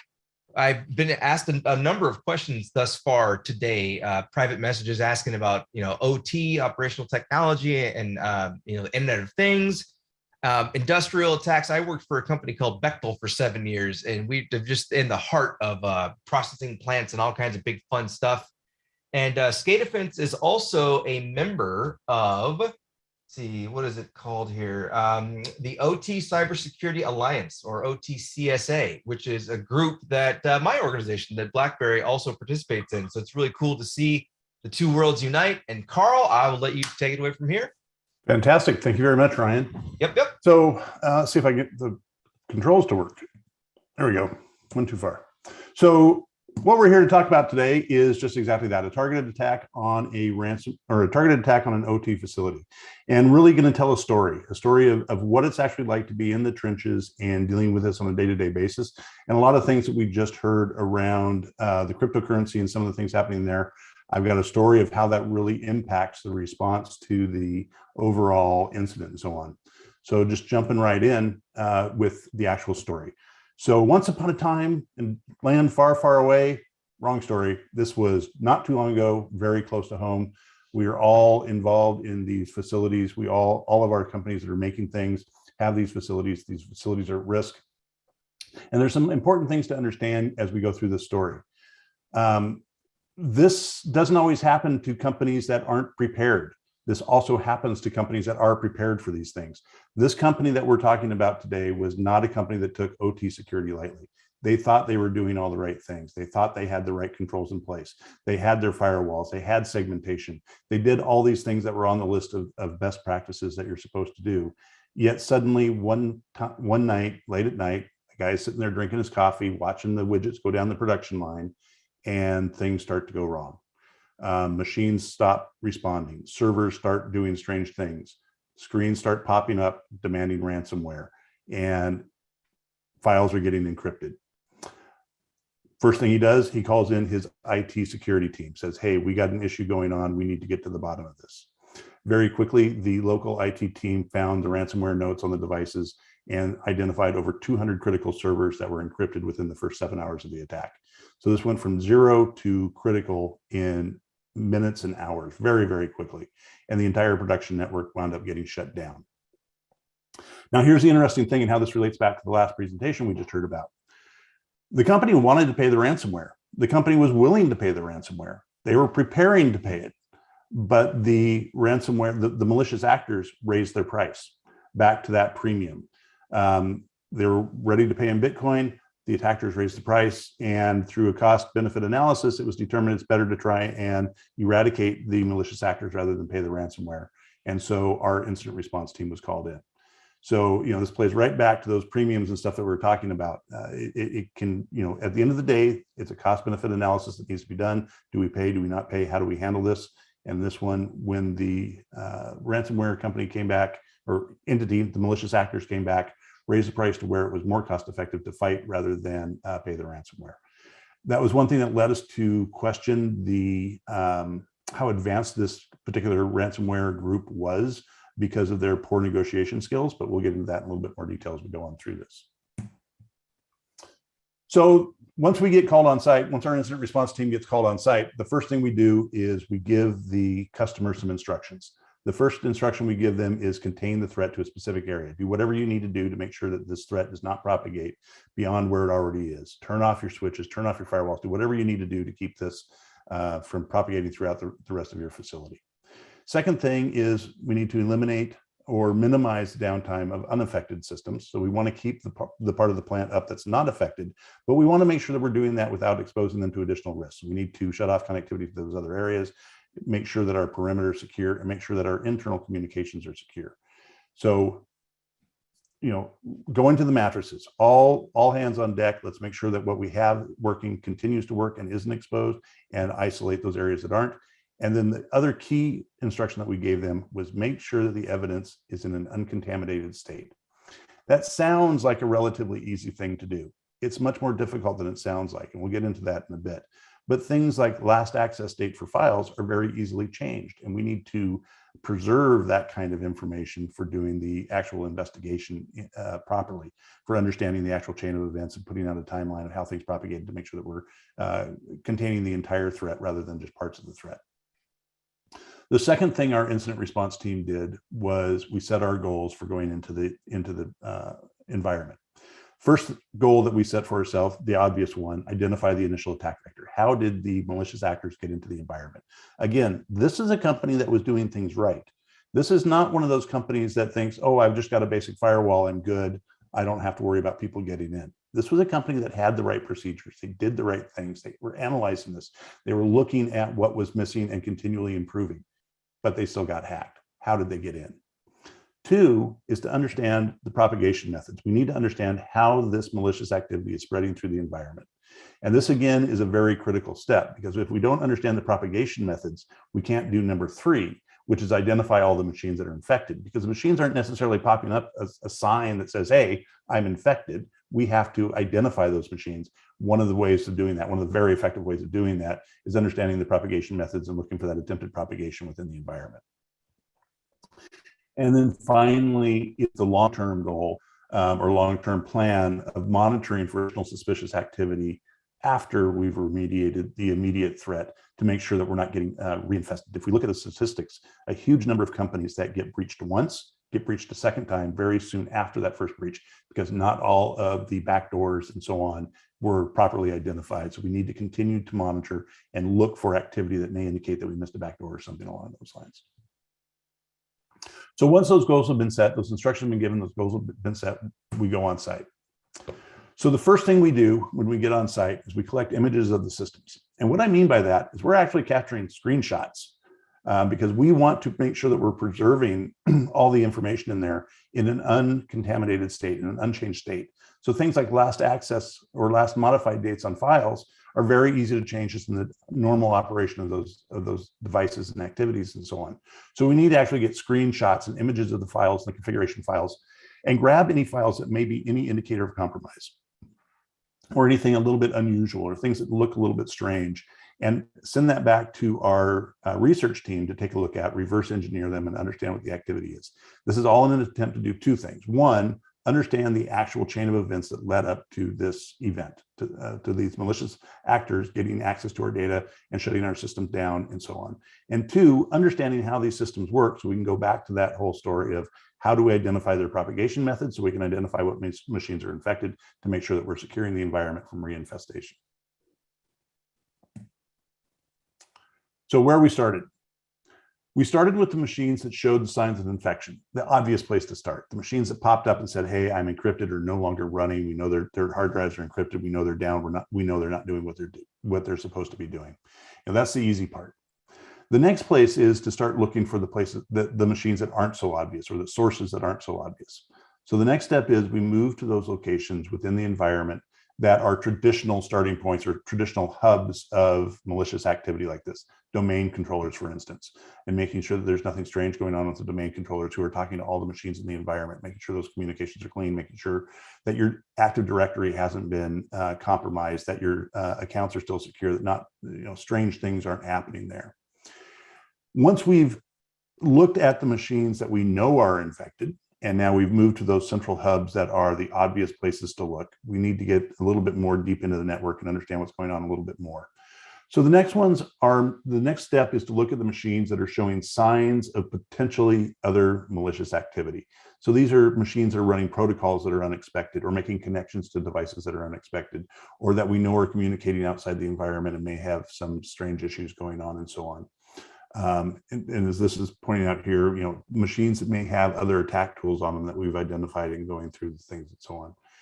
And then finally, it's looking at everything in the environment and making sure that there's nothing unusual or unexpected going on.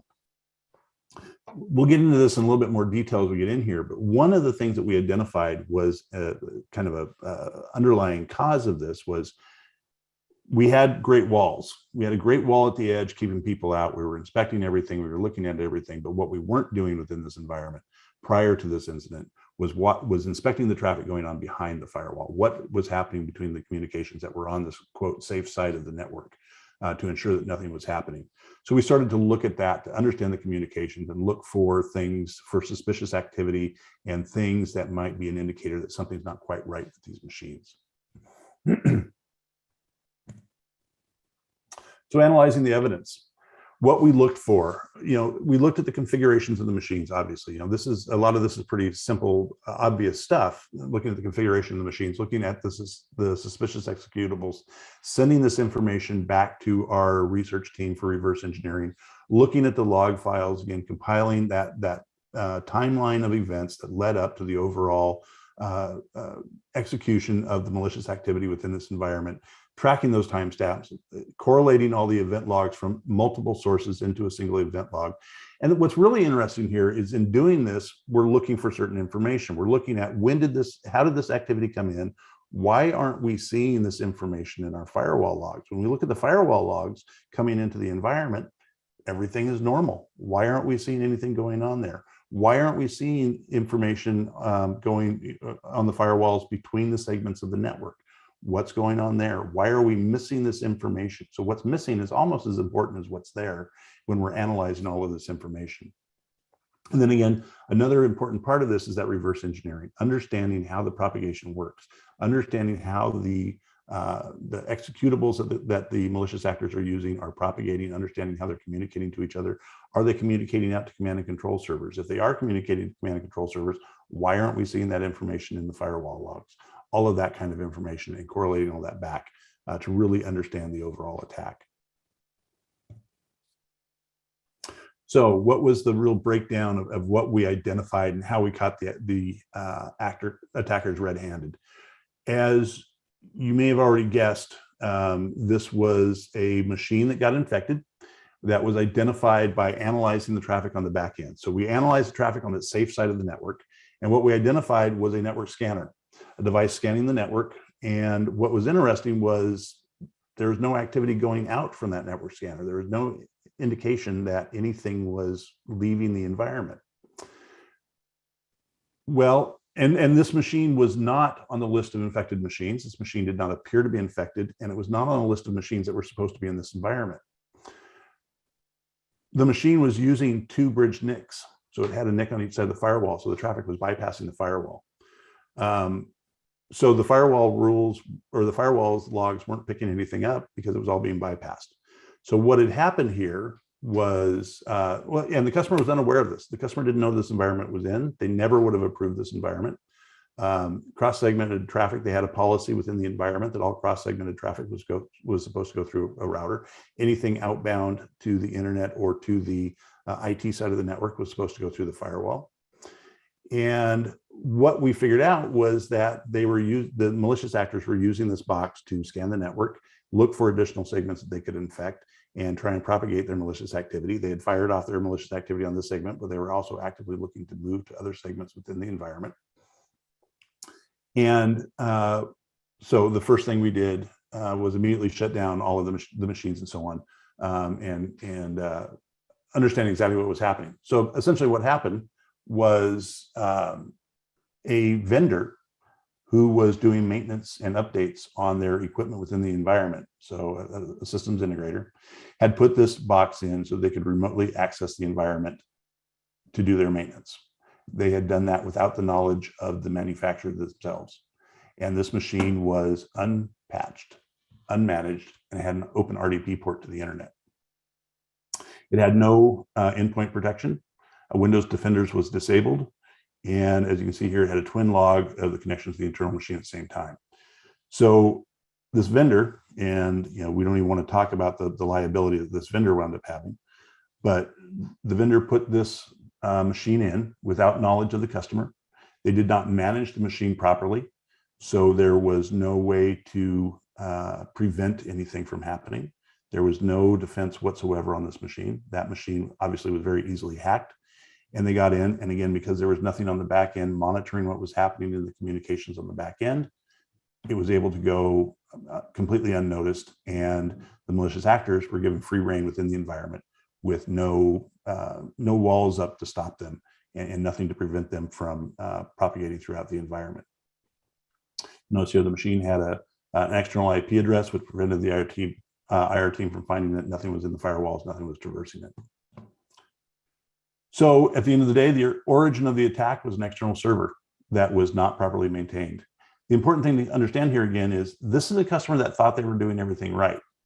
They had policies against doing things like this, but it still happened.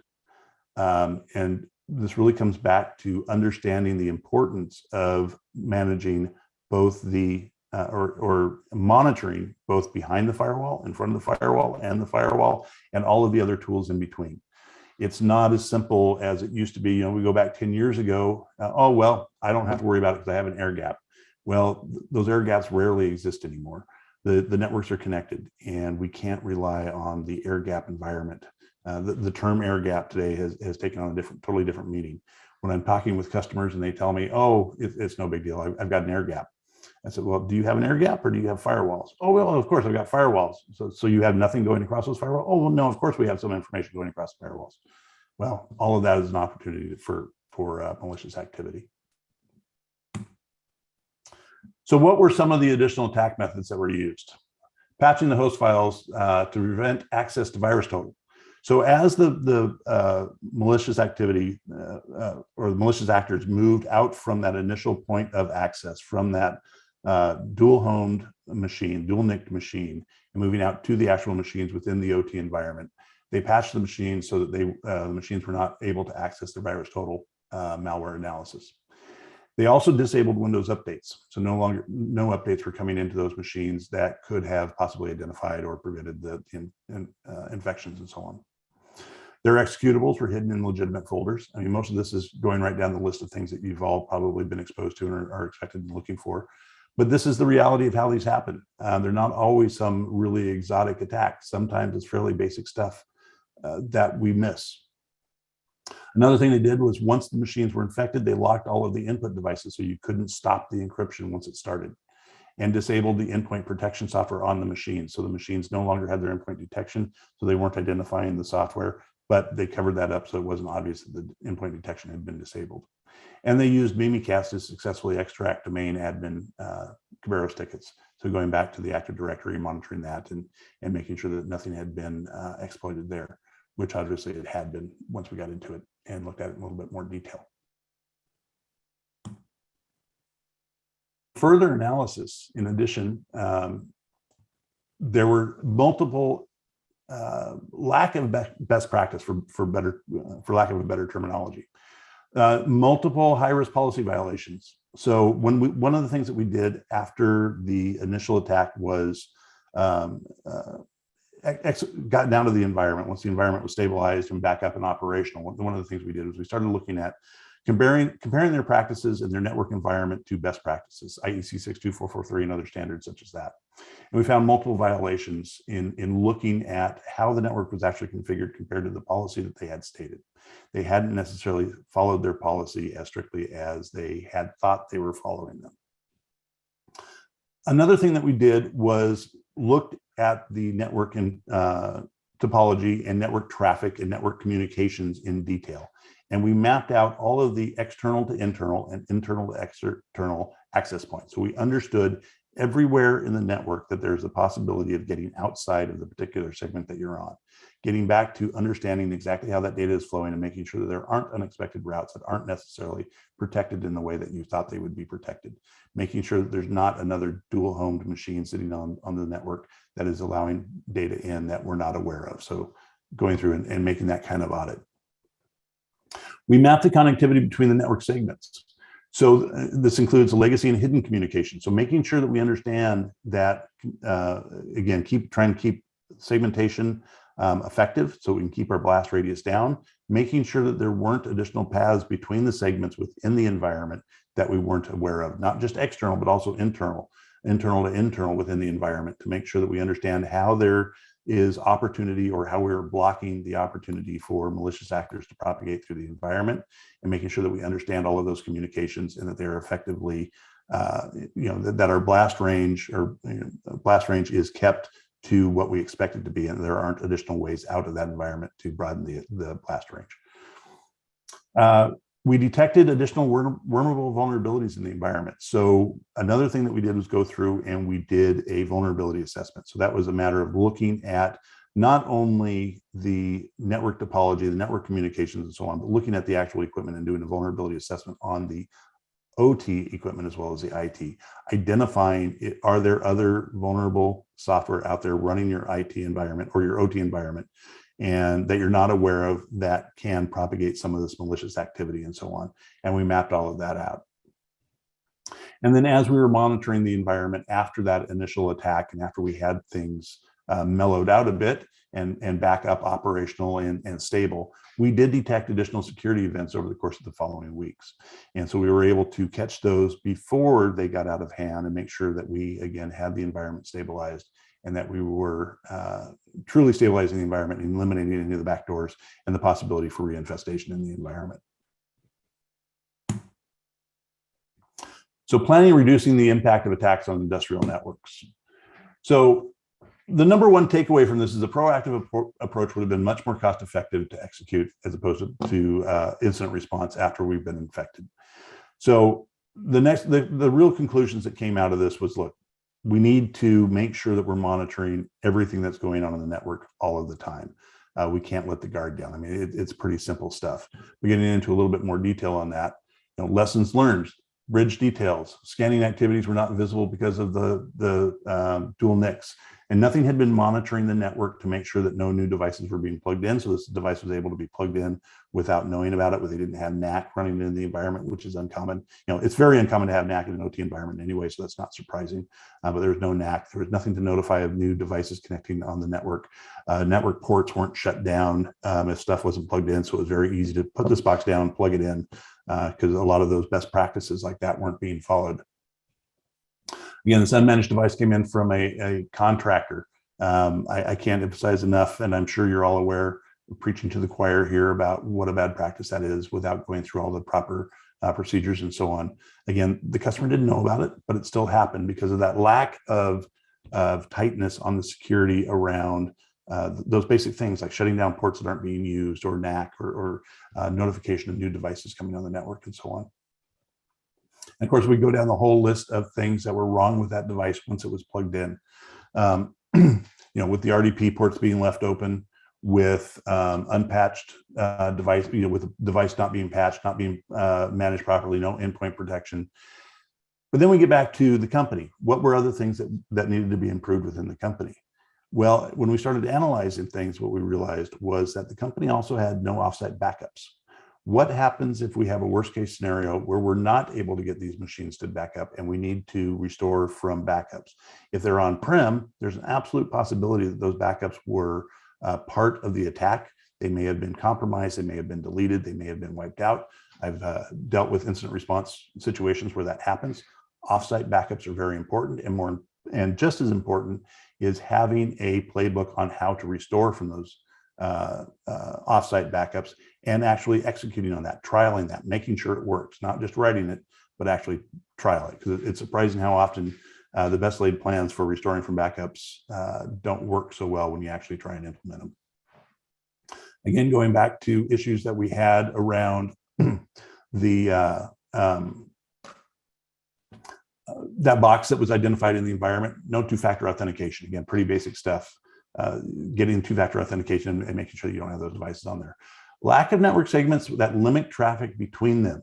So segmentation is great. Segmentation is a fantastic way to make sure you minimize your blast radius if you have controls of the traffic between them.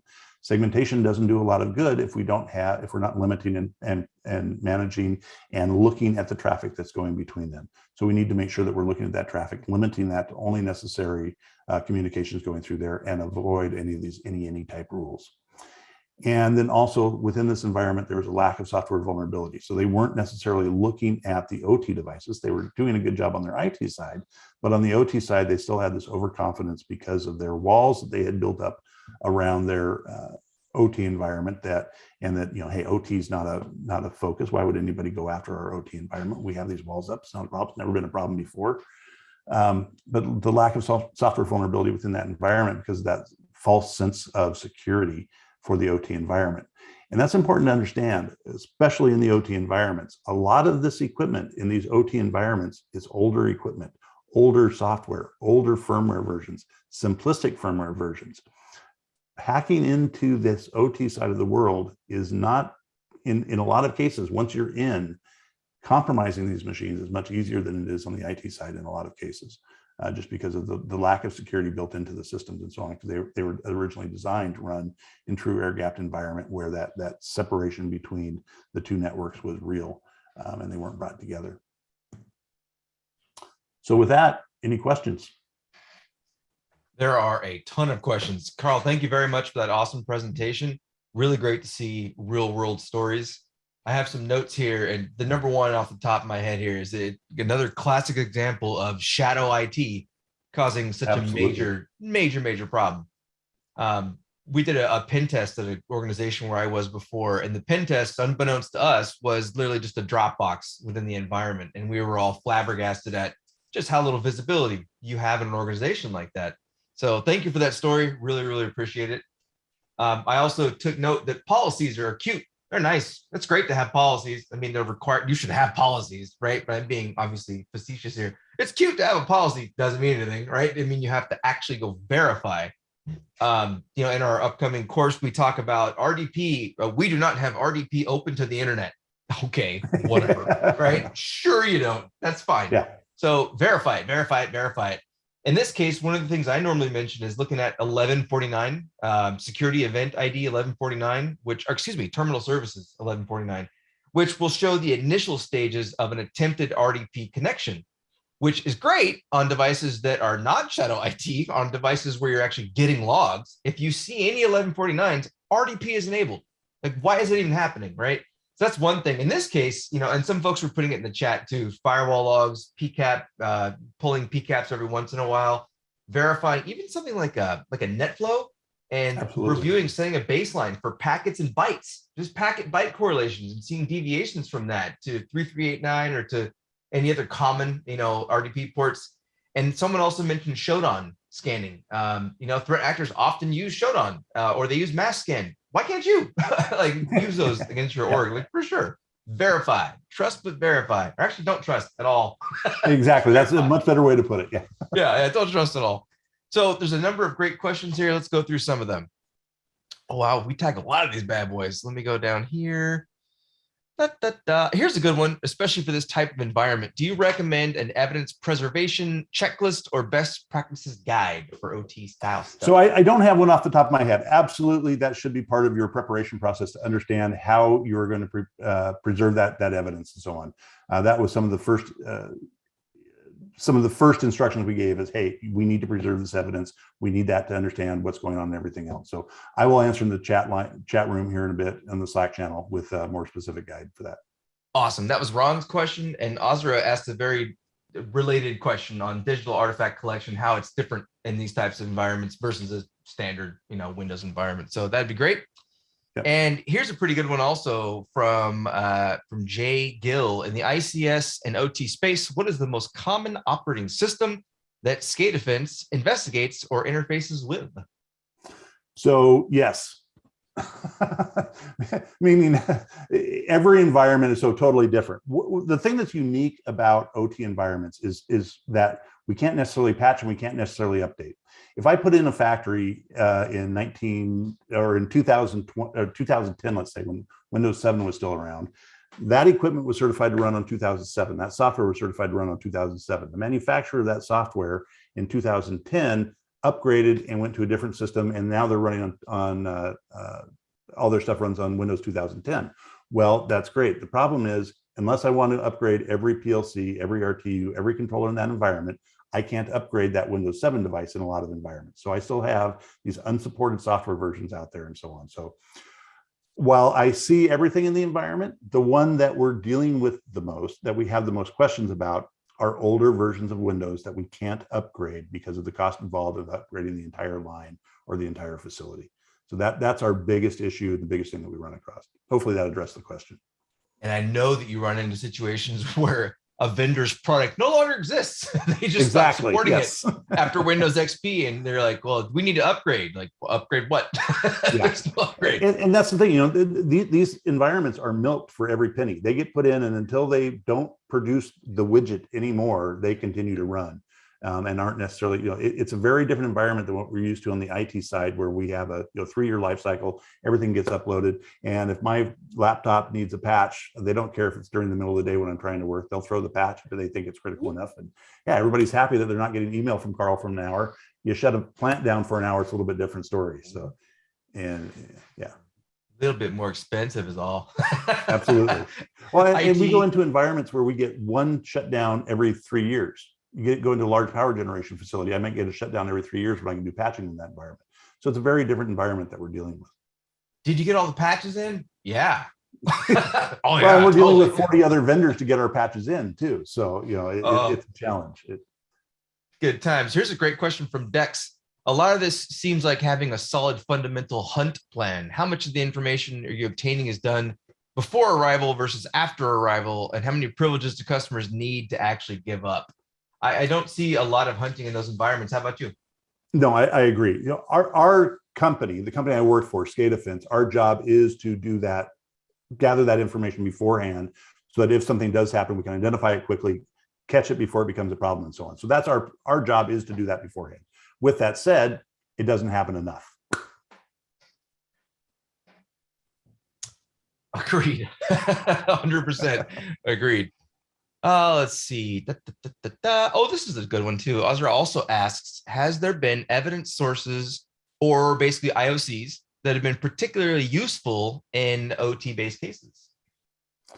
That's a really interesting question. There's a lot of them. And one of the ones that I see most useful is, there's a couple of different ways. So first of all, I'm a huge proponent of baselining the environment, understanding what the normal communications are, and looking for deviations from that. That's not really an indicator of compromise, but it's still one of the things that I'm a huge proponent of, and I think is very important. Going back to what was mentioned earlier, of doing those occasional PCAPs or putting in a tool that's analyzing it full time, whatever the policy you decide to take. With that said, is there any one indicator that works across the board? No, these environments are all so completely different.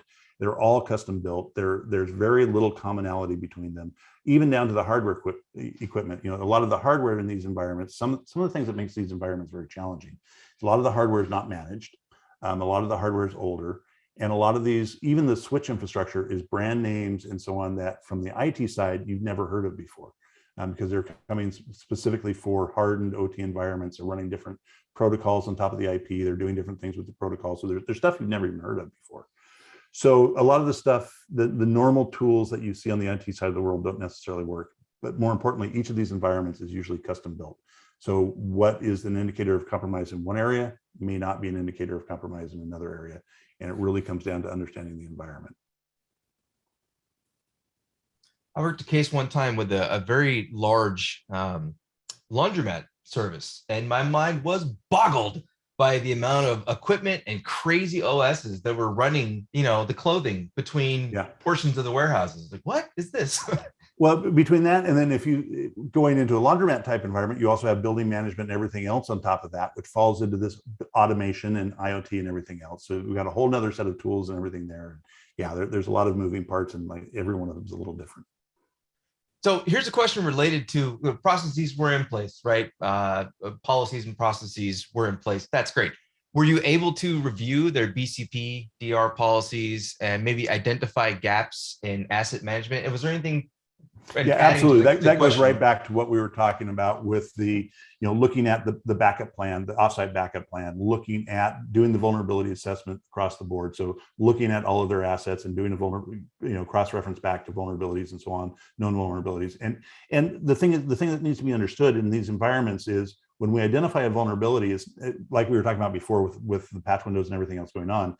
It's not necessarily here, go patch this vulnerability. A lot of times it's here, go put in some compensating control, segment differently to address this vulnerability.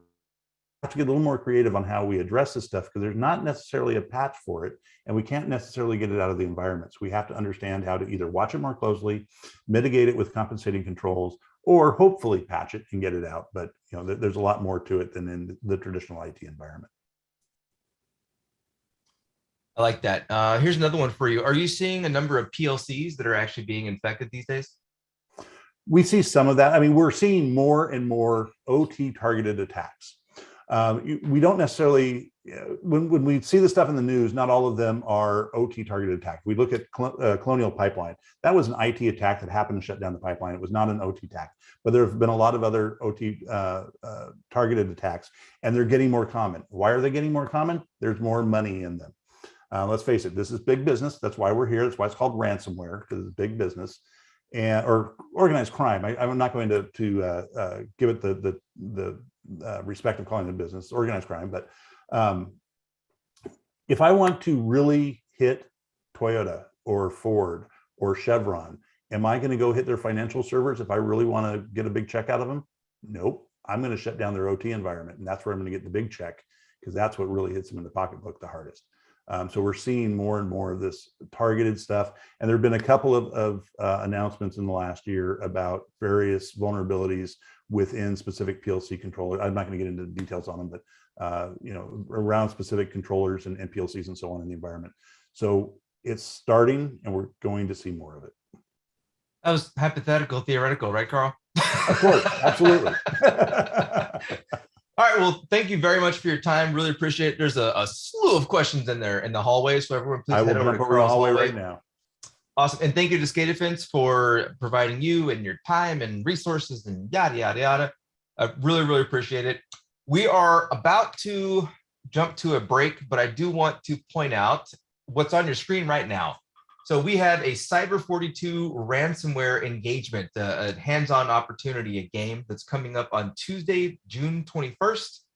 And if we can go back to that slide to the time, there it is, 10 a.m. Eastern Daylight, 2 p.m. Universal Coordinated Time, 90 minutes of gaming, fun, and prizes.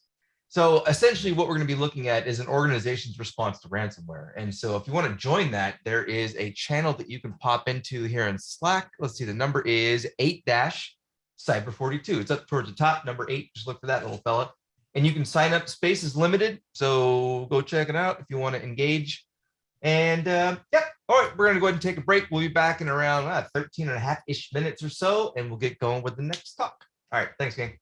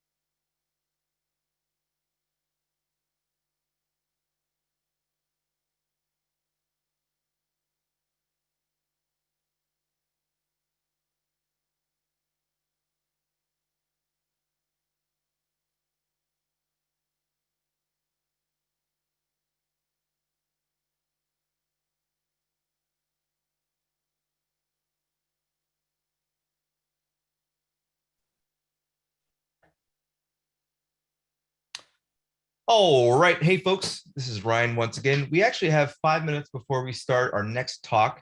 So I want to take a moment to mention what's on your screen right now. We talked about this pre-break. So if you've already seen it, then you get to see it again.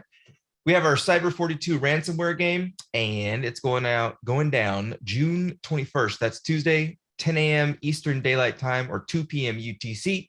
Check out the room in Slack 8-Cyber 42.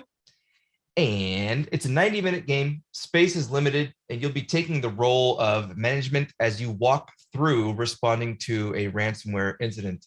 I'd like to just take a moment right now because of this game and your ability to play the game in a hands-on fashion, and because of our upcoming talk, which is labeled Ransomware Management and Recovery Tactics.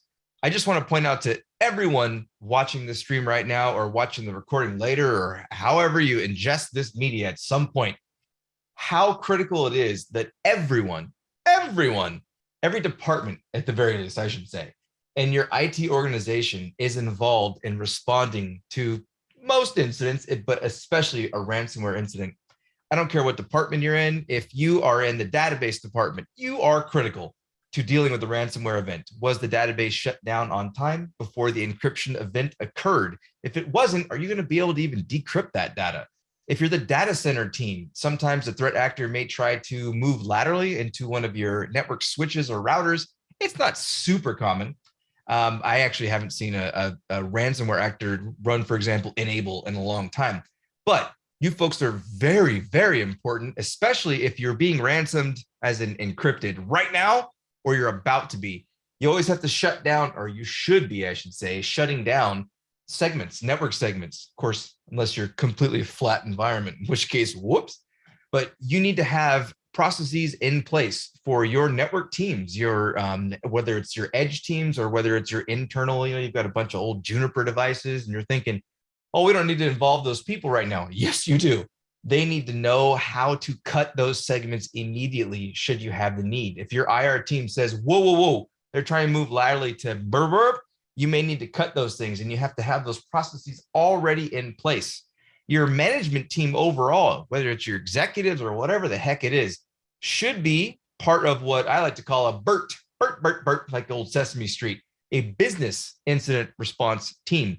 You have your IR team, right? The hands-on folks who are doing the evidence capturing and analysis and things of that nature. You should have your incident commander. You should have, or better yet, a pool of incident commanders from which you can choose people, assign them X number of hour shifts. If you have a single incident commander for a multi-day, let alone multi-week engagement, good luck with that person's mental health. You need to have, I recommend having a scribe. You need to pick these people out of all these different departments to help you.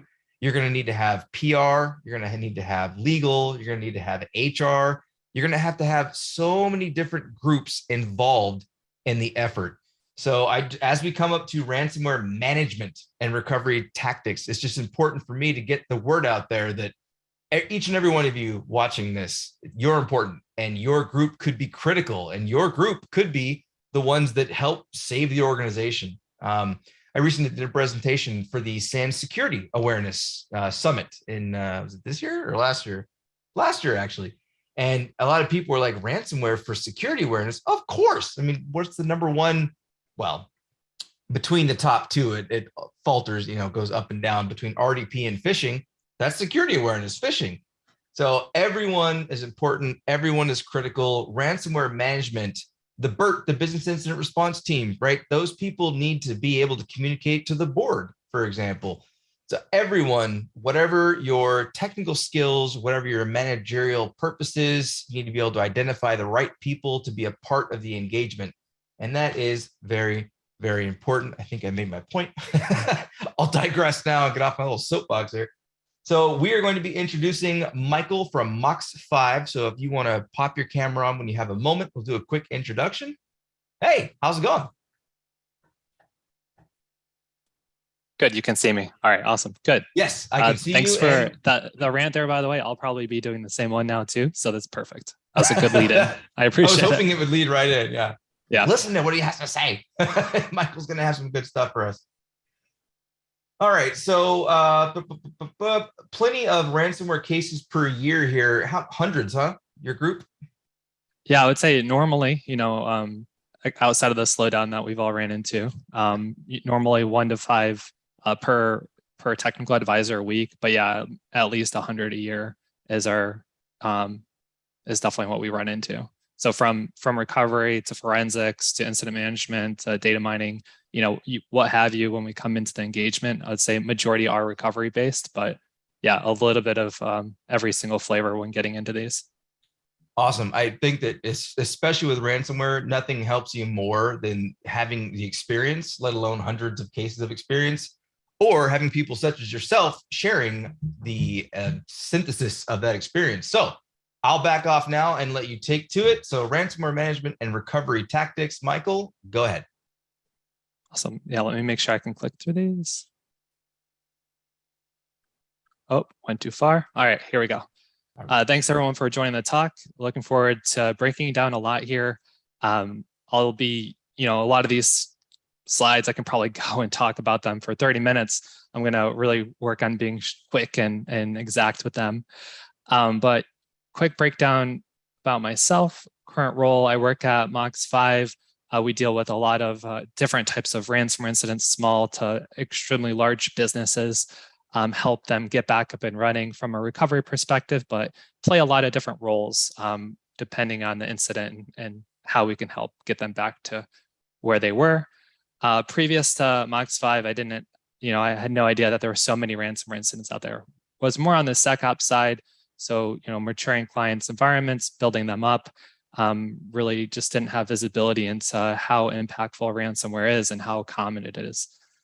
So looking forward to providing some lessons learned from, the trenches, things that we've seen, and get this rolling. So jump to the next slide.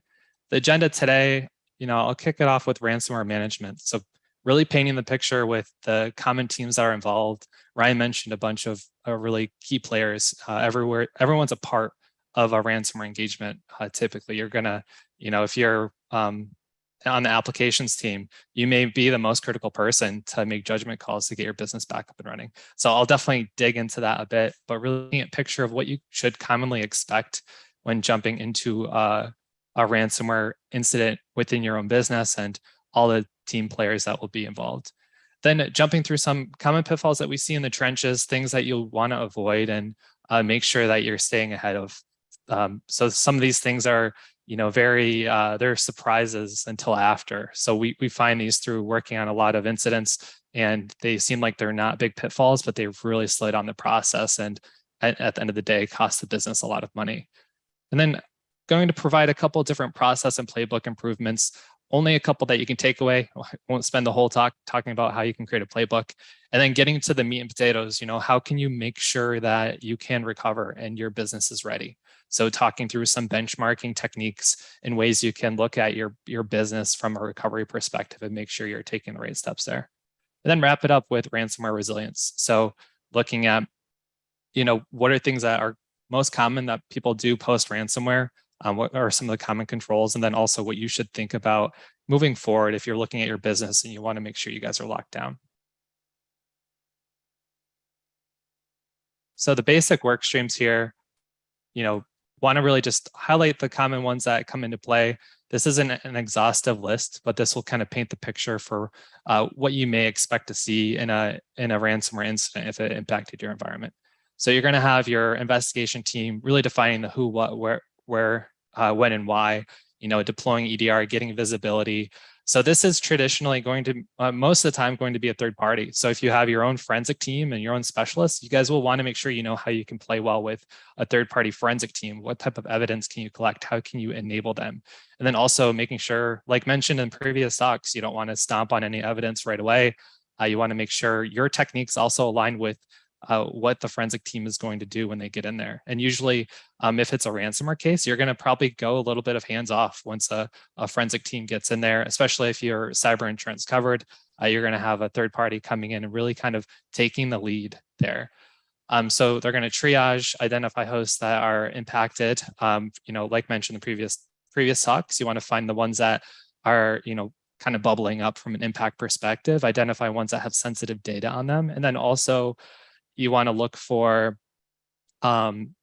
ones that will get your business back up and running. So a lot of people don't think about that, but something you want to prioritize for forensics is, we need to get these systems recovered. So I need to pass these over to the forensic team for them to prioritize. Of course, identifying, containment, what the attacker did is going to be more critical first to get kind of a baseline there, but that's also a really important piece to consider.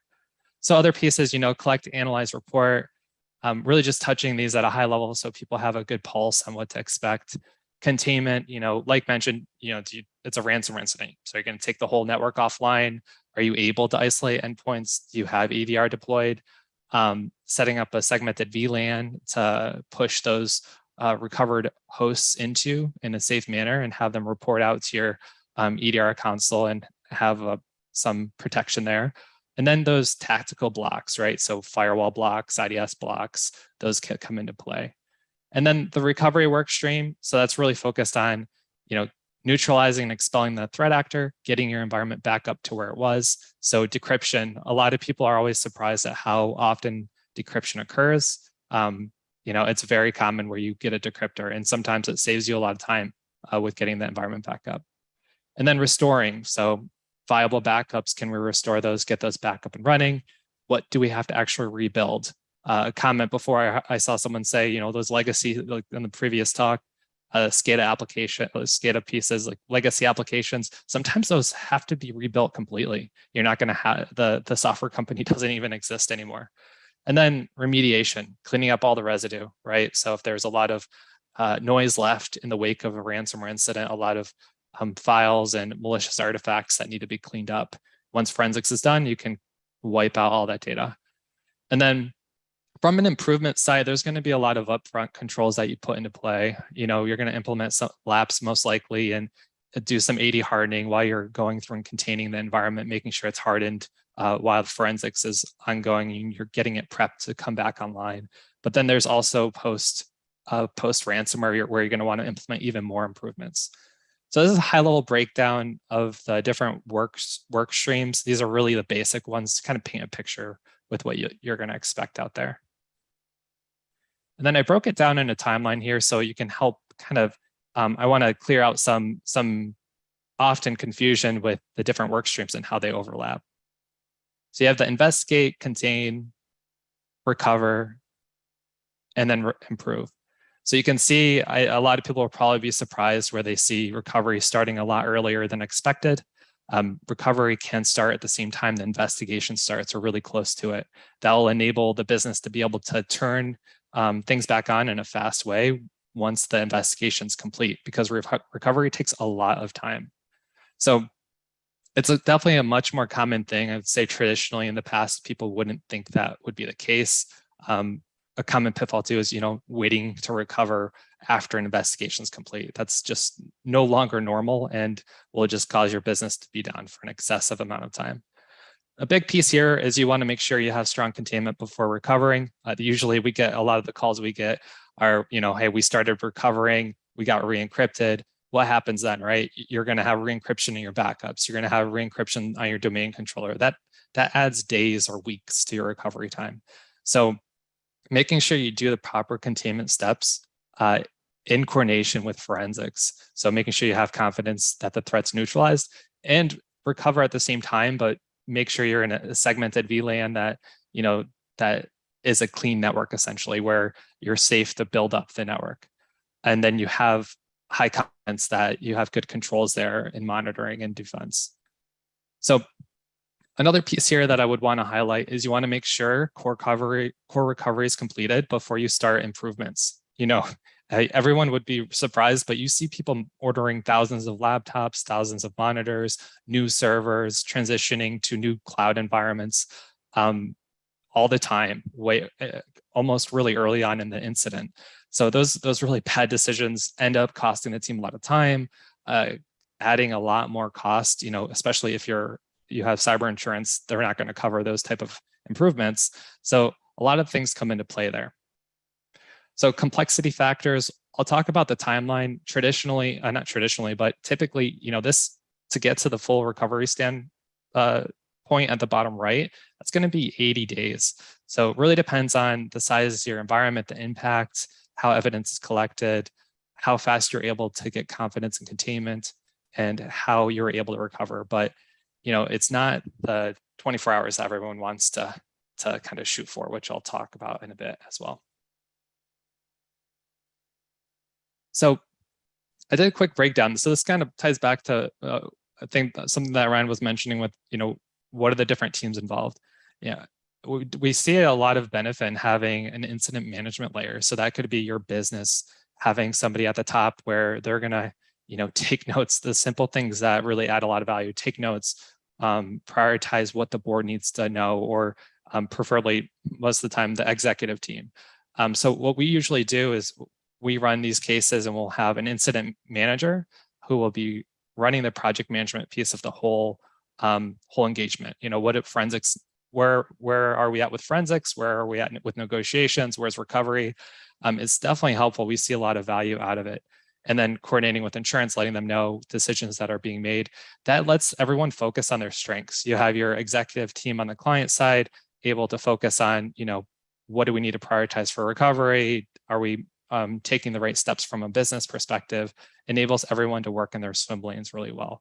So I would say take a look at your program and look at how you can, in a case of a crisis, who are the people that are going to take those roles, and create a customized ransomware playbook just for these situations. And then look at how you're going to leverage third parties and implement that into your playbook. So on that note, there's a lot of parties that are engaged, right? So this is an example of a 1,500 employee company.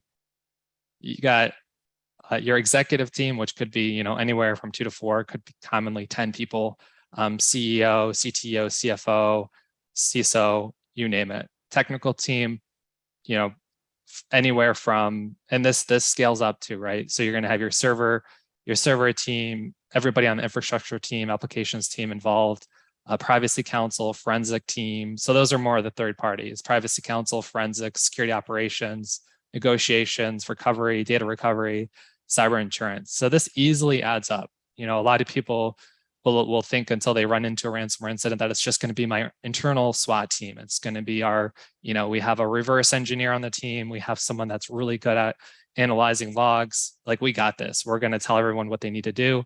It's not how it plays out. You need to make sure you have your internal rules defined, and then also leverage third parties to their strengths as well. So a big thing too is looking at where and when it makes sense to really lean on a third party. I would say always having a third party forensic team brings in a lot of value. They're going to have experience in what the threat actors typically do, what to look for, how to expedite the analysis. And if you have, cyber insurance, it's going to play a big factor into how your coverage is considered. And then, look at having a third party run incident management, or lean on the teams that deal with these every day. Don't try to take everything into your own hands. I've seen commonly where clients will start doing negotiations before engaging privacy counsel, forensics, recovery. Those are fun to see, but not good for the client, right? You're on a timer. Once you start negotiations, if you don't start, you're on a timer at that point, they're going to start pushing you for payment. So you got to make sure you have teams that know how those work streams go and that are good at it. So, map out these different responsibilities in your own playbook, even though you're not accountable for them. Know, what's involved with negotiations. What are the little notes that I need to know to make sure the executive team, the technical team, everyone understands how that plays out. So definitely build those into your playbook and make sure everyone knows how that plays out.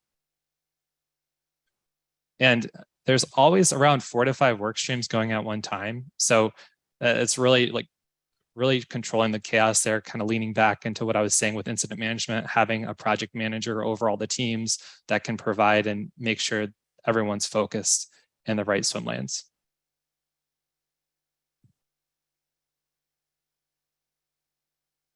Went too far.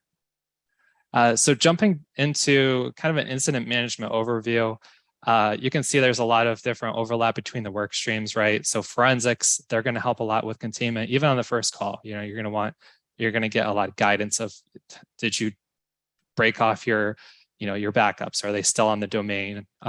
Did you take down the network that has ransomware spreading in it? Did you reset any passwords? So a lot of that stuff will happen, within the first couple hours when talking with the teams, the guidance that you need. There's a lot of overlap between the teams where, recovery will take on a lot of the containment steps as well, look at different ways to lock down the environment and secure it and bring it back in a safe manner. So, and the recovery team may have more access than forensics, right? They're deploying EDR, they're not getting into the actual domain controllers. So often on the recovery side, you're going to have your recovery engineers letting the forensic team know, we've seen these malicious GPO changes, or we've seen these extensions on these hosts. So it's really a team effort, not only between your internal team, but the third parties that are working on the engagement with you. So really wanted to highlight these. I don't want to get into, I could talk about this slide for a while. The big ones that surprise people are probably data mining, right? So if you get impacted, a straight question to most of the audience, do you guys know where your sensitive data is? If not, those notification timings really creep up. So you're going to have a quick way to find where that data lives, something that most people don't think will be part of a ransomware case. Or help desk support. You're resetting everyone's password. You're going to have to coordinate between all the end users and make sure they know how to get back in. So setting up a temporary help desk is definitely very common. So these are just some of the different pieces that can occur in a ransomware case. I would say the big part of it is having a team that has seen these and knows how to innovate and knows when to bring in the right teams. Really reduces the noise and makes sure that you're focusing on the right part at the right time.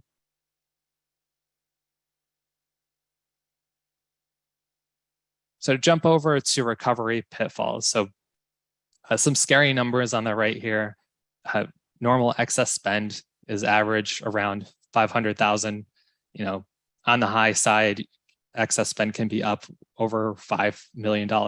So these types of costs are, additional downtime, additional hardware purchases that didn't need to be paid for. And these are from our, the data that we collect on our side from actual cases that we've worked and ways that we were able to, adjust the focus and minimize the cost and expedite the process. So common danger zone in most ransomware cases are right after you start doing forensics and start collecting evidence, people start, stepping on evidence, they start making really crazy purchases.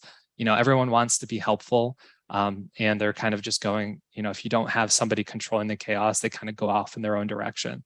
So, stopping on forensic evidence, that's going to extend your recovery time by weeks because you're going to have to wait for forensics to get additional evidence, and they may have to follow a slower process. Even sometimes, you may have to decrypt servers to get evidence, or you may need to, you have to get creative with those situations. So nonetheless, I would say watch out for that danger zone and just keep out for some of these pitfalls. So first one, throwing all resources at a problem. It's not uncommon I've been on calls with 3 CEOs on a call. You want to make sure you're bringing in the key players and not making an environment where people can't react and perform their job. So if you bring in executive teams with a bunch of technical resources, they're not going to say anything. You're not going to get any momentum. There's going to be conflicts there. So that really ties back to your playbook and actually testing and knowing who from a data governance is going to be, or who from a incident management piece is going to be involved. Quick purchases of hardware, mentioned before, I see UPSs, laptops, monitors, you name it. The people will just go out and buy things in an incident. They'll just go over, I'm sure Best Buy makes a lot of money from ransom. I know for a fact they make a lot of money from ransomware incidents where people just, drive over, buy a bunch of things and feel like they're kind of moving the ball forward. But really, sometimes it's just not the right decision. They could have used existing hardware. It could have really improved the process. And then distracted by squeaky wheels, right? sometimes businesses will just take the network and bring it back online too early. Then you're going to get a bunch of help desk requests. You're going to be working with end users more. You have to make sure that you're bringing the environment back up in a way that it's not going to be distracting to your team. So high level, a biggest way to kind of minimize these pitfalls is prioritize and execute. Focus on tier 1 applications and servers to get the business back up and running. Limit the vendors you bring in. We've seen engagements where there's 3 forensic providers on there, conflicting with different pieces of the puzzle. One doing hard disk forensics, one doing, pulling basically different work streams that are contradicting.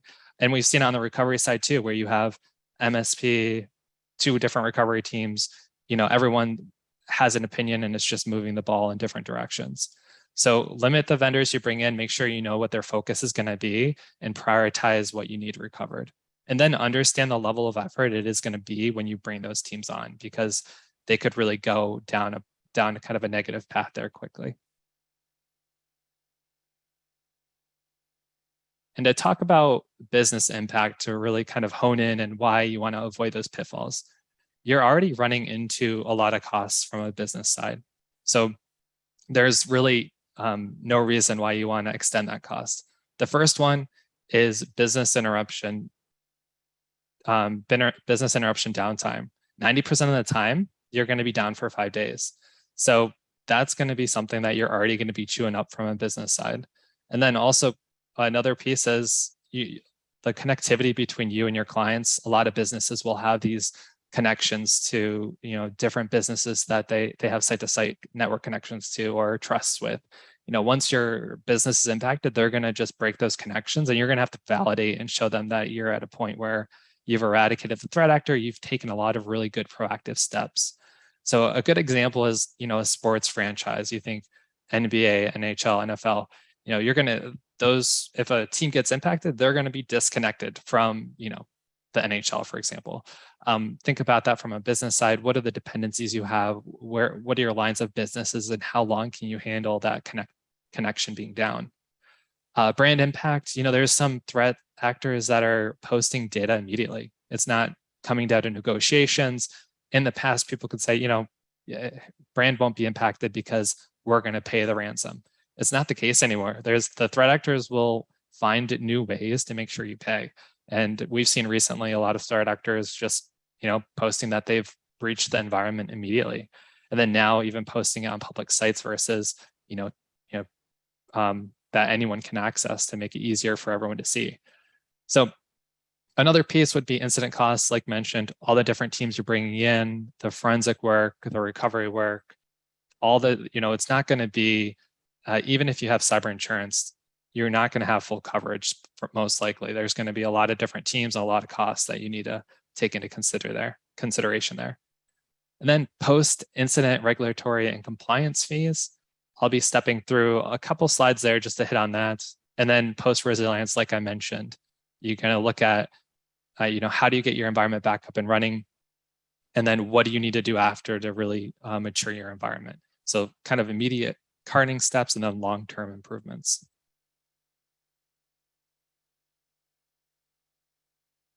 So to step through some of the fines, I won't spend too much time on this slide. It kind of shocked me when I saw this come out. Your business is already impacted, you're dealing with these situations, and then a couple of years later, you're still dealing with payments and settlements. So these aren't necessarily ransomware cases, but most of the time ransomware cases, there's exfil. And there's, of course, that creates a lot of penalties, fines, and settlements situations that come out of that. So this really highlights what the long-term cost could be, where you see Equifax and Anthem and Home Depot, different companies that are paying these fees years later. And then, and back to my resilience point, some of these teams have now the most advanced cybersecurity teams, in my opinion, out there. So that it's a big cost that the business will take on long term. And to jump through some of the common pitfalls in relation to cyber insurance. So panic purchases that don't increase recovery time, talked about the monitors, switches, laptops.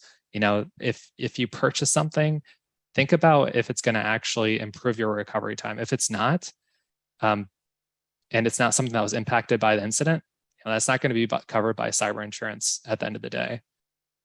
And then opportunities to leverage the insurance policy. On the other side, there's a lot of companies that do a lot of really quick recoveries because they're leveraging their insurance policy to its fullest. If you're looking at data mining and classification for notifications, rental storage, transitioning to cloud services to expedite recovery, there are some really neat ways that you could lean into your insurance policy if you know what it's built around and how you can leverage it to expedite recovery. So ask yourself, does this expedite recovery? Was this impacted? Does my policy cover it?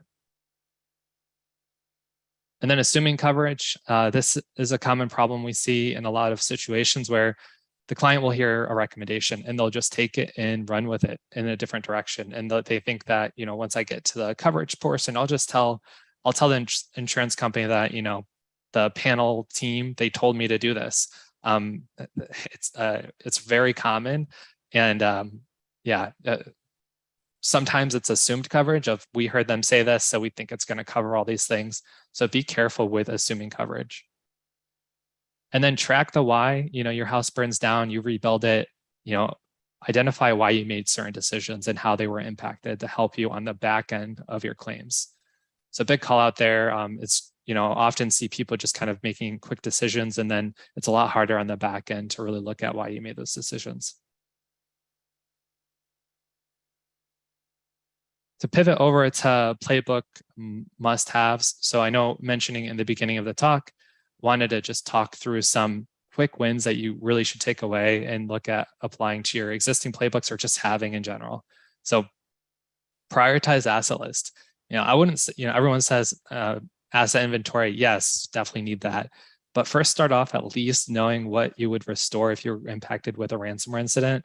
Know who the application owner is, the dependencies, how you would order the restore. That's the first thing we ask for when we get in from a recovery side. And if we have that up front, that's going to expedite our the recovery piece of it. But then also the forensic team will know we need to look at these servers and these hosts first. So then we can say that they're clean or good to go, or we have the evidence, you can rebuild it. It really helps expedite recovery. And then communication governance, like mentioning, having 3 CEOs, having people that aren't sure their role in the process creates a lot of challenges. So make sure you just have it documented of who are the people that are responsible for each piece and what's their role in it, and are they briefed? Do they know how they're going to take this on? And then back to the previous slide, cyber insurance. Understand the coverage, how you're going to use it, when you're going to use it.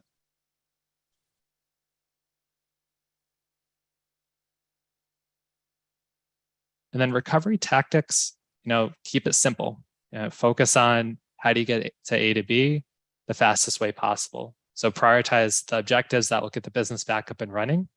Achieve containment, restore and rebuild Active Directory, rebuild 10 critical servers. Focus on that quick path there to get your business back up and running, and just identify how you can get there quicker. So do we have viable backups? Do we need to consider buying a decryption tool? Do we need to rebuild it?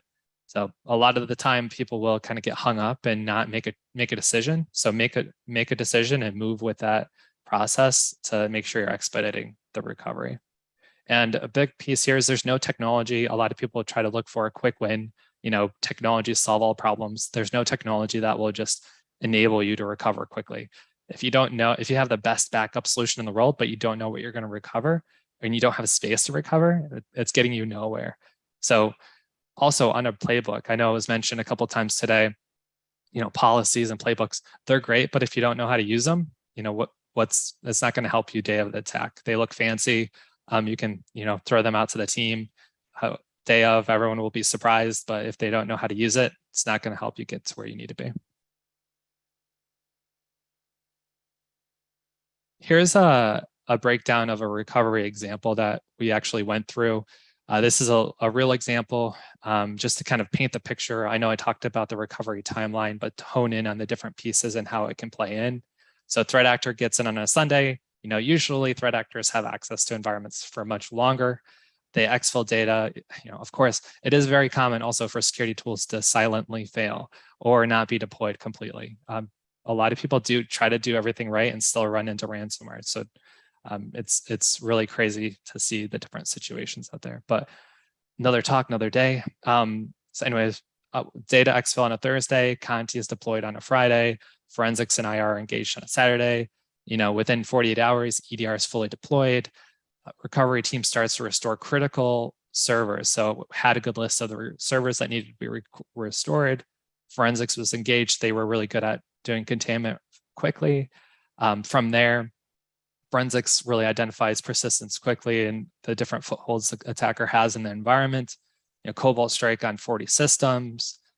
By Wednesday, we had on the forensic side, the attacker was contained, eradicated, and then critical business operations were restored with high confidence. So that's a really fast timeline. That's the preferred timeline, and that's still longer than what a lot of businesses can sustain. So you can see at the bottom, completed forensic investigation on the Sunday, general business operations restored, and then to the end, customer environment normalized after incident. So that's just an example of a timeline to make sure you kind of can piece together some of the key pieces that will happen during forensics and during recovery.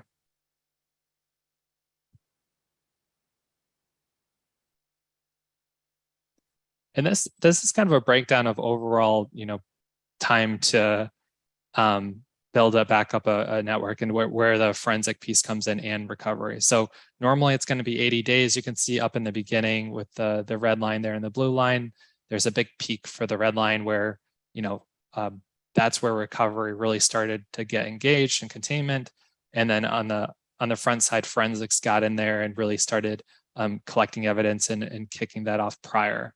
So you can see within the first 3 weeks, those are kind of the sprint mode, essentially, where a lot of teams are kind of all hands on deck. And then after those 3 weeks, the business is preferably up and running and things fade down, trickle down from there. So this is a nice visualization to show kind of, even after that point, there's still going to be additional forensic collection. There's still going to be additional remediation that needs to occur.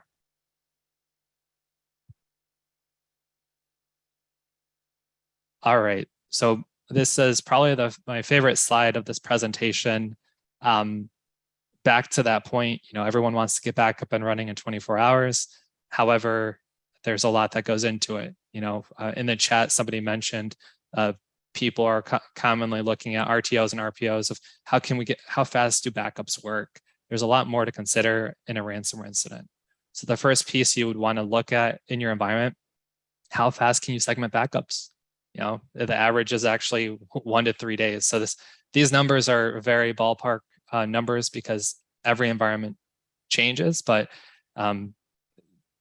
commonly what we see, this is what it turns out being. So segmenting backups, goal is 30 to 60 minutes. Average can be from 1 to 3 days, depending on the size of the environment.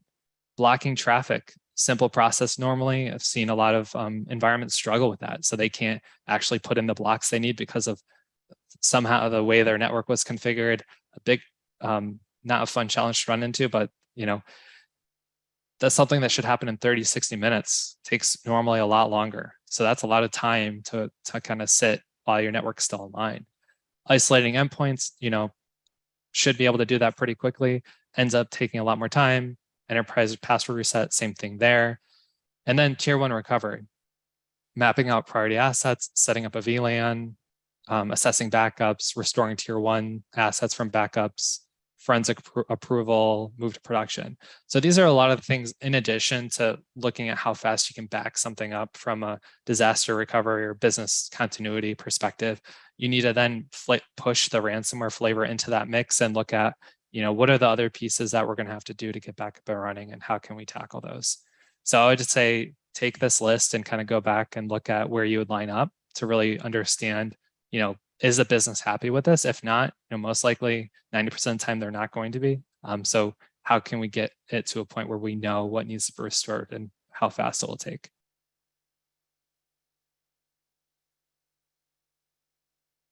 And then to talk about some quick wins to think about pre-incident, right? So first, build resilient backups and avoid leveraging tape backups. There's also some chat in the summit today about, on the manufacturing side, it is definitely common for people to have tape backups, and it's common for tape backups to not be impacted. But the same time, you can transition away from tape backups and still have strong backups in play that will be faster to recover from. So recovering from a tape backup takes a long time, and you're limited to how many readers you have. You have a lot of constraints there. So that really slows down the process. It's nice to have backups, but I would say let's do it in a faster way. And then make sure they're off your backups are, your backup accounts are not domain accounts. People can't just, if they're going to get domain admin, they can't pivot to your backups and do a hard delete, and that they're constantly patched. We see some of the best environments out there where they had, perfect backups, and then the threat actor found one was, vulnerable. Once they got in, they then did a hard delete. Another thing to call out here that a lot of people don't realize is data recovery we've had a lot of success with it. So sometimes, depending on how your backups are deleted, you can go the data recovery route. It will take a while, but some applications are really cost businesses millions. So it's worth that time frame and recovery of those applications. And then ensure your storage utilization doesn't go over 60 to 70%. That's a big ask. A lot of teams don't necessarily do that. But if you have excess storage, then you're going to be able to recover your environment very fast. You're going to be able to set up a segmented VLAN, get your tier 1 assets in there while the forensic team is getting into the environment. That's really a common way we're able to get environments back up and running quickly. And then identify how fast and how slow you can create a segmented VLAN and carve out space. So kind of do a practice run, see where would you store the data? How would you get it back up and running? Could you build up a new DC quickly? Where would you pull different data points from? What are the dependencies for certain applications? So, kind of test run that. And then RMM, we found that's pretty helpful for a lot of environments just because there's not a lot of different ways. Of course, if you have certain tools deployed, it's going to provide a big advantage there.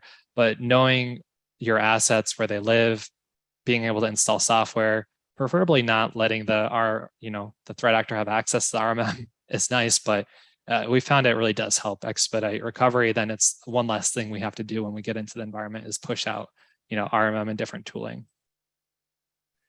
And then last but not least, service accounts. This is a nightmare when jumping into ransomware cases where there's a lot of service accounts with administrative privileges. You're not going to bring up the network when those exist. So there's going to be a long exercise. I've seen it go a couple of days to map those out and actually get them back to where they should be. I would really say look at a PAM solution, start getting those consolidated, and this will really help if you do run into a fire here.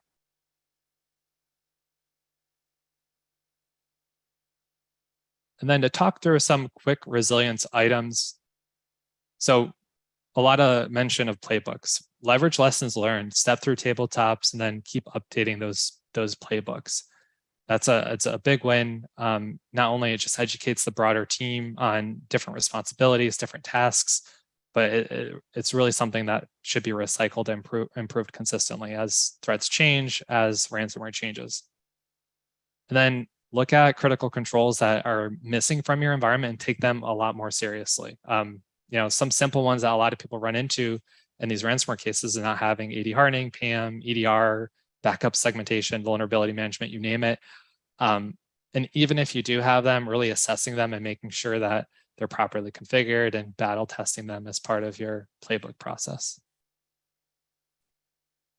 And then continuous testing, so pen testing, tabletops, purple teaming, and feedback loops. And to close it out here, some quick closing notes. Set up a process to identify top priority applications, assets that need to be recovered. Like mentioned, set up some benchmarking around those, see where you're at.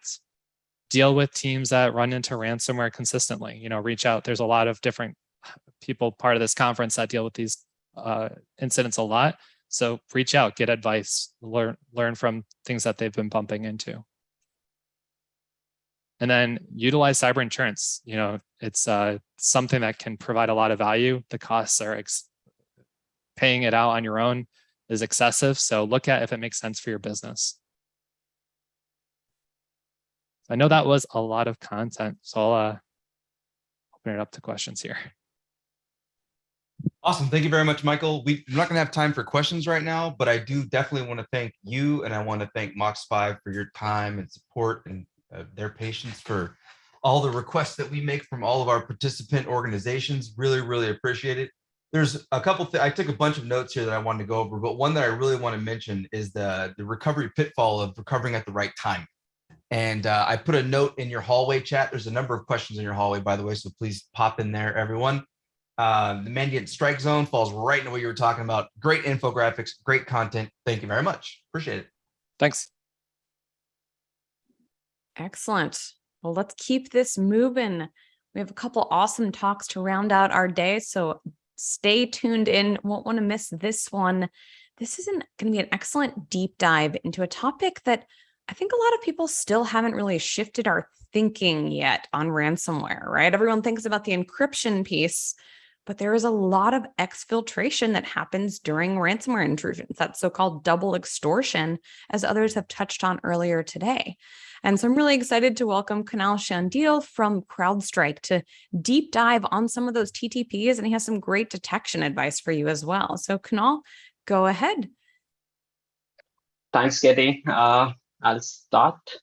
So hello everyone. This is multifaceted extortion analysis of data exfiltration TTPs used by ransomware threat actors.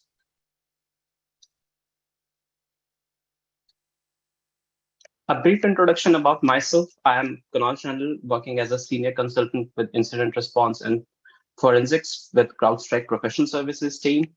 Formerly, I was with Trustwave Spiral Labs working in a similar role. And in the last 5 years, I have gained a bit of experience on incident response, digital forensics, and threat hunting. Oops. So the agenda of today's talk is about double extortion aspects in recent ransomware incidents.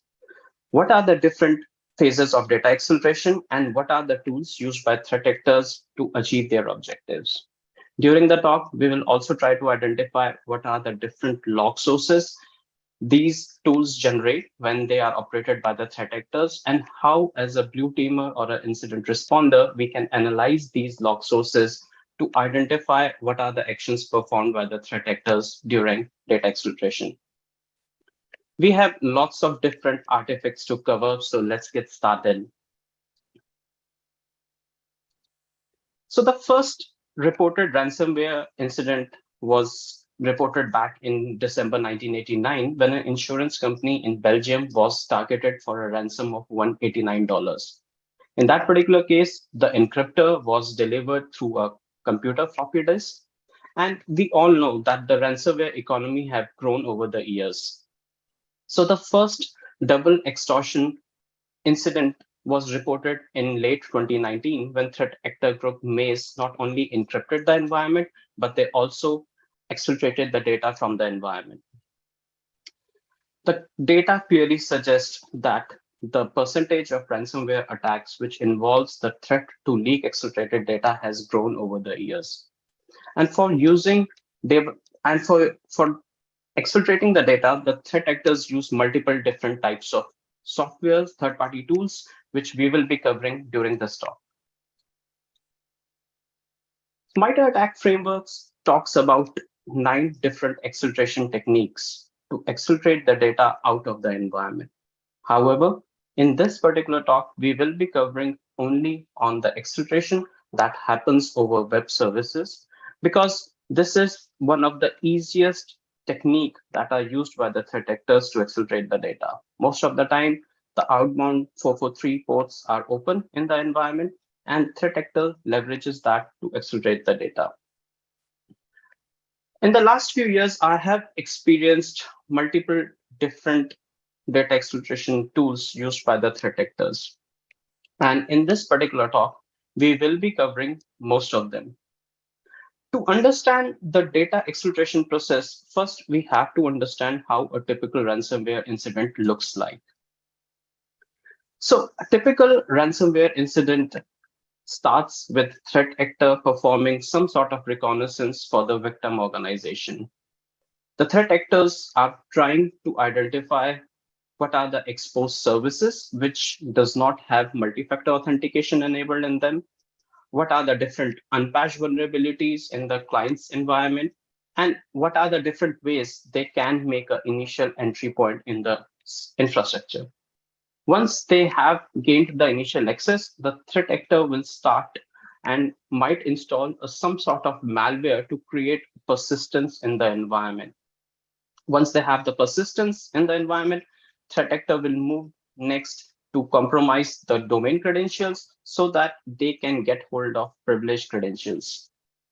Once they have privileged credentials, they can move laterally into the environment to identify the environment and understand more about the environment.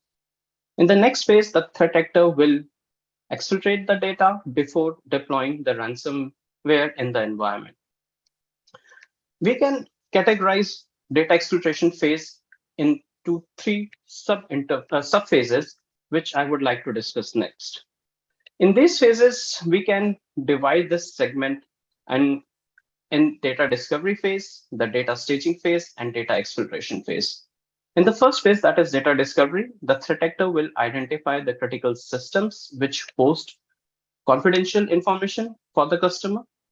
Once they have done that, they will move to the next stage, that is data staging, in which the threat actor will collect the data in a central location just prior to the exfiltration.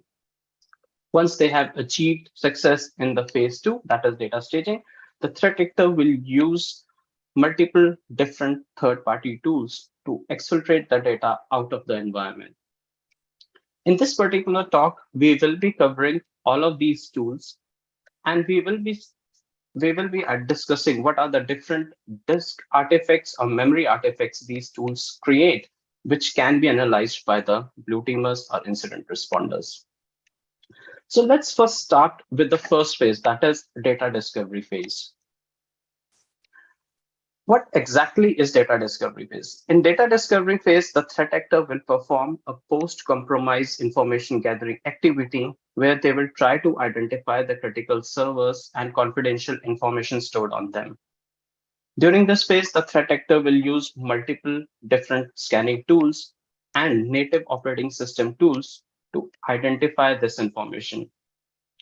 During this process, threat actor will make several network connections, which will be mostly SMB traffic to these servers while they are browsing those folders to identify the critical information. In the next few slides, I will be covering what are the different Windows forensic artifacts that will be generated when threat actors perform data discovery phase. So the first Windows forensic artifact, which I would like to share, is Windows shellbags. So shellbags are a Windows settings that tracks view preferences of folders for a user. So whenever a user views, resizes, or positions a folder through Windows Explorer, shellbag stores that particular information. This information is stored mainly under two Windows user registry hide, that is anti-user.dat and user-class.dat. And shellbags stores the name and the path of the folders that were browsed by the compromised user account or threat actor, and the first and the last interaction time. This helps us to build a timeline of events of what folders a compromised user account has browsed during the time of interest. Similar information can be identified through another Windows artifact, which is the next one, that is jump list and shortcut files. So what exactly are jump lists? Jump lists are a Windows features that allows a user to jump or quickly access the items they frequently use. Jump lists are enabled by default since Windows 7, and they tracks historical user activity of files and folders that are accessed by a user over local machine, network drives, and on removable drives. There are two types of jump lists which are created on a Windows system. The first one is the automatic destination jump list, which are created by the Windows API and which we will be focusing for this particular talk. And the second one is the custom destination jump list. So jump list tracks the name and the path of the files that are accessed by the compromised user account, along with different MAC timestamps and the server hardware address. Both shellbags and jump list provides us the network drive letter name of the MAC destination server. So if you follow the screenshot, we can identify that the threat actor accessed the map network drive letter Y and accessed different folders, which looks important for the victim organization. The host name and the IP addresses of the server where these network shares are located can be identified through another Windows artifact, which I would like to discuss next. It's called Windows registries. So Windows registries are a hierarchical database that stores low-level settings for a Microsoft Windows. There are multiple different Windows registry keys, which we can analyze to identify the different map network drives that were created on the system. Most of this information are stored under user registry hive, that is ntUser.dat and userclass.dat. And once we have identified the server details, we can identify what files and shares that are potentially at risk from where the data might have been exfiltrated by the threat actor. In this particular scenario, I have used Windows registry for map network drive MRU to identify that the network share drive letter Y, which we identified in jump list and shellbacks, belongs to the domain controller of the environment. Till now, we have discussed the forensic artifacts which are generated on the client systems. The next forensic artifact which I would like to share is generated on the server side and can provide us more context on the data discovery phase. So the next artifact is Windows User Access Logging, or UL logs. So UL is a service that collects client usage data by server roles and by software products installed on the Windows Server. These are enabled by default since Windows Server 2012 and can provide us vital information about the past inbound SMB connections. So UL logs can help us to identify what are the different client systems that connected to that particular server during the time of interest.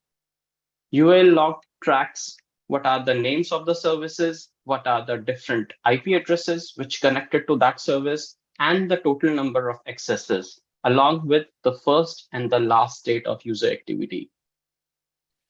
When we are analyzing UL logs, we can identify the total number of access for a particular system, and then it can give us a good indication that whether threat actor browsed multiple folders during data discovery phase.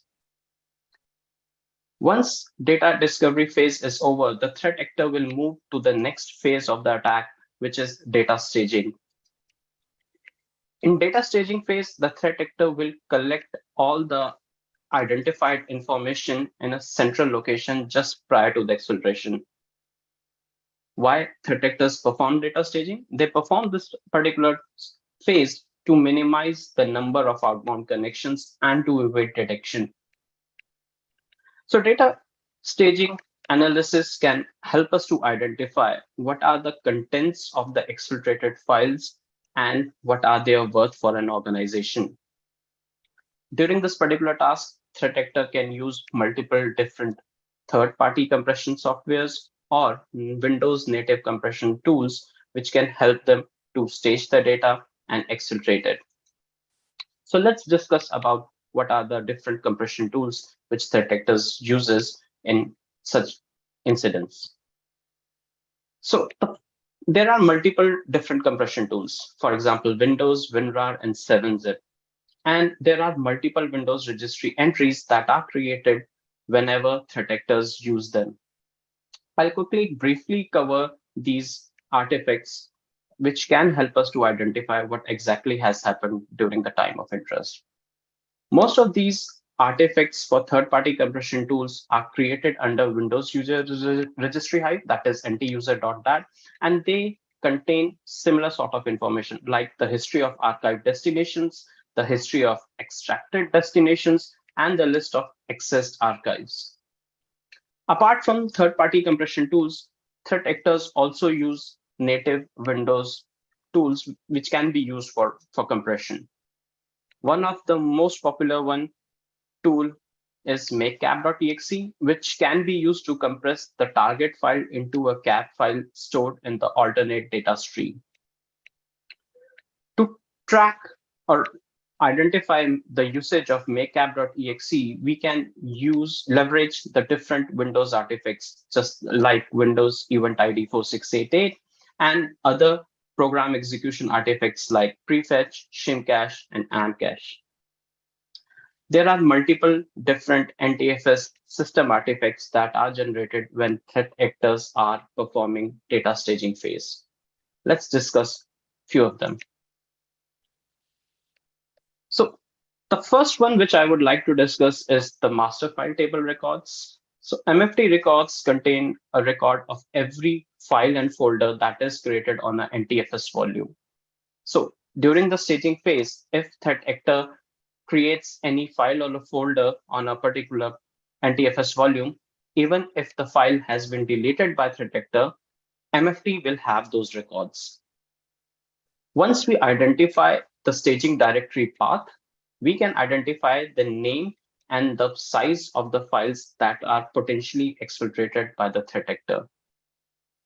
However, in some cases, MFT records for a particular file can be overwritten. And in that particular scenario, we can leverage on another NTFS artifact, which is USN General. So what are USN General? What are USN General records? So USN General records are the transaction records that tracks the change of each file and folder along with their directory and with the reason that happens on an NTFS volume. So whenever a file or a folder is created, modified, renamed, or moved, USN General will track those changes. As a blue teamer, what we can identify from USN General is what are the different files that were stored on a staging directory and what exactly has happened after the data has been exfiltrated. Because if the threat actor is removing those files, USN General will track those changes. We can analyze same USN events, and it can help us to create a timeline around the action of events performed by the threat actors. In this particular screenshot, we can see that the threat actor created few folders and copied over few files on that particular staging directory. After the data staging is complete, the threat actor will proceed to the next phase, which is data exfiltration. In this particular phase, the threat actor will start moving the data out of the environment. And in that particular process, they use multiple different techniques. In this particular talk, we will be covering only on the cloud systems where the threat actor will try to upload the exfiltrated data. And in the next few slides, I will be discussing about the different windows and the third-party application logs which will be created during this process. So the first Windows artifact which I would like to discuss, and which is one of my favorite one, is System Resource Utilization Monitor Logs, or SRUM logs. So SRUM is a part of a Windows Diagnostic Policy Service that tracks applications, service, and network statistics over time. SRUM logs tracks the application resource usage and the network connection and its usage. So whenever we open Windows Task Manager, go to the application history tab, and we can see a lot of data there. So all of this data is populated by SRUM, and it can give us a better understanding of exactly what has happened on that particular system during the time of interest. SRUM collects information every hour for each application that is running on the system. And this particular information is first stored in a Windows registry before it's being written on the disk.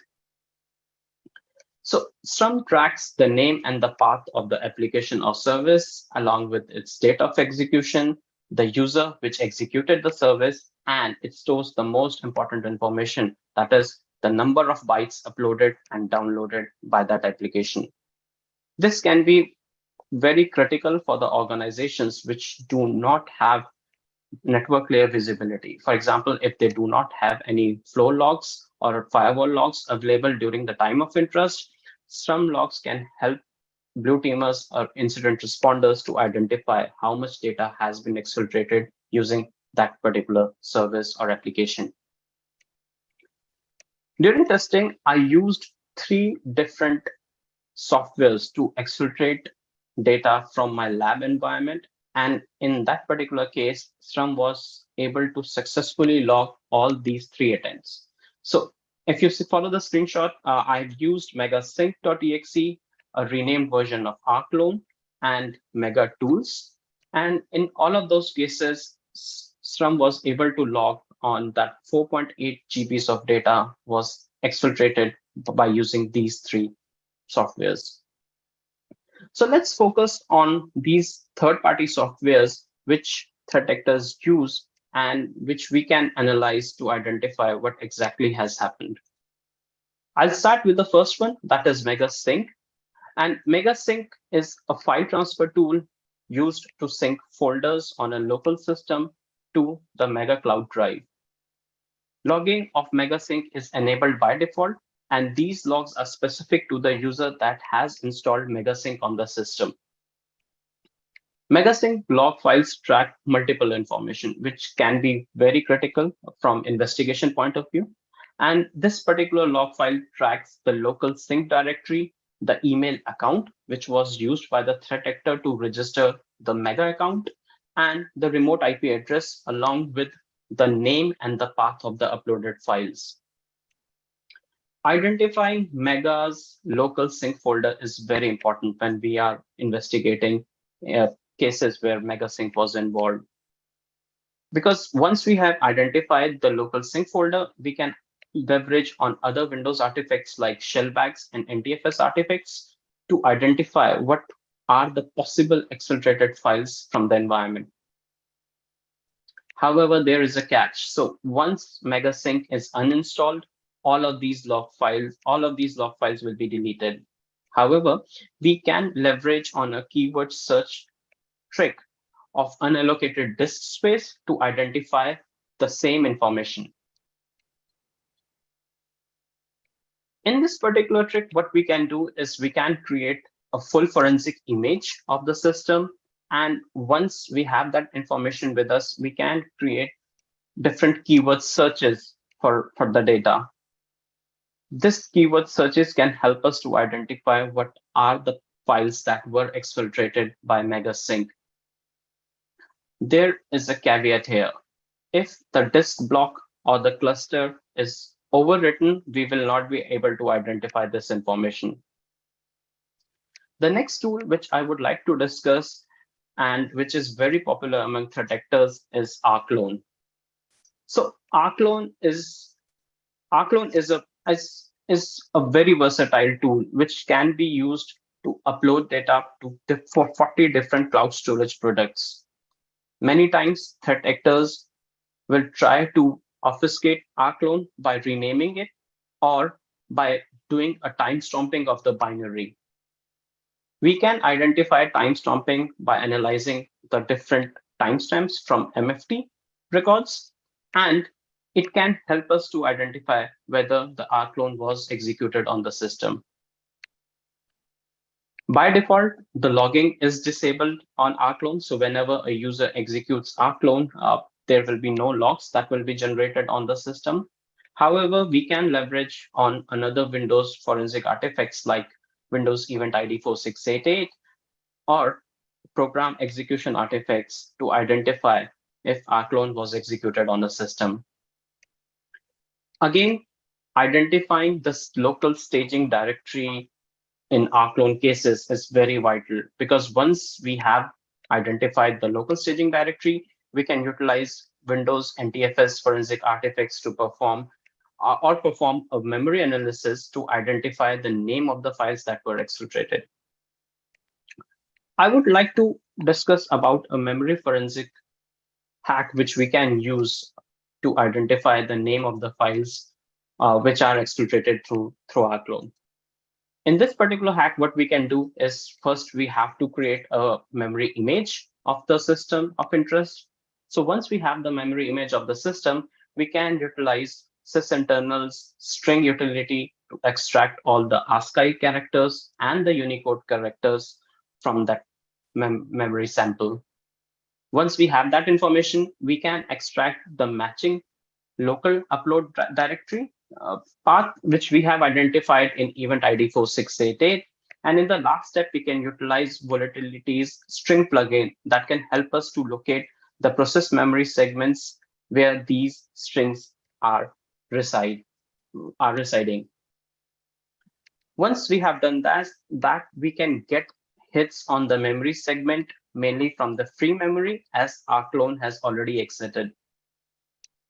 This particular information should be treated with a medium to low confidence because we are not 100% sure whether this particular files were exfiltrated using our clone. Another tool which is popular among threat actors and which I would like to discuss is FileZilla.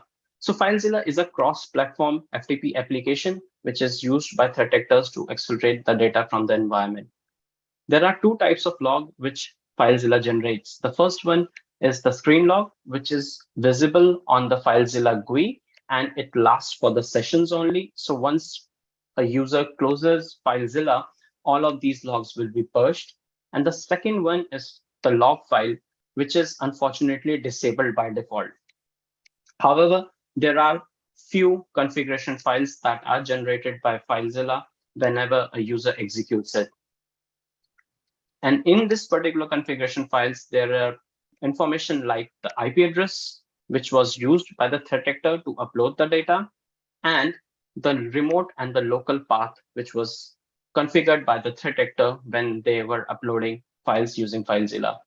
Again, we can leverage the local path value with the potential artifacts from shellback and NTFS artifacts, which we already discussed, to narrow down the specific files and folders that are potentially being exfiltrated using FileZilla. Apart from FileZilla, threat actors also use another tool, which is WinSCP. WinSCP is a popular free and open source tool used for file transfer and can be used for lateral movements as well. There are two types of log which WinSCP generates, and unfortunately, both of them are disabled by default. However, there are few configuration files which are generated whenever WinSCP is executed on a system. These are stored either on the registries or in a separate INI file. Whenever these configuration files are stored under registry, we can identify multiple information like the remote IP address and the remote directory and local directory. However, this particular information can be not used because many times I have experienced that the threat actors use the INI option, that is create another separate INI file just to maintain their operational security. Because the threat actors do not want these artifacts to be written on the disk, they will create a separate INI file, which they will be using while doing the uploads through WinSCP. And in many cases, where I have experienced that during the operation, threat actors forget to delete these INI files. The location of these INI files will be the same directory from where WinSCP was executed, and investigators can analyze these INI files to identify the different information like the local directory name, the remote directory name, along with the IP address.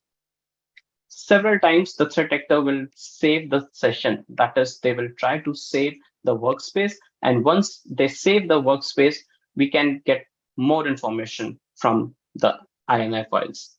This could be the password and the uploaded bytes. So with this information, we can identify what are the different, what was the total bytes that were uploaded by the threat actors using WinSCP.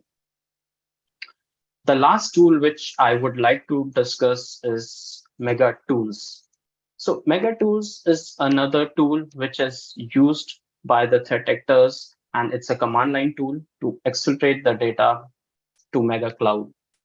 It's not a very popular tool amongst threat actors, but to operate this particular tool, the threat actor has to create a config file that contains Mega credentials in clear text format.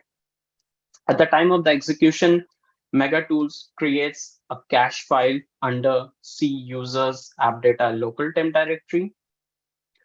And if we got hold of this INI file, which the threat actors used, we can dump this particular cache file and get a lot of critical information from it.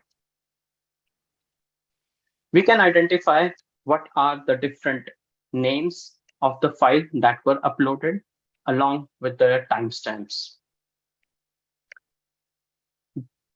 The last evidence source which I would like to discuss is Windows event logs. So there are multiple event logs that are generated during the 3 different phases of data exfiltration, which we already discussed. And Windows event logs are the primary source of evidence for any investigator. Please note that not all of these window event logs are enabled by default. For example, event ID 4688, which we leveraged a lot for the last few discussion artifacts which we discussed. By default, the command line process creation events are not enabled for this particular event ID. We need to review our Windows logging policy just to make sure that event ID 4688 logs command line for every execution of the process, as it provides a very good visibility for the blue teamers and incident responders. So let's quickly summarize what we have discussed so far. We discussed what are the different data exfiltration aspects for the latest ransomware attacks, and what are the different phases of data exfiltration, that is data discovery, staging, and exfiltration.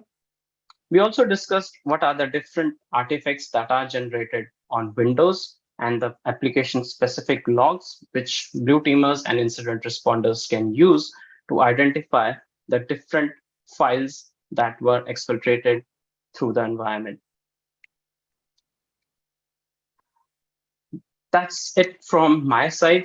Thanks for listening. These are my contact details, and I will be available in the Slack channel for the next few minutes if anybody has any questions or feedback for this particular talk. Thank you, everyone. Excellent. Thank you so much, Kunal. That was an awesome talk full of a lot of actionable details and artifacts. We do have time for a couple questions before our next presentation. First one is sort of a tool question, which some folks in the Slack already responded to. But I'm curious what tool you use to represent a lot of the screenshots in your data, right? The fields with timestamp, the SID, the XE info. Someone guessed it was Timeline Explorer. Can you confirm or deny that and explain what that tool is? Yes, so that is Timeline Explorer, and I have used Eric Zimmerman's tools to generate this data in my lab environment.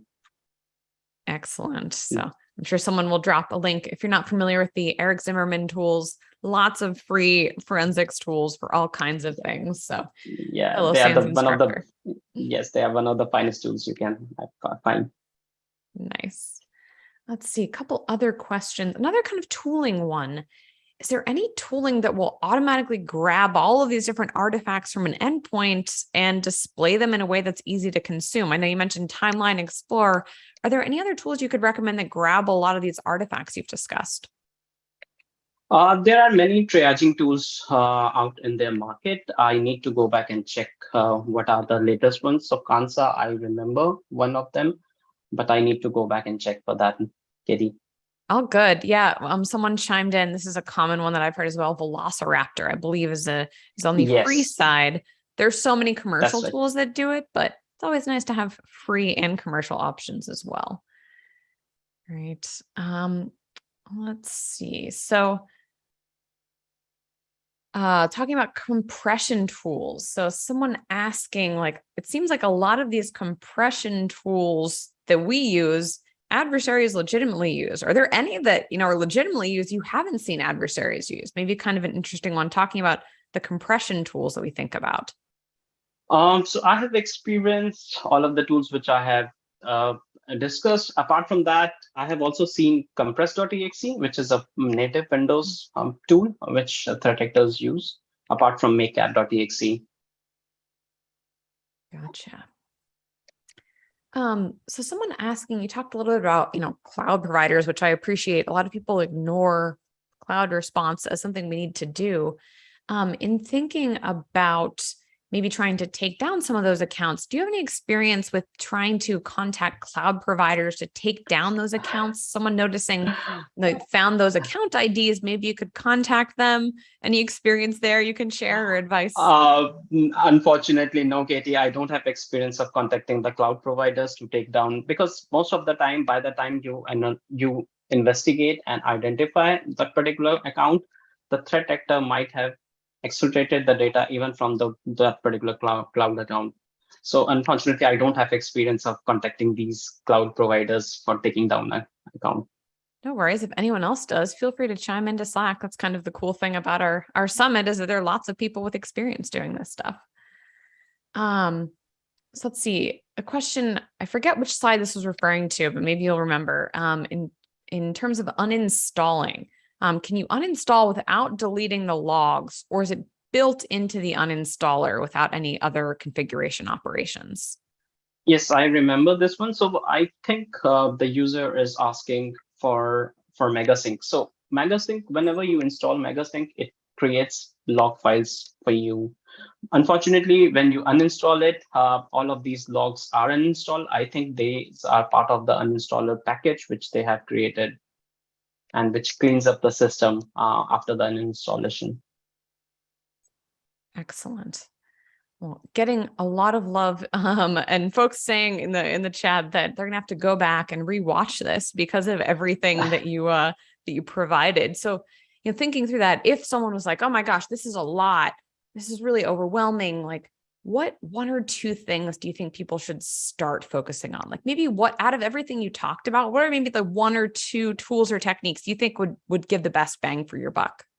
The technique which I would like to highlight here, Katie, is try to identify the data staging directory path. So once you have identified the data staging directory path, you can leverage back on the NTFS forensic artifacts, which we discussed, to identify what files were copied in that particular staging directory path.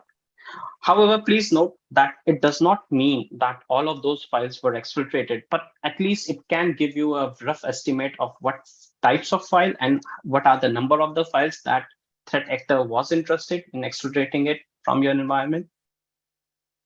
I think that's a great one. And that's actually something in the SANS course I teach, we look at, right? Really common adversaries like to collect everything, put it somewhere. And I love that you called out, it's an indication they may have exfiltrated it, but that's where I think you have to use many artifacts, right?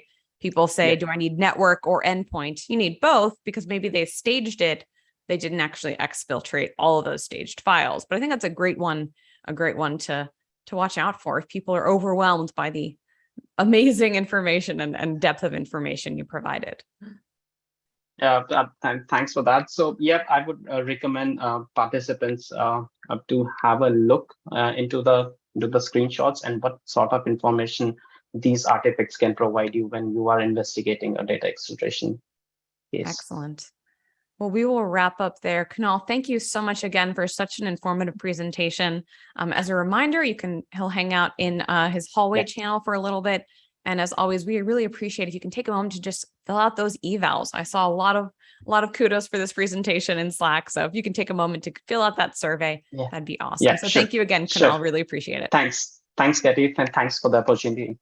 Take care. Excellent.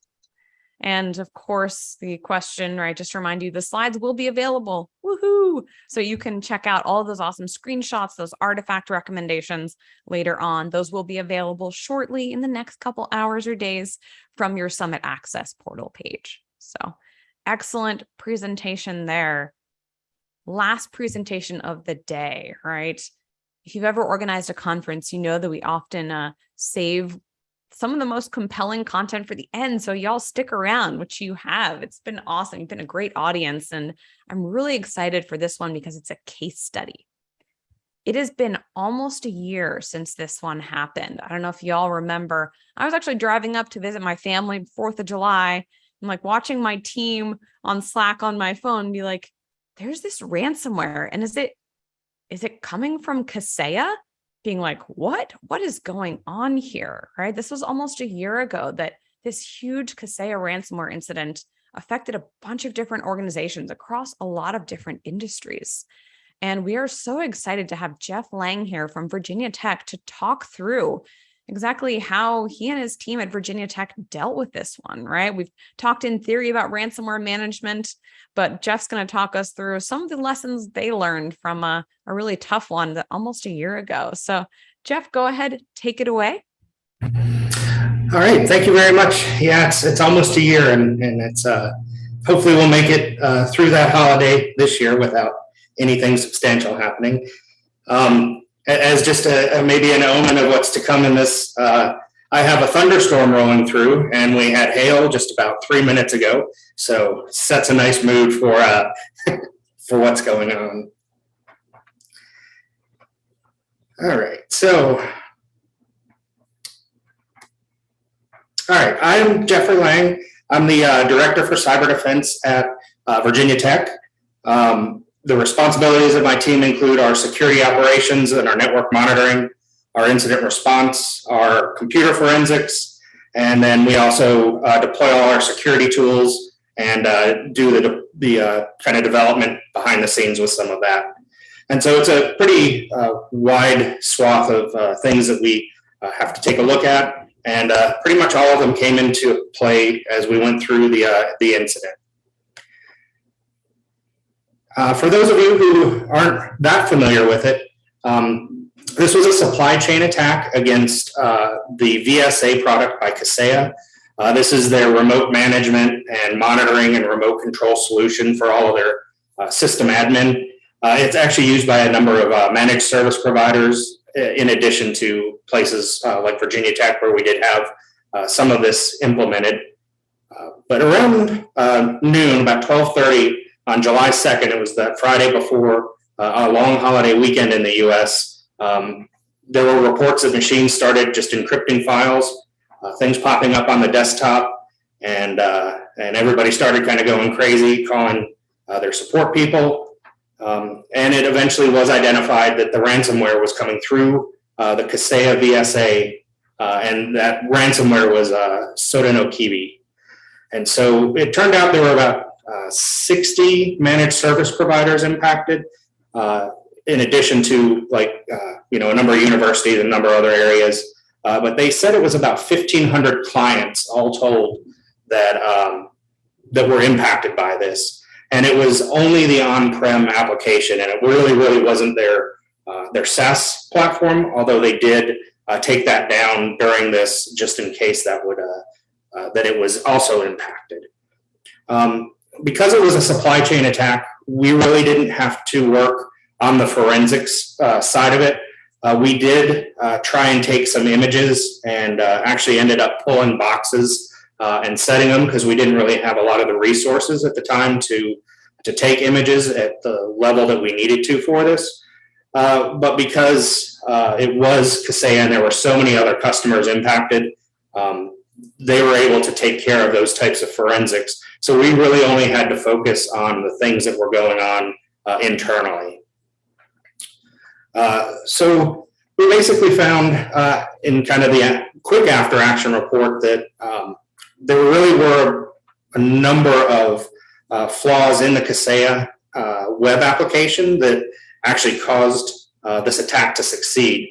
And it really started with an authentication bypass of their web interface that allowed them to upload payloads and then execute those using SQL injection. And you can see in this table here that there were 7 CVEs that were created to track all of the things that happened within this attack. And once they had kind of access to the VSA server, they actually would push software down to the protected environment that the VSA agent ran in, and they pushed all these updates out that actually were malicious components. They used a PowerShell to disable the Microsoft Windows Defender and any of the real-time protections, and so they were actually able to disable it and execute their software with no protections on the system. They had downloaded some CERT files and actually decoded those using built-in Windows tools to create their agent executable file.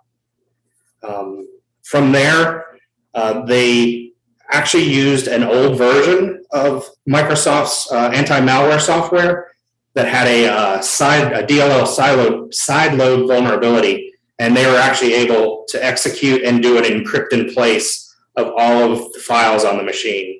And so what ended up happening is they weren't able to be recovered by many normal data recovery methods that you might have, like shadow files or rolling things back. They basically were kind of in place that way. So at Virginia Tech, we had 3 VSA servers running in different departments. Only one of them was impacted. It actually had its web interface available to the internet, and it did get compromised. We got a phone call around 1 o'clock from the department that managed that server, and explaining what they saw happening, what was going on, and that they actually had 6 other departments that actively used their VSA server for management. So it really impacted us. We had 111 servers and 805 endpoints that got encryption done on them. Within those servers included things like our file servers. They followed shared drives and drive synchronization. So we had clients that had Google Drive and Microsoft OneDrive files that were encrypted. So we had to work both with Google and with Microsoft behind the scenes to get some scripts available to us during our recovery so that we could try and roll all of those back in batch files. So really, we get the phone call in. What were the first things we did? Basically, we shut down all the VSA servers, and we had our network team go in and actually disable the network portals so that we were guaranteed that no in and outbound traffic to those VSA servers would continue. We have a computer incident response team. We have some good documentation. There's a link to it in one of the later slides that actually determines how we respond, who's responsible for the different levels of communication, what groups we need to communicate with, and how we need to do those communications. So we activated that, and I ended up doing the role of kind of managing the incident and being the gatekeeper for the information and making sure that everybody was up to date and that we were able to communicate between all the areas that we needed to. Included in that plan, we had to actually send out to our IT senior management, and then there were a number of other stakeholders at the university that needed to be involved. We had to get university legal involved. We needed some of our FERPA data, which is our Department of Education data dealing with student information and privacy. They all needed to be notified about what was going on. So let's see, let me go back one. Here we are.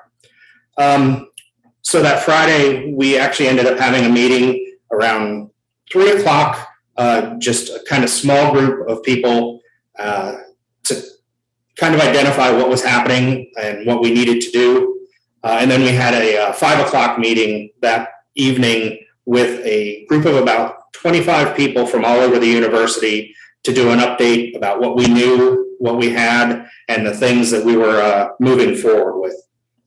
At that time, we also contacted the Virginia Tech Police Department, and we opened up a case with them. Once we kind of had that police case, Saturday, we got in touch with the regional office for our FBI contacts. They're up in Richmond, Virginia. They didn't have a lot of information in their group because it was actually being managed outside of the FBI regional office that was based out of, I believe, Texas. And so they did forward a number of documents along that the FBI had coming from that group in Austin. And then finally, we opened a Internet Crime Complaint Center case where we provided all the information that we had. I'm going to just to make sure we covered all our bases with all of the agencies that we needed to reply or respond that information to. The group that managed that VSA server, they opened a support ticket with Kaseya, one of many I'm sure they got that day. Kaseya did ask for some log files and some things from the VSA server, but unfortunately we did not have those available. They had actually, it kind of comes into play in a number of places, but what happened is the VSA server was a virtual machine running on Hyper-V on a Windows server that was managed by VSA. So when the encryption started happening, the Hyper-V hosts that hosted the VSA server itself encrypted everything, and it was no longer able to have access. So it kind of shot itself in the foot and perhaps kept things from getting any worse than they did. We did have daily Zoom calls over the entire 4th of July weekend and actually through till the 8th. Then we started having weekly calls to do updates on where we were. While this is going on, all our departments, they needed to identify the machines that were impacted and to begin to replace them. We basically went with the scorched earth policy, that anything that had encryption, anything that was impacted by it needed to be rebuilt from scratch. And so we had, fortunately it was summer, it was July, so we had a lot of faculty that were not on campus and didn't need access to their computers. So they were able to prioritize a lot of their administrative people who were in the office and working on a daily basis, and be able to kind of prioritize a way to a later date to rebuild those machines. They also, within the departments, had to kind of identify the data restoration that they needed to do. So their file servers that had data that was encrypted needed to be restored. They needed to find out what data couldn't be restored. And that really started that discussion on, did we need to pay the ransom, or were we going to be able to recover from backup? Once they started working that, they also had to identify what kind of data happened to be on those machines. It was mentioned in one of the earlier presentations that we didn't know where our high-risk data might be, and that in fact happened in this case. So we had to scan everything. Our inventories of that high-risk data had lapsed or had never been done. And so it took a lot of work for the departments to go through and identify what data had what elements and what we needed to do with that. Because as part of it, since we do have student records, we had to reach out to the Department of Education, and they had a number of requirements of us that we had to report to them. So all in all, we're working over the course of that first week to get kind of things back into an operational standpoint and get the devices back up and running that we actually needed to continue business within those departments. And then we had a much longer response time in trying to do kind of that data inventory to determine what we needed to either report, whether it was PII or if it was student information that we needed to report over to the Department of Education. We had a ransom request that came in, and it was attributed to the Revel ransomware group, and they actually posted on their Happy blog that they did it. They took full credit for it. So that first day, as we were investigating what was going on, we did get permission for our security office to negotiate with the ransom. So we had one of our team go and work with the department, actually get into the files to see what it was, how to contact them over Tor. And so we found out that, so every machine that we had a unique key. So in order to recover if we had to pay the ransom, we would have had to have paid for roughly 1,000 decryption keys. And they started their price at $44,000 per key. We were able to negotiate. We knew we had a lot of stuff on backup that could be recovered. So we were looking at potentially maybe 30 or so computers that might need to be restored.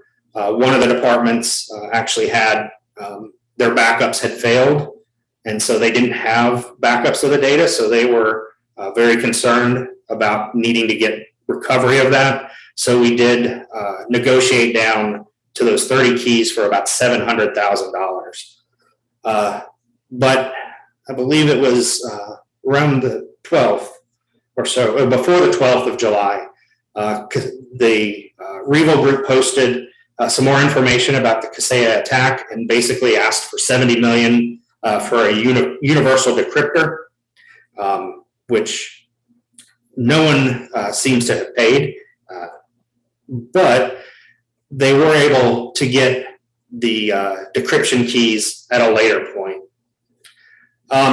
So while we're talking to, within our departments about what kind of data and what data needed to be recovered and what we might have to pay for our ransom, we brought in our insurance and risk management group. And they brought in our insurance provider. We found out that our insurance wouldn't cover the ransom itself, but the insurance would cover those things like extra computers, extra time that we had that people needed to work. So basically they would have covered overtime, although everybody who was involved in the recovery process was salaried. So we wouldn't get actually any wage assistance with that. And so we were having some really big conversations and discussions about, how are we going to do this payment? How do we go through the process? And as I had said before, the VMs had kind of that critical data VMs, they were hosted on that Hyper-V, and that machine actually was shut down. When they were able to recover that host system, they found that all those VMs hadn't been touched.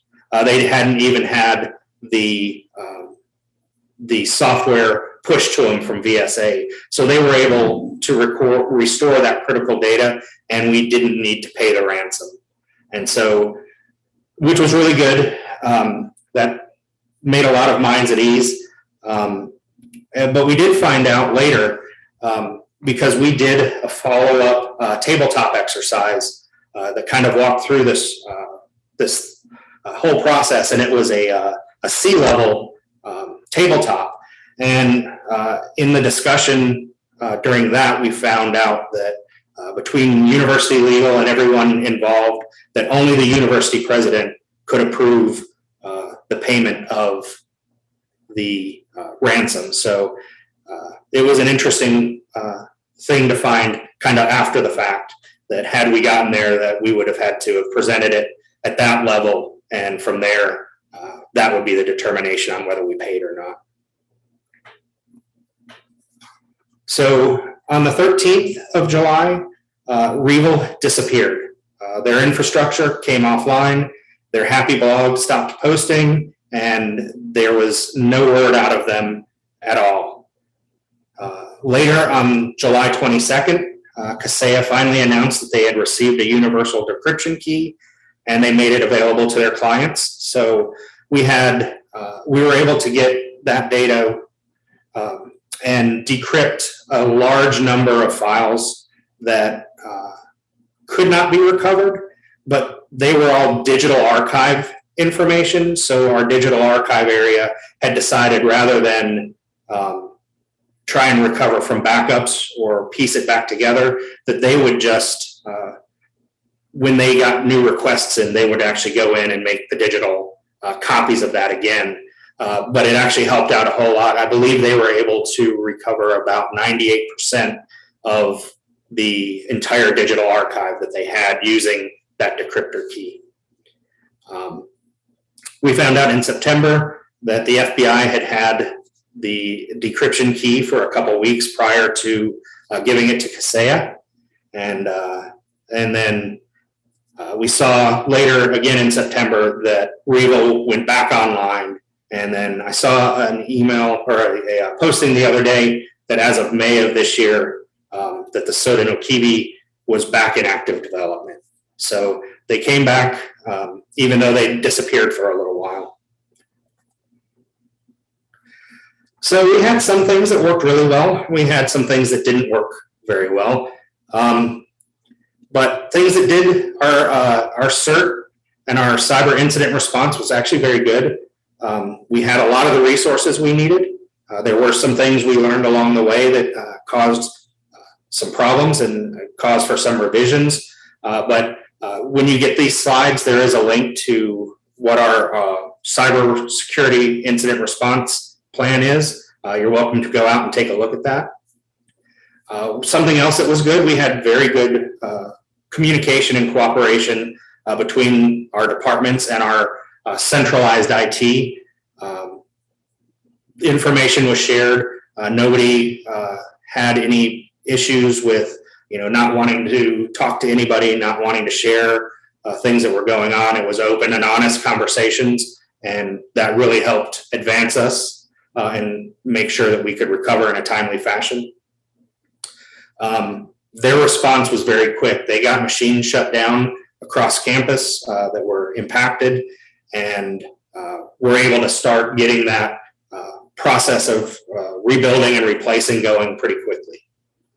Again, our daily update meetings during that initial phase kept everybody in the loop. Everybody knew what was going on. Nobody was surprised by anything because they didn't have the information at hand. We also had other units within our central division of IT outside of our IT security office that were involved. From our network team that did port blocks, our storage team that made adjustments to the historical,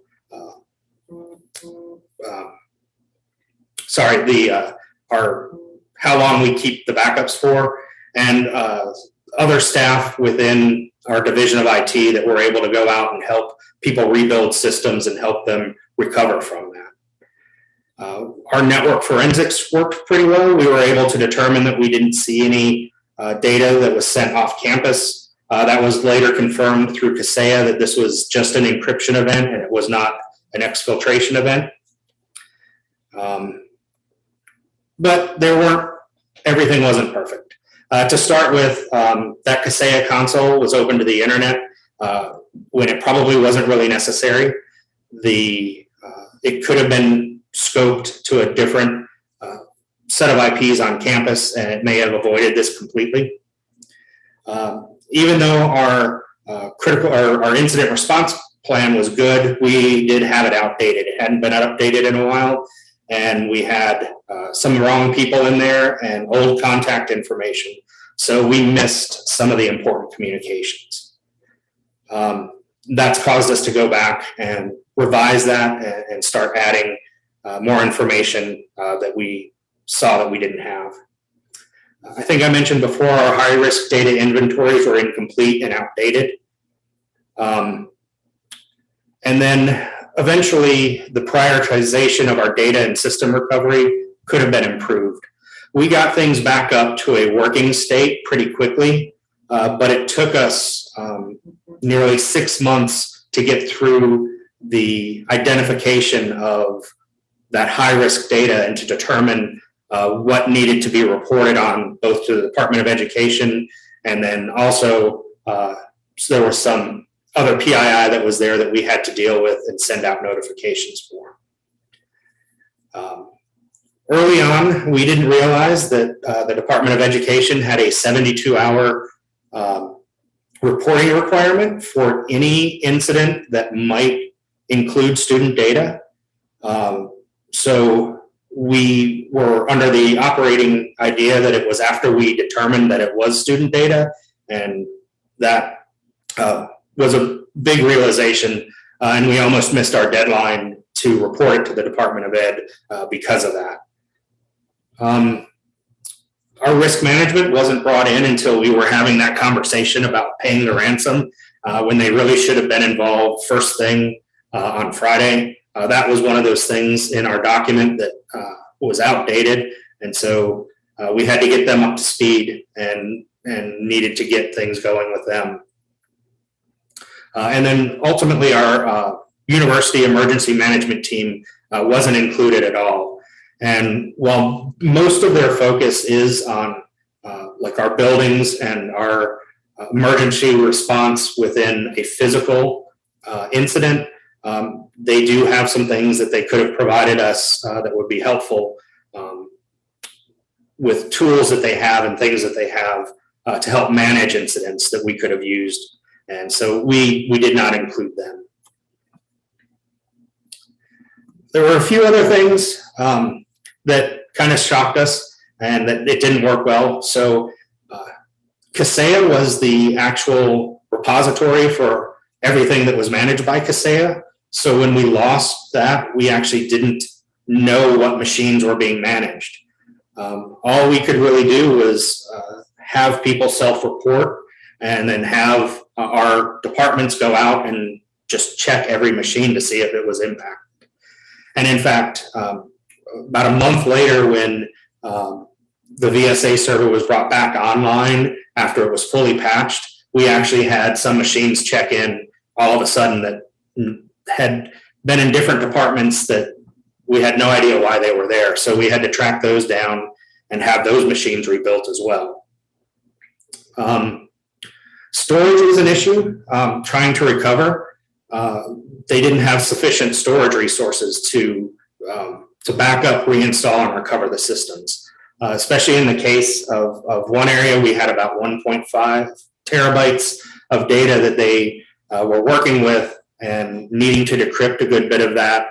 And they had to take it in batches into smaller systems so that they could try and decrypt them because they didn't have enough to make a copy of that data and then a restore of that copied data. So they just didn't have those resources.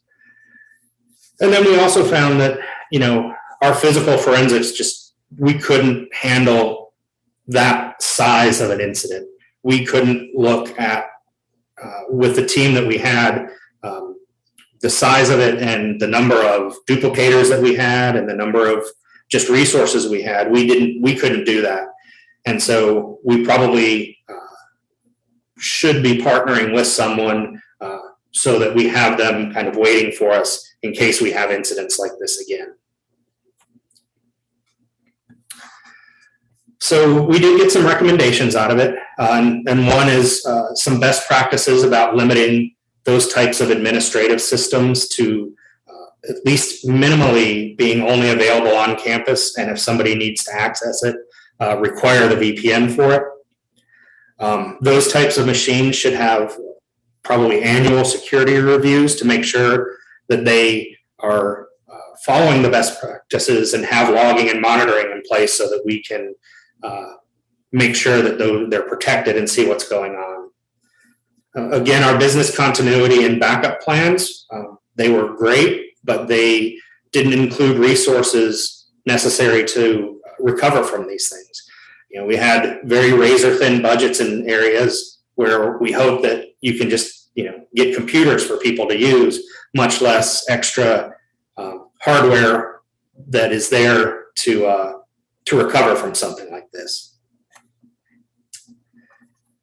So something that actually came up kind of as an aside that we hadn't really thought too much about, and this was because kind of that large group of people we had someone from our purchasing area to talk about what our contract with Kaseya is, and that we do all sorts of security reviews and compliance questionnaires up front when we have somebody sign a contract, but there's never anything that happens. Renewals just kind of happen and you never look at that stuff again. And so that became an issue that got talked about a lot, is that maybe we need to change our purchasing process to include security reviews after the fact. We also have ServiceNow, and we have the major incident response in there. And our CERT response didn't match that IT-wide major incident process. And so we needed to actually kind of make sure the two merged into something that could be managed and done like the rest of our major incidents on campus that might come up. And that's just continuity and making sure that everybody who's required to get notification can automatically get those notifications. And then we did recommend tabletop exercises, which fortunately we were able to do one that was back in, I believe, March of this year. So kind of all in all, all our machines that had encrypted information on them were rebuilt from scratch. All of our shared drives, they either rolled them back to a clean state or the data was decrypted with the universal key. On Google and on OneDrive, also they rolled back to clean versions of those. We were fortunate that we knew when this happened and that there hadn't been a foothold in place before that. So we were able to basically go to the backups from the day before. But unfortunately, our scanning for PII and that just took way too long to complete. We finally, in December of 2021, we closed the incident, and we ended up having to add notes to about 130,000 accounts of either current students or former students that their data might have been impacted by this. Unfortunately, it was an encryption only, and it was not a exfiltration, so we didn't need to take any additional steps for that. And that's, thank you very much. I appreciate your time, and I'm sure we have some questions. So, yes, we have a couple questions, a little bit of time for it before we wrap up. So thank you so much, Jeff, first off, to you, also to your bosses and the lawyers at Virginia Tech for letting you present. I kind of wish more organizations would share about these intrusions that happen to everyone. I think there's a little bit of, shame in it, which is ridiculous. So first off, just thank you to everyone in your organization. A couple questions in the Slack, again, hallway channel for any questions. We had some questions about backups. The first question was, had you ever checked if your backups were working before this incident? So that was a big discussion. We found, because we don't actually have a central backup solution at Virginia Tech, so each department is allowed to back up the way that they choose to. And so we had all sorts of different situations where people had tested backups, hadn't tested backups.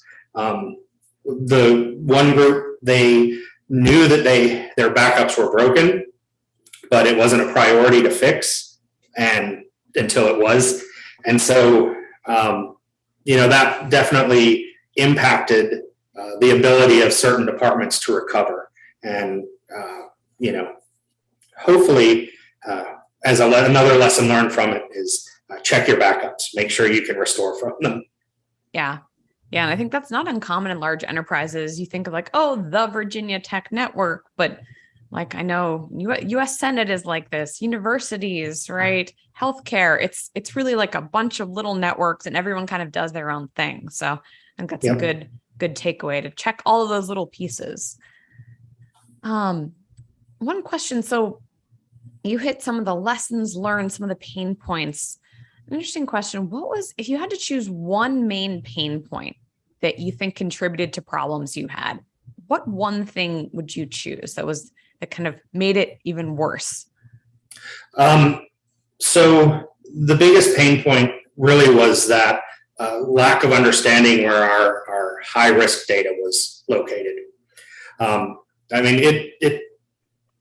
One department had 20 years worth of information that they hadn't looked through in a very, very long time. And so they were scanning files that should not have existed at all, that had data in them that should never have persisted past, a couple years. And so it was kind of that pack rat mentality of keep all our stuff because we might need it someday, really kind of hurt. And it, we were using, software to scan for PII, and it took months and months and months to run. And that's a good note to end on, right? Know where your data is and know where your crown jewels are in your network. It's a challenging task in and of itself. So Jeff Lang, thank you so much for an awesome presentation. You can hang out in the hallway if you have a few moments. I'm sure people would love to ask you a couple more questions. So thank you, Jeff. Sure. Thank you.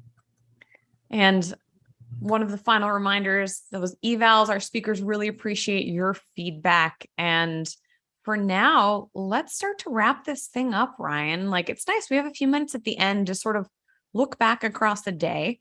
I don't know about you, but I have a zillion things I want to follow up on. Ryan, I'm curious, what are some of your kind of key takeaways from our awesome talks we had today? I had an absolute blast. I took notes on every single talk. On every single talk, there was a takeaway. And that's one of the big things that you want. I didn't have a feeling that any single talk, I'll just fast forward through that one. No, not at all. I thought I was going to be able to fart around a little bit to, check my work email here and there or something. Nope. My eyes were glued to the screen for every talk. I mean, just going over all the various talks, Nick talking about you're dealing with criminals. And that's a very, very important thing to keep in mind. Promises, what do they mean?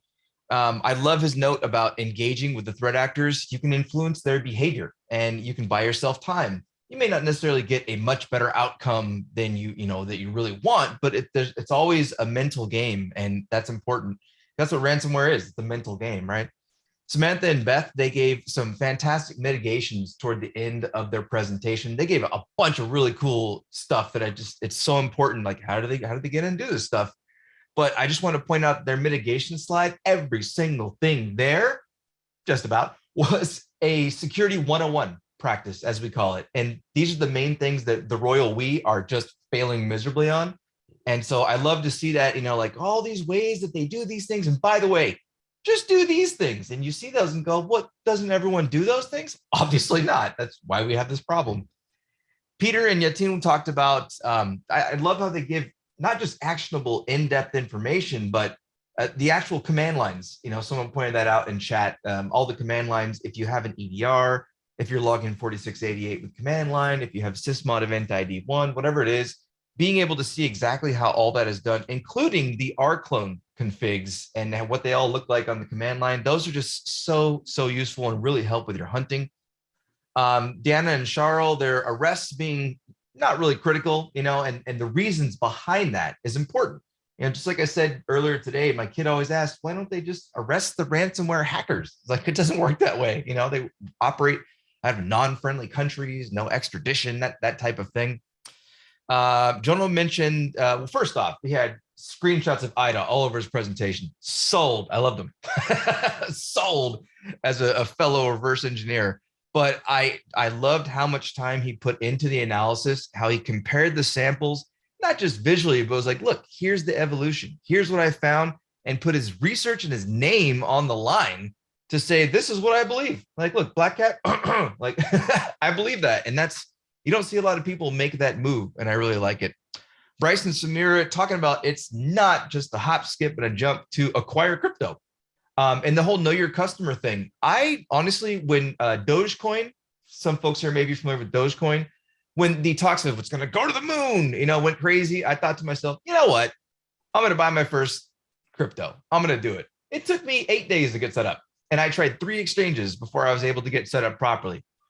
I found that really weird, but all 3 of them wanted to know the customer and they all wanted certain information. And I was like, I'm not doing that. So you just keep in mind for organizations, it's not that easy. And also for people who think we can just trace anything and everything, all their anti-analysis methods they presented. Oh, really cool to hear about that. Carl gave a fantastic real world story. And my main takeaway from his talk is, it's not just trust, but verify. It is don't trust, verify. We don't have RDP at the edges enabled. That would be silly. Okay. Yeah, no good. Shadow IT for the lose there. Michael gave some great examples of the overall management process, including the departments that are involved in all of this. And I just love how he opened that, I was ranting right before his talk because I knew it was coming. And I was like, it's not just the people in security. It's everyone needs to be involved. Every group at the very least. Kunal gave a fantastic freaking presentation, forensic artifact wise. I was enamored. There's a bunch of stuff that we cover in 528. There's some tips I learned watching that presentation. It was awesome. I want to steal him as a buddy and a trainer. I'm going to steal you. And then we had Jeffrey. I love the candor, and I love, just like you said, it is amazing that he was able to provide that on behalf of his organization. We rarely see that. And speaking of things like daily calls over the 4th of July weekend, for anyone not familiar, that's a national holiday, one of our bigger national holidays in the United States. And they were working throughout, and their insurance, saying things like, well, your employees are salaried, so we're not going to offset costs there. I mean, they just have to work. Okay. I've had situations where we work incidents for sleeping in cots, at work. That's a worst case scenario, but I've done it myself, so you run into that place where you hope to be able to, provide food, and not just pizza, but good food for your responders. And even just thinking like, well, insurance is going to help with our, offset some of these costs. Maybe they won't. Like, you have to know what they're going to support and they won't support probably ahead of time. So everything. Oh, and the last part there was the Revel. It's really cute how they have like product packages. Oh, do you want 30 keys? You can get those per, this is the amount for 30 keys. Or, it's upsell. You want a universal decryptor? Oh, that's only 70 million. Like, they're just, one step away from being like, do you want fries with that? It's an extra $1. It's just silly. So I loved every single one of those talks, and I'll digress now and let you give your overview. Thanks for doing the hard work of summarizing an entire day. I think what I am struck by, which is something we've mentioned before, is just how many different pieces of the ransomware ecosystem there are, and how many different people are required to help figure this thing out. This is something I was sort of guilty of. Like, a couple of years ago, when ransomware started to get bad, I was like, all right, well, as defenders, we can just prevent it, right? If we just like lock down our networks, or like have really good post-exploitation detection, we can just prevent it. And like, that's a piece of it, right? We had some really tactical talks on how to detect data exfil, right? How to detect lateral movement, the initial access brokers. So that's one piece of it. But then we need people who are monitoring the adversaries, right? Monitoring those dark web forums. Samantha, Beth, others like that, who are monitoring what the adversaries are doing and the people are doing. And then ideally, we need people who are engaging with adversaries. Nick's talk, talking to those adversaries, figuring out what they're doing. It takes management, right? It's not just going to be the incident responders or the network defenders. Our managers, our CISOs, our lawyers, our insurance providers, right? They have to be part of this. Then we all have to communicate with law enforcement, with governments around the world who can do things like make sanctions, or people in the financial sector who can deal with cryptocurrency. Like, I've just rattled off like 10 different industries and areas. And so, one of the things I think we tried to do in shaping this agenda was bring in those different voices. And I feel like we got a lot of those voices. So that was my big takeaway, is like all of those different perspectives. And it really does, we've said this, I think it's going to take all of us to continue trying to make a dent in this ransomware thing. One of the things I like to do at the end of the day is think about like, what haven't we talked about? And Michael hit this really briefly. And I had asked, I was like, did anyone else mention this? Michael said, seems like ransomware might be getting better. So I want to just pause and kind of chat through this a little bit. If you have any thoughts on this question of, is ransomware getting better or worse? And how do we know? I'd invite you, type those into that Slack channel 1/summit discussions. I'll kind of kick us off on this and then ask Ryan to give his thoughts. First off, I think it is really, really tough. I don't think anyone knows for sure all of the ransomware intrusions that are happening, right? And so it's really hard to know what's gotten better or worse if we can't accurately measure it. And this is one of the cases that I think a lot of people have made in terms of the policy side, which we haven't talked a lot about, for requiring organizations to report ransomware intrusions. And wherever you fall on, if you think that's a good idea or not, the idea that, hey, we don't all have perfect visibility, it's hard to know or count, means we have to think about this a little more carefully, right? some of the things that I look for on whether it's gotten better or worse. I'll drop a link in this discussion, the record from Recorded Future. They try to track the number of posts to these different leak sites. This is one kind of metric we have in the absence of perfect metrics. And based on that, seems like maybe it's not all that much better. I think since last summer, though, we think of Kaseya, we think of Colonial Pipeline. What I will say is, I don't know if it's gotten better. I think it's gotten different. What I have heard from a lot of different folks who work for incident response firms is maybe you're not getting as many cases as you have been before. I think maybe there's been a shift, right? We know cyber insurance providers have changed up their requirements. Maybe they're not paying out as much. So I think there's a shift, but I think the key takeaway is, and hopefully you all feel this and you all showed up today, regardless of whether maybe it's gotten a little better, some people think in the chat, maybe it's gotten a little worse, it's still one of the greatest threats to every single industry and organization.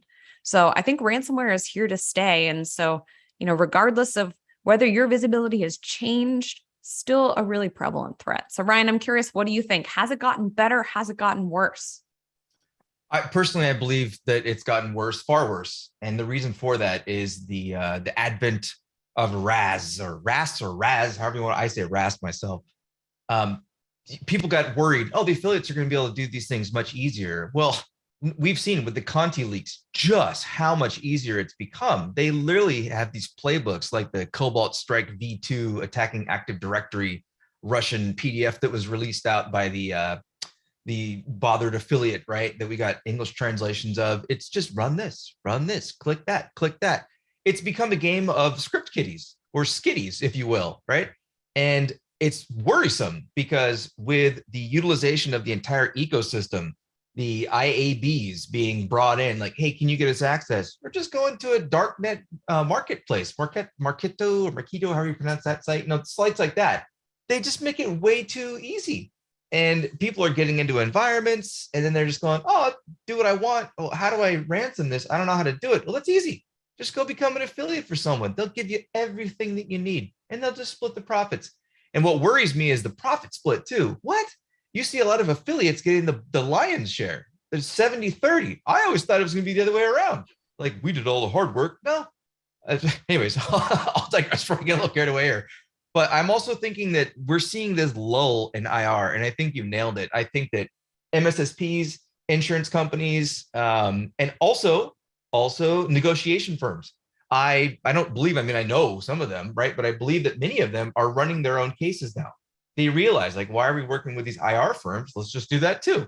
And we're not getting as much information reported from those. At least that's what I think or see. But yeah, I agree with you that a lot of this statistics sites and folks that I know that track it, more on a private kind of scale, we're seeing just the same amount of stuff. And we're seeing a greater prevalence of newer and more, I almost said more sophisticated. No, the opposite of newer groups and operations, Black Cat, I thought at first was going to be some, lame little, and then, yeah, when I saw how they were operating, I was like, oh, they're better than I thought it was going to be. You hear all these names, a lot of people have never even heard of Cuba ransomware, but go look at how much they've done. It's not looking pretty. The horizon looks a little bleak to me. Yeah, some of the comments coming in, which I appreciate. A couple people, echoing what you said, Ryan, getting a little more sophisticated, right? We had some comments today throughout.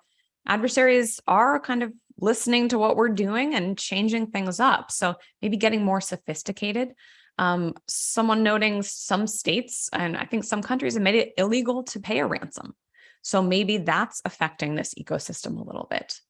Some cyber insurance providers are dropping ransomware from coverage. Maybe they're changing that coverage. That could have an impact. Really useful comment. This is one I've heard a few times. Perhaps they're shifting to more smaller companies, smaller businesses who maybe aren't making the news, right? It's those news breaking incidents that we all hear about.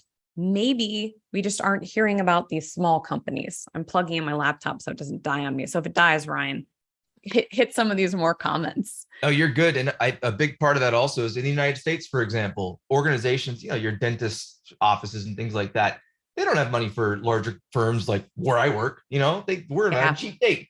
They often report to the FBI. And I'm not sure if a lot of folks know, the FBI hands off a lot of the actual analysis to the Secret Service. Yeah, the Secret Service. You're going, you sure you meant to say that? Yes.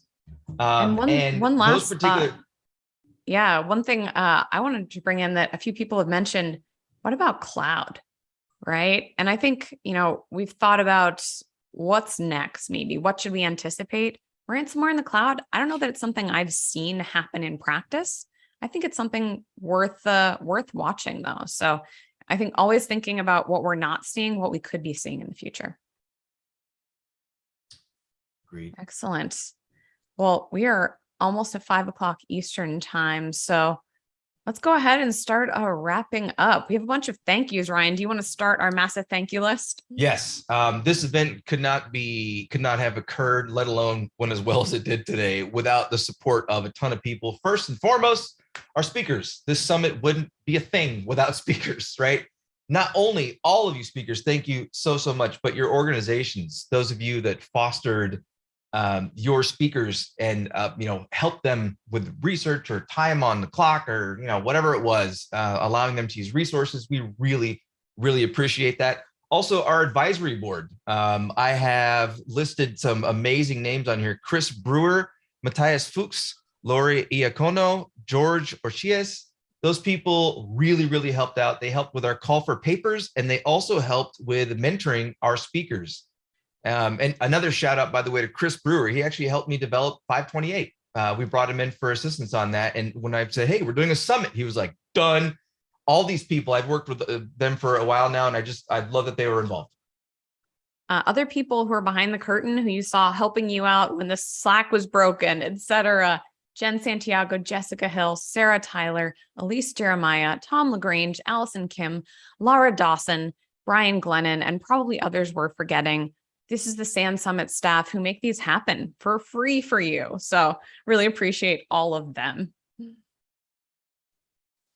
And then some more administrative types of things. We have a solutions track going on tomorrow. I dropped the link to that little sucker in the Summit discussions. There's a schedule. You can check that out. Please also note that our Slack environment will be up through that solutions track. And you'll notice, hopefully you have by now, there are a number of channels in here that begin with solutions dash. Thank you so much to all of the organizations who are taking part in that track. We definitely appreciate you. Another event in addition to solutions tomorrow, that's Cyber 42 game. That's happening on Tuesday, June 21st. If you need details, ping us in Slack on that one, but you can sign up from your SANS portal for that one. Another note, a final note about Forensics 528, ransomware for incident responders. I am going to get beat up later because I didn't have the full course description ready. But again, the link is in the chat for 528.com/course. In the next, hopefully 24 hours, we will have the full course syllabus up for everyone to take a look at. Running our alpha next week and the beta shortly after, and we're going to release this puppy, and I couldn't be more excited. And if you enjoyed some of the threat intel content today, reminder, I teach Forensics 578, cyber threat intel. You can also find me. I give lots of threat intel content in my monthly live stream, SANS Threat Analysis Rundown. So you can follow Ryan and I on Twitter to keep up to date with other fun threat-based things that we're doing because we love doing this stuff.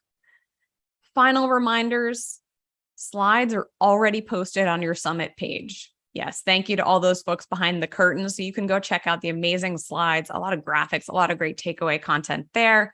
The videos should be posted in the next couple days. Give us a little bit. You'll get an email whenever those video recordings are posted so you can share them with your friends and enjoy those again. Of course, we really appreciate your feedback. If you could take a moment, especially at the end of the day, to just fill out that evaluation, let the speakers know how they did. If there are things that we as a summit team could do better, let us know as well. We appreciate that.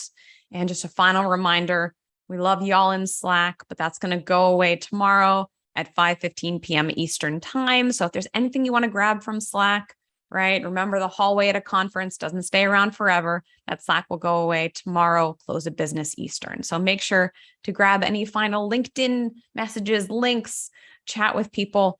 A lot of great discussions in that summit. And lastly, our last big thank you. Obviously, thank you all for coming, hanging out with us today. Hopefully you learned a lot. We love doing these. We love sharing with the community. So thank you. think that's all we got, Ryan. Yep, that's it. Thank you all for attending, and